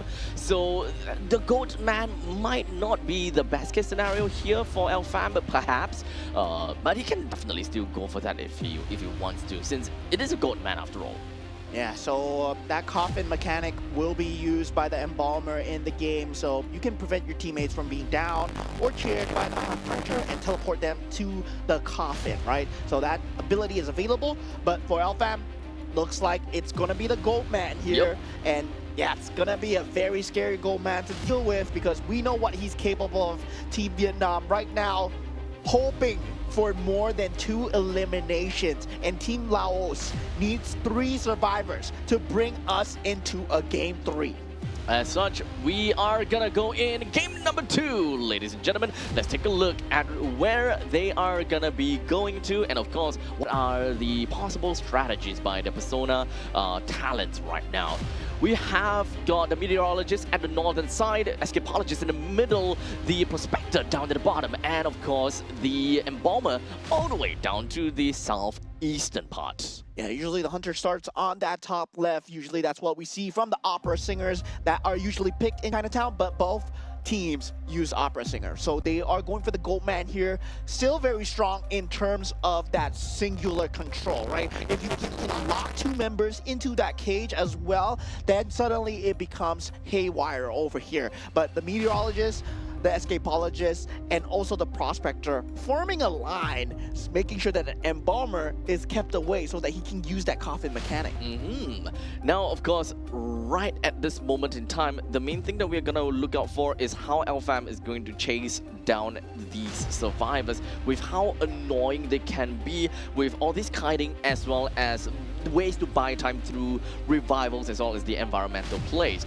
Now, you also do have to ensure, remember that the Prospector can give a pretty darn good stun, but it's not that big of a deal for Goatman, because the Goatman generally can play away from these obstacles because of how the Dominion eventually works out. Yeah, going for that destructiveness, Berserker, Hunter's Instinct, Detention into Trump card. That will be Alfam. Very standard build here, getting that early game movement speed. At the same time, when a survivor is tied down to a rocket chair, you get extra attack speed.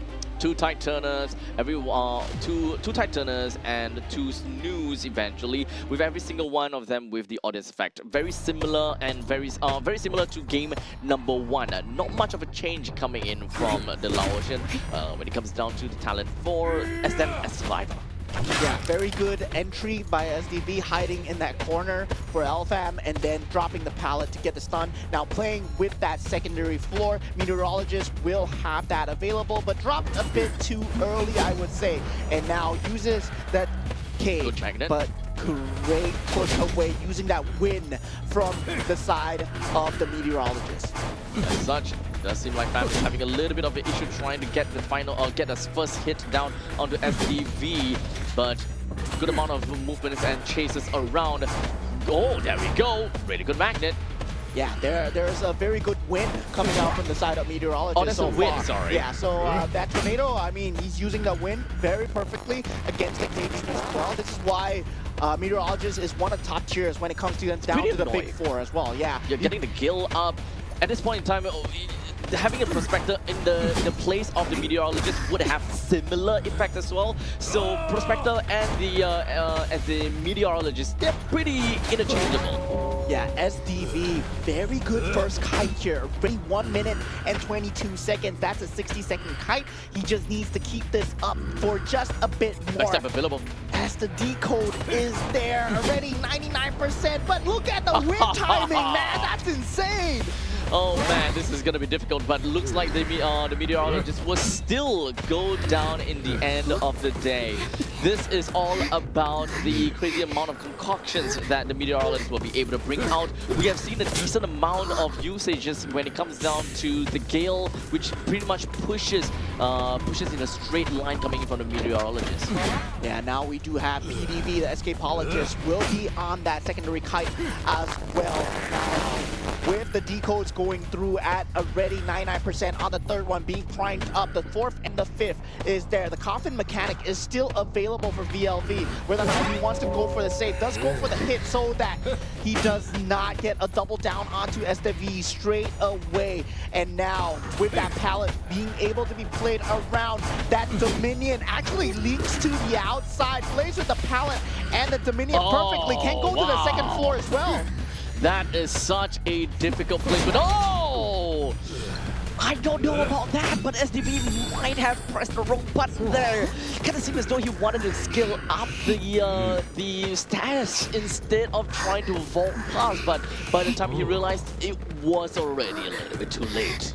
Yeah, coffin mechanic will be up in 5 seconds once again. Right, involvement really at low ADP. Gets hit down right now and still going for that smoke screen into that save so far. SDV being tracked down from the side of Fam. Goes for that hit into the pallet, expecting him there. But looking at the decode coming out from the side of Team Laos, they might actually do this as Accelerate decoding has been activated. 3 minutes is already up. Meteorologist still making a run for it. They still have 4 members remaining right now, and 4 decodes will be done. Yep. Unfortunately for the Meteorologist, he's going to be taken out of the game right about now, but he has already bought more than enough time. In total, 3 minutes and 35 seconds of total containment against the Goatman. Escapologist at this point in time is just 1 hit away from being strapped into a rocket chair as well. But not too big of a deal. The primed ciphers is only at 99% with 3 ciphers already done. So they gotta have to look out for one last cipher currently at 10% and 15%, which is what they're gonna be working on right now. Yeah, PMST finds that vault into that pallet, but does get it down just a bit there. And now with that, VLV making a run for it. Oh, Cage does catch her though. The timing though. The really good Cage manages to send VLV all the way back to him. Kind of seemed as though Alfam was looking to, you know, jump himself over to the opposite side. But what happened on the other hand instead is that the Survivor ran straight into the edge and going straight into the Goatman himself. Oh, the minion into smoke screen does get blocked by that pole. PDV could not make it through back into that cage there as he will be ballooned up right now. And Balmer still can't save PDV.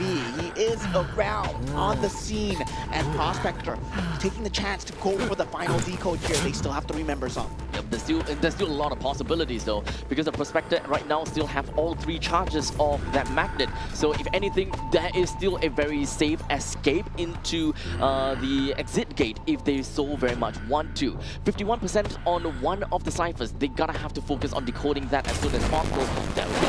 But unfortunately, that backstab though!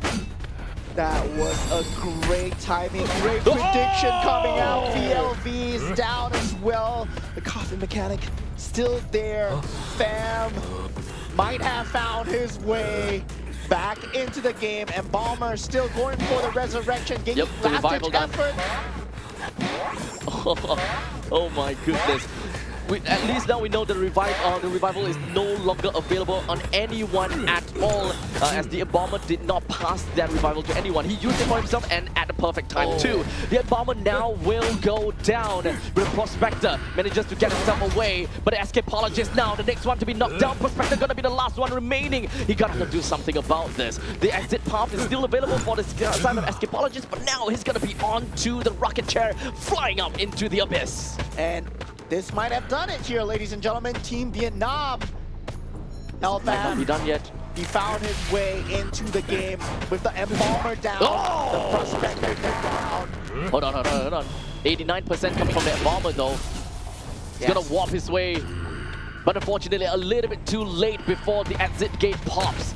And Bomber now will get himself running away. Resentment currently down up to 40, and now he will be able to create that one and try to get himself locked in together with the Embalmer. But now down he goes, back over the Prospector. 87%, he's back up again. Yeah, does not have that work gate anymore, but still, as the Gold Man, you will have that cage available, especially if you can play it very well. But does get that magnet through onto the side of PMST, playing that stairs very well. But still 2 members. Vietnam managing to close the game out, getting both the Embalmer and the Prospector down onto their knees. And all they gotta do is to close out this game with a single rocket chair. Unless there's another dungeon. But no, that's not gonna be the case. Yeah, Team Vietnam will be taking the win here in a very close fashion against Team Laos. It came down to the wire in the end. The decode speed was slightly slowed. Slightly slowed towards the end, but we saw the vision, right? They were that close, and that was a great kite coming in from the meteorologist as well, using the gust very well, especially in the early stages of the game. Now, I genuinely thought that could be a case of draw in favor for Laos because of the fact that they managed to get so many of the many of those ciphers primed up, and I really want to see them moving forward with this and try to go into game number 3. But alas, they kind of stalled and stopped at the final cipher at 51%.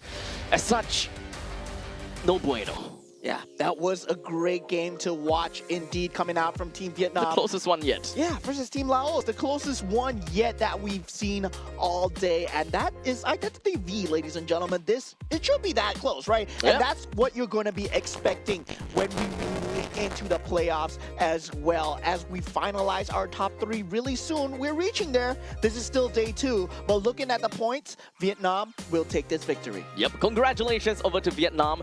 They are now probably, I think that they're probably on the 4th place, either 4th or 3rd, because I'm not very sure how Singapore is placing as of now.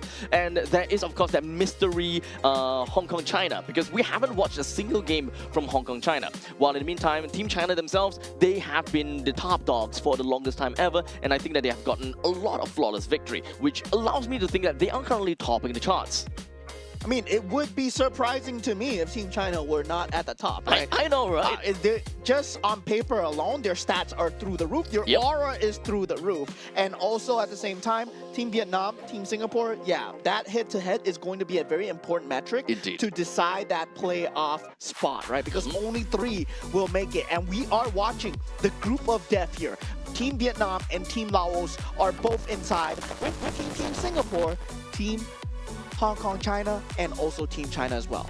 Let's take a look at the post-match statistics. We do have the total of 21 survivors hit by LFAM, while in the meantime, total of 11 knockdowns. With a total containment from the side of the meteorologist at 121. Pretty darn good if you ask me. And in the meantime, we do have the Embalmer at 63. So they did manage to rack up quite a bit of number, but they did not manage to finish and close it off. Yeah, the decode speed coming through a little short at the end, 53%. And also there was one that's very close. And I find that LFAM, he is very good at disrupting the decodes and taking map control. Even on a hunter such as Goldman, he identified the decode very fast, and that 59% became 11% in a jiffy. Now, there's one thing that kind of puzzles me a little bit when it comes down to the Laotian play at the final moment, right? Where there were 3 of them that got stuck in the Dominion together. I thought that it would have been great if the Embalmer already had his revival. He should be more or less safe and sound. We don't really need the Prospector to be anywhere around, or the Escapologist at the point in time. One of them gonna have to work on those decoding. I can understand that Prospector would want to get in because he can still use his magnets. Otherwise, those magnet charges can contribute to the escape, to the exit gate usage later on. Yeah, sadly, the only one that was able to free them from the chair was VLV on the Embalmer, and there was no mechanics to stop that body block coming in from LFAM, right? You saw the body block, yeah, he went in between the chairs, couldn't get the rescue off on the Escapologist, and then that eventually cost them the game for this half. I think what they wanted to do was a little bit of a teamwork kind of play, right? Kind of have the Prospector stun down the Goatman while the Embalmer goes straight in for the revive, hopefully to get all 3 of them running away. But in the end of the day, the Goatman can still manage to chase down one person, and that will always depend on who is going to be the unlucky guy. Yeah, and there we see the containment coming in from the side of STV as well. Very respectful early containment, 121 seconds. Yeah, just 20 more seconds close. It would have been close to Team Vietnam's containment score. But then again, that 20 seconds could have mattered in that early containment play. But still not exactly the highest in terms of containment. I believe the highest was like 190 plus by the Antiquarian. Yeah, close to 200 seconds, man. Close to 200. Yeah. If I remember correctly, it was like 193 or 197? 194. 194. Close enough. I remember it's 3 minutes and 14 seconds. That's currently the highest containment record that we've seen so far. Kinda crazy. Today we had a lot of records actually. Yes, indeed. 3 minutes and 14 seconds containment. We had a sub 2 minute game coming out from the side of Team China as well. That was complete speed run, and we did have a lot of new debut hunters in the pool as well. We've got Bon coming in. I think the main thing that really just made me really stoked, in fact, is that we see Bomberman in this game. Yeah. We see Guard 26 come out, and also Fool's Gold as well. Oh, Fool's Gold, yes. Very good treat today so far. Back to back, we have been having a lot of fun here. Yes, and we are gonna have a little bit more fun in a bit later on, as well as we're gonna go off for a short break and preparing ourselves for the final match of today. So for those people that are tuning in, please don't go anywhere too far. We're gonna go off for a short break. You have been watching the 2026 Asian Games Qualifiers for Identity V. Don't go anywhere too far. We'll be right back. Engineered for you. Gamers, hybrid workers, artists, backing your every move.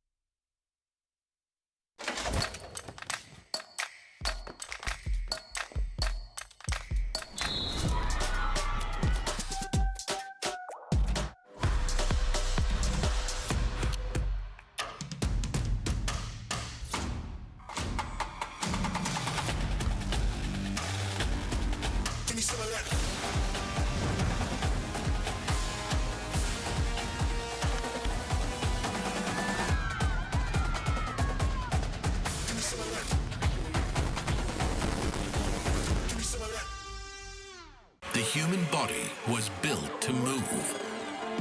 Not trapped at a desk in one singular posture for 12 hours a day. It's time your chair evolved. This is Secret Lab Titan Evo.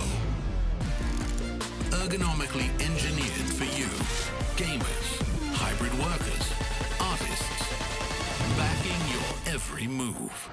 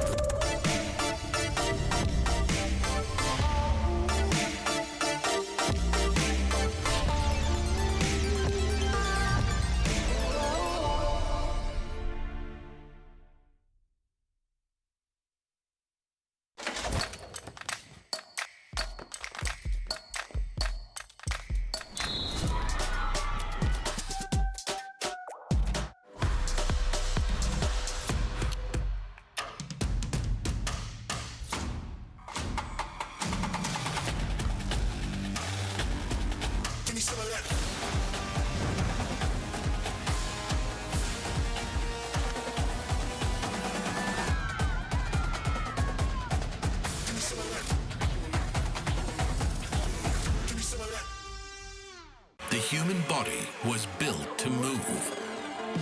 Not trapped at a desk in one singular posture for 12 hours a day. It's time your chair evolved. This is Secret Lab Titan Evo. Ergonomically engineered for you, gamers, hybrid workers, artists, backing your every move.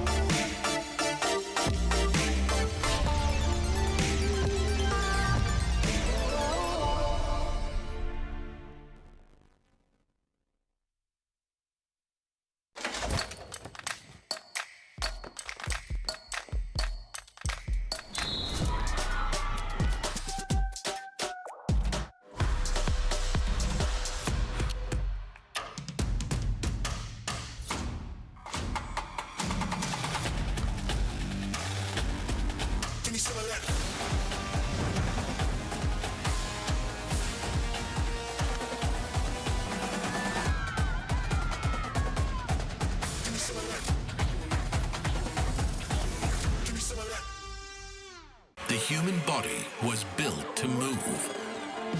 Not trapped at a desk in one singular posture for 12 hours a day.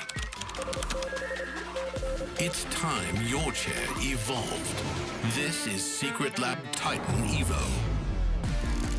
Ergonomically engineered for you, gamers, hybrid workers, artists, backing your every move.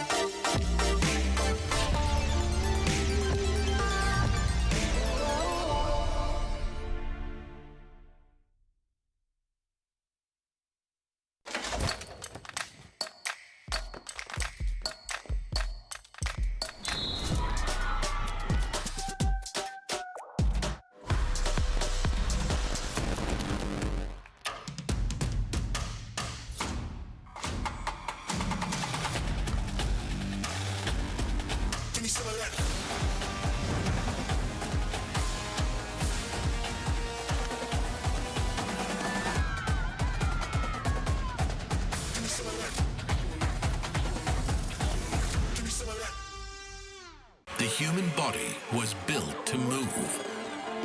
Not trapped at a desk in one singular posture for 12 hours a day. It's time your chair evolved. This is Secret Lab Titan Evo. Ergonomically engineered for you, gamers, hybrid workers, artists, backing your every move.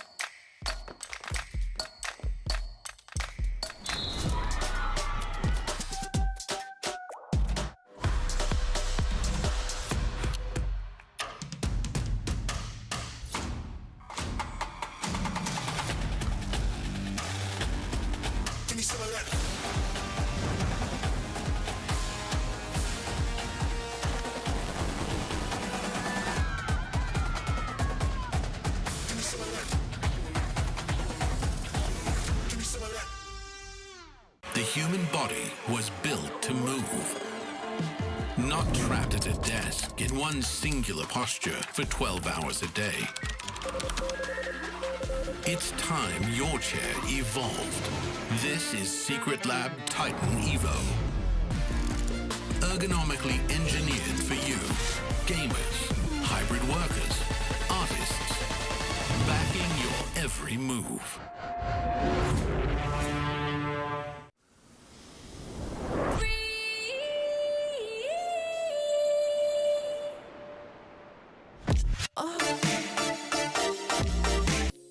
And ladies and gentlemen, welcome back again. We are about to close out the day. I sincerely have thought that we would have another game because I kind of completely lost track of time. It's currently like 6:30 p.m. GMT plus 8 Singapore time, and I thought that we had another one. I thought we overran. Yeah, game number 6 is gonna be on my phone, and I'm just gonna play it now. Fair. Let's hit some games. That's what's gonna happen. But before we come with you with today's standings, of course, we would like to thank our co-organizers who have gladly organized this event, SGEA and also Zenway Productions. And in sport promotion, we have Sport Singapore, and our official integrated resort partner. We are here right now at Resorts World Sentosa, and our official partner, My Republic, and also Secret Lab. Wait, I have problems with directions, as you guys can clearly tell. Yeah, Secret Lab, My Republic. Yeah, there we go. And of course, all of this would not be possible if not for every single one of you guys on the live stream as well. You know, every now and then, we, at least, you know, I have a laptop over here. I would just kind of like watch the chats every now and then. So you guys have been really helpful, and of course, I love the fact that everyone is, you know, talking about the game and very passionate about the game as well. Yeah, a lot of support for the teams, a lot of positive mental chats that we see. Yes, indeed. It does really bolster the community. It keeps the game going as a competitive spirit as well. Now, without a doubt, we are about to close out the game, or rather to close out the day. Game 6. And we, I mean, sure, Game 6 is us playing at this point in time. But we are waiting for the standings to eventually appear, and we can take a look exactly what to expect. So in the meantime, let us have a little bit of theorizing. Who do we believe is at the top 3 as of now? Let me just pop right up and take a look at the groupings as of here. Let me take a look. Group A. Okay, let's take a look at Group A. Who do we think is the top 3? I mean, Group A has both South Korea and also Team Malaysia as well, right? So I would say Team Malaysia in terms of experience alone are there, but Team Korea has a pretty strong team as well. Yeah, I mean, okay. So I mostly just want to look at things in a very objective view, right? When it comes down to Identity V, it is not an easy game for anyone to just pick it up within a month or two. Yeah. You gotta have a lot of experience in order to do that. As such, the main thing that I want to look out for in a very objective way is any teams that are invited or any teams that have qualified into this qualifiers itself. They are the one that I will look out for, and they are the one that I will expect them moving forward. So unfortunately, for the side of Group A, Team Kazakhstan as well as Team Mongolia, they are the one that will probably be all the way down at the bottom because of the rising competition that they are facing up against with Team Malaysia, Team Philippines, and Team South Korea. Yeah, I would say, yeah, that really tracks. That Team Malaysia will be at the top, and then the bottom's places will be there, right? Yep. But only top 3 from Group A Only will top 3. make it into playoffs. Now let's talk about Group B. All Right? Group B, I would say pretty similar, right? The bottom few, there it will be the Team Kazakhstan that will be over there, pretty new as well. Yep. But Team Tajikistan is also the other one that I'm kind of looking at because Indonesia, Thailand, and Chinese Taipei, they're the ones that are invited and qualified. yeah. Right? So honestly, this is what we kind of look at in a very objective way, but we as a commentator, we always like to see a really good narrative. Thus, wildcards as well as these kind of dark horses are what we always want to see. Yeah, in terms of just mobile gaming itself, in terms of just esports itself, right? It has been growing a lot in Team Thailand and Team Indonesia's region where they're from as well. Yep. So we do see a boom, and they are more willing to learn this as an esports, right? Identity V community now getting bigger because of Asian Games as well, spreading the word. And I would feel that, yeah, they would become very valuable players, especially when it comes to the playoffs, when it comes to just throwing things up, right? Mixing it up, make sure that Team Chinese Taipei needs to stay on their toes. Now, okay, we'll take a look at Group C, the Group of Death. In fact, we have Team China, Team Hong Kong China, Vietnam, Singapore, Laos, as well as Sri Lanka. We definitely know that Sri Lanka is having some difficulties right there.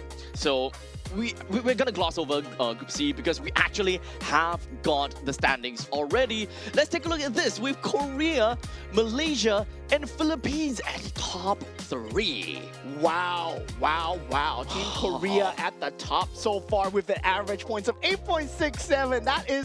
That points that bring them up 6-7. Anyway, for Team Malaysia, it's 8.33. And for Team Philippines, close third with 1 match win and -2 net wins. So they played 3 total matches today and 3.16. So I think it's fair to believe that every single one of the players in Group A has played a total of 3 games today. So when it comes down to Chinese Taipei, they won all 3 games likely against Indonesia. Wait, hold on. We already look at Group B. Never mind. So let's take a look at Group B right now. Chinese Taipei currently with a total of 3 games won, so they didn't lose any games. So as much as possible, it's either you have a total of 3 games or you have 2 games right now. So Chinese Taipei, 3 games, they did not lose anything. While in the meantime for Thailand, they have 2 games won, so they likely lost 1 game. Not too sure exactly who is against whom though. And Indonesia coming in for 3rd place. In fact, really close to Tajikistan though. Yeah, there is that closeness factor, and things will be tossed up tomorrow as well as we approach our final day here at Asian Games. And finally, we have Team Kazakhstan all the way at the bottom with -6 net wins, only averaging a point of 0.67 once again. Okay, now the Group of Death. We got, of course, Team China all the way at the top of the board. They have managed to play a total of 4 games in total. While for Team Hong Kong China, they have 4 games in total done as well. Now, Team Vietnam, they are at top 3 instead of Singapore because right now Singapore has only managed to win a single game to their name. Yeah, that's going to be very intuitive, right? Where we talked about it today, Team Vietnam can potentially overtake Team Singapore in terms of getting the match wins, in terms of getting the average points as well. But Vietnam did play against Team Sri Lanka today and also played against Team Laos on the main stage, and they secured that 2-match wins for themselves. Yesterday, they played against Team China and got completely obliterated. Yep, so at this point, most of the teams at the top, number 1 and number 2, they have more or less cemented their slot, and they will be heading over to Aichi Nagoya's main stage games. But between Vietnam and Singapore, I think that this is where things will definitely start to kind of stir. So third and fourth, there will likely be a lot of turnarounds and kind of played arounds. So we can say the same thing for Group A between Philippines and Kazakhstan, and for Team B, Team Tajikistan and Indonesia. Yeah, so tomorrow we will have the conclusion of Asian Games when we are going to the day 3. It will be Singapore versus Sri Lanka, China versus Team Laos, Team Singapore versus Team Vietnam to close out that head-to-head. That is gonna be rough, right? To decide to actually decide if whether you make it to the main event at the final game against your exact head-to-head. Oh my. I never wanted for Singapore to win so badly, you know? Like, I feel my patriotic spirit boiling up right now. As a Singaporean, everyone wants to go to Japan, and I hope the Identity V, they can go to Japan. Oh God. Well, tomorrow is going to be one heck of a day. Tomorrow would be amazing. So to every single one of you guys that are watching at home, please mark your calendars as well as put a alarm there to make sure you guys come back in tomorrow at 10 a.m. Singapore time, GMT plus 8, because tomorrow is the conclusion, and tomorrow is where things will definitely start to shake and rock up a little bit. Yeah, thank you guys for joining us today and day 2 of Asian Games for more Identity V action. Do check us out tomorrow. I've been your caster Momad. Join with me is Abstract. We wish you guys a good night. Goodbye.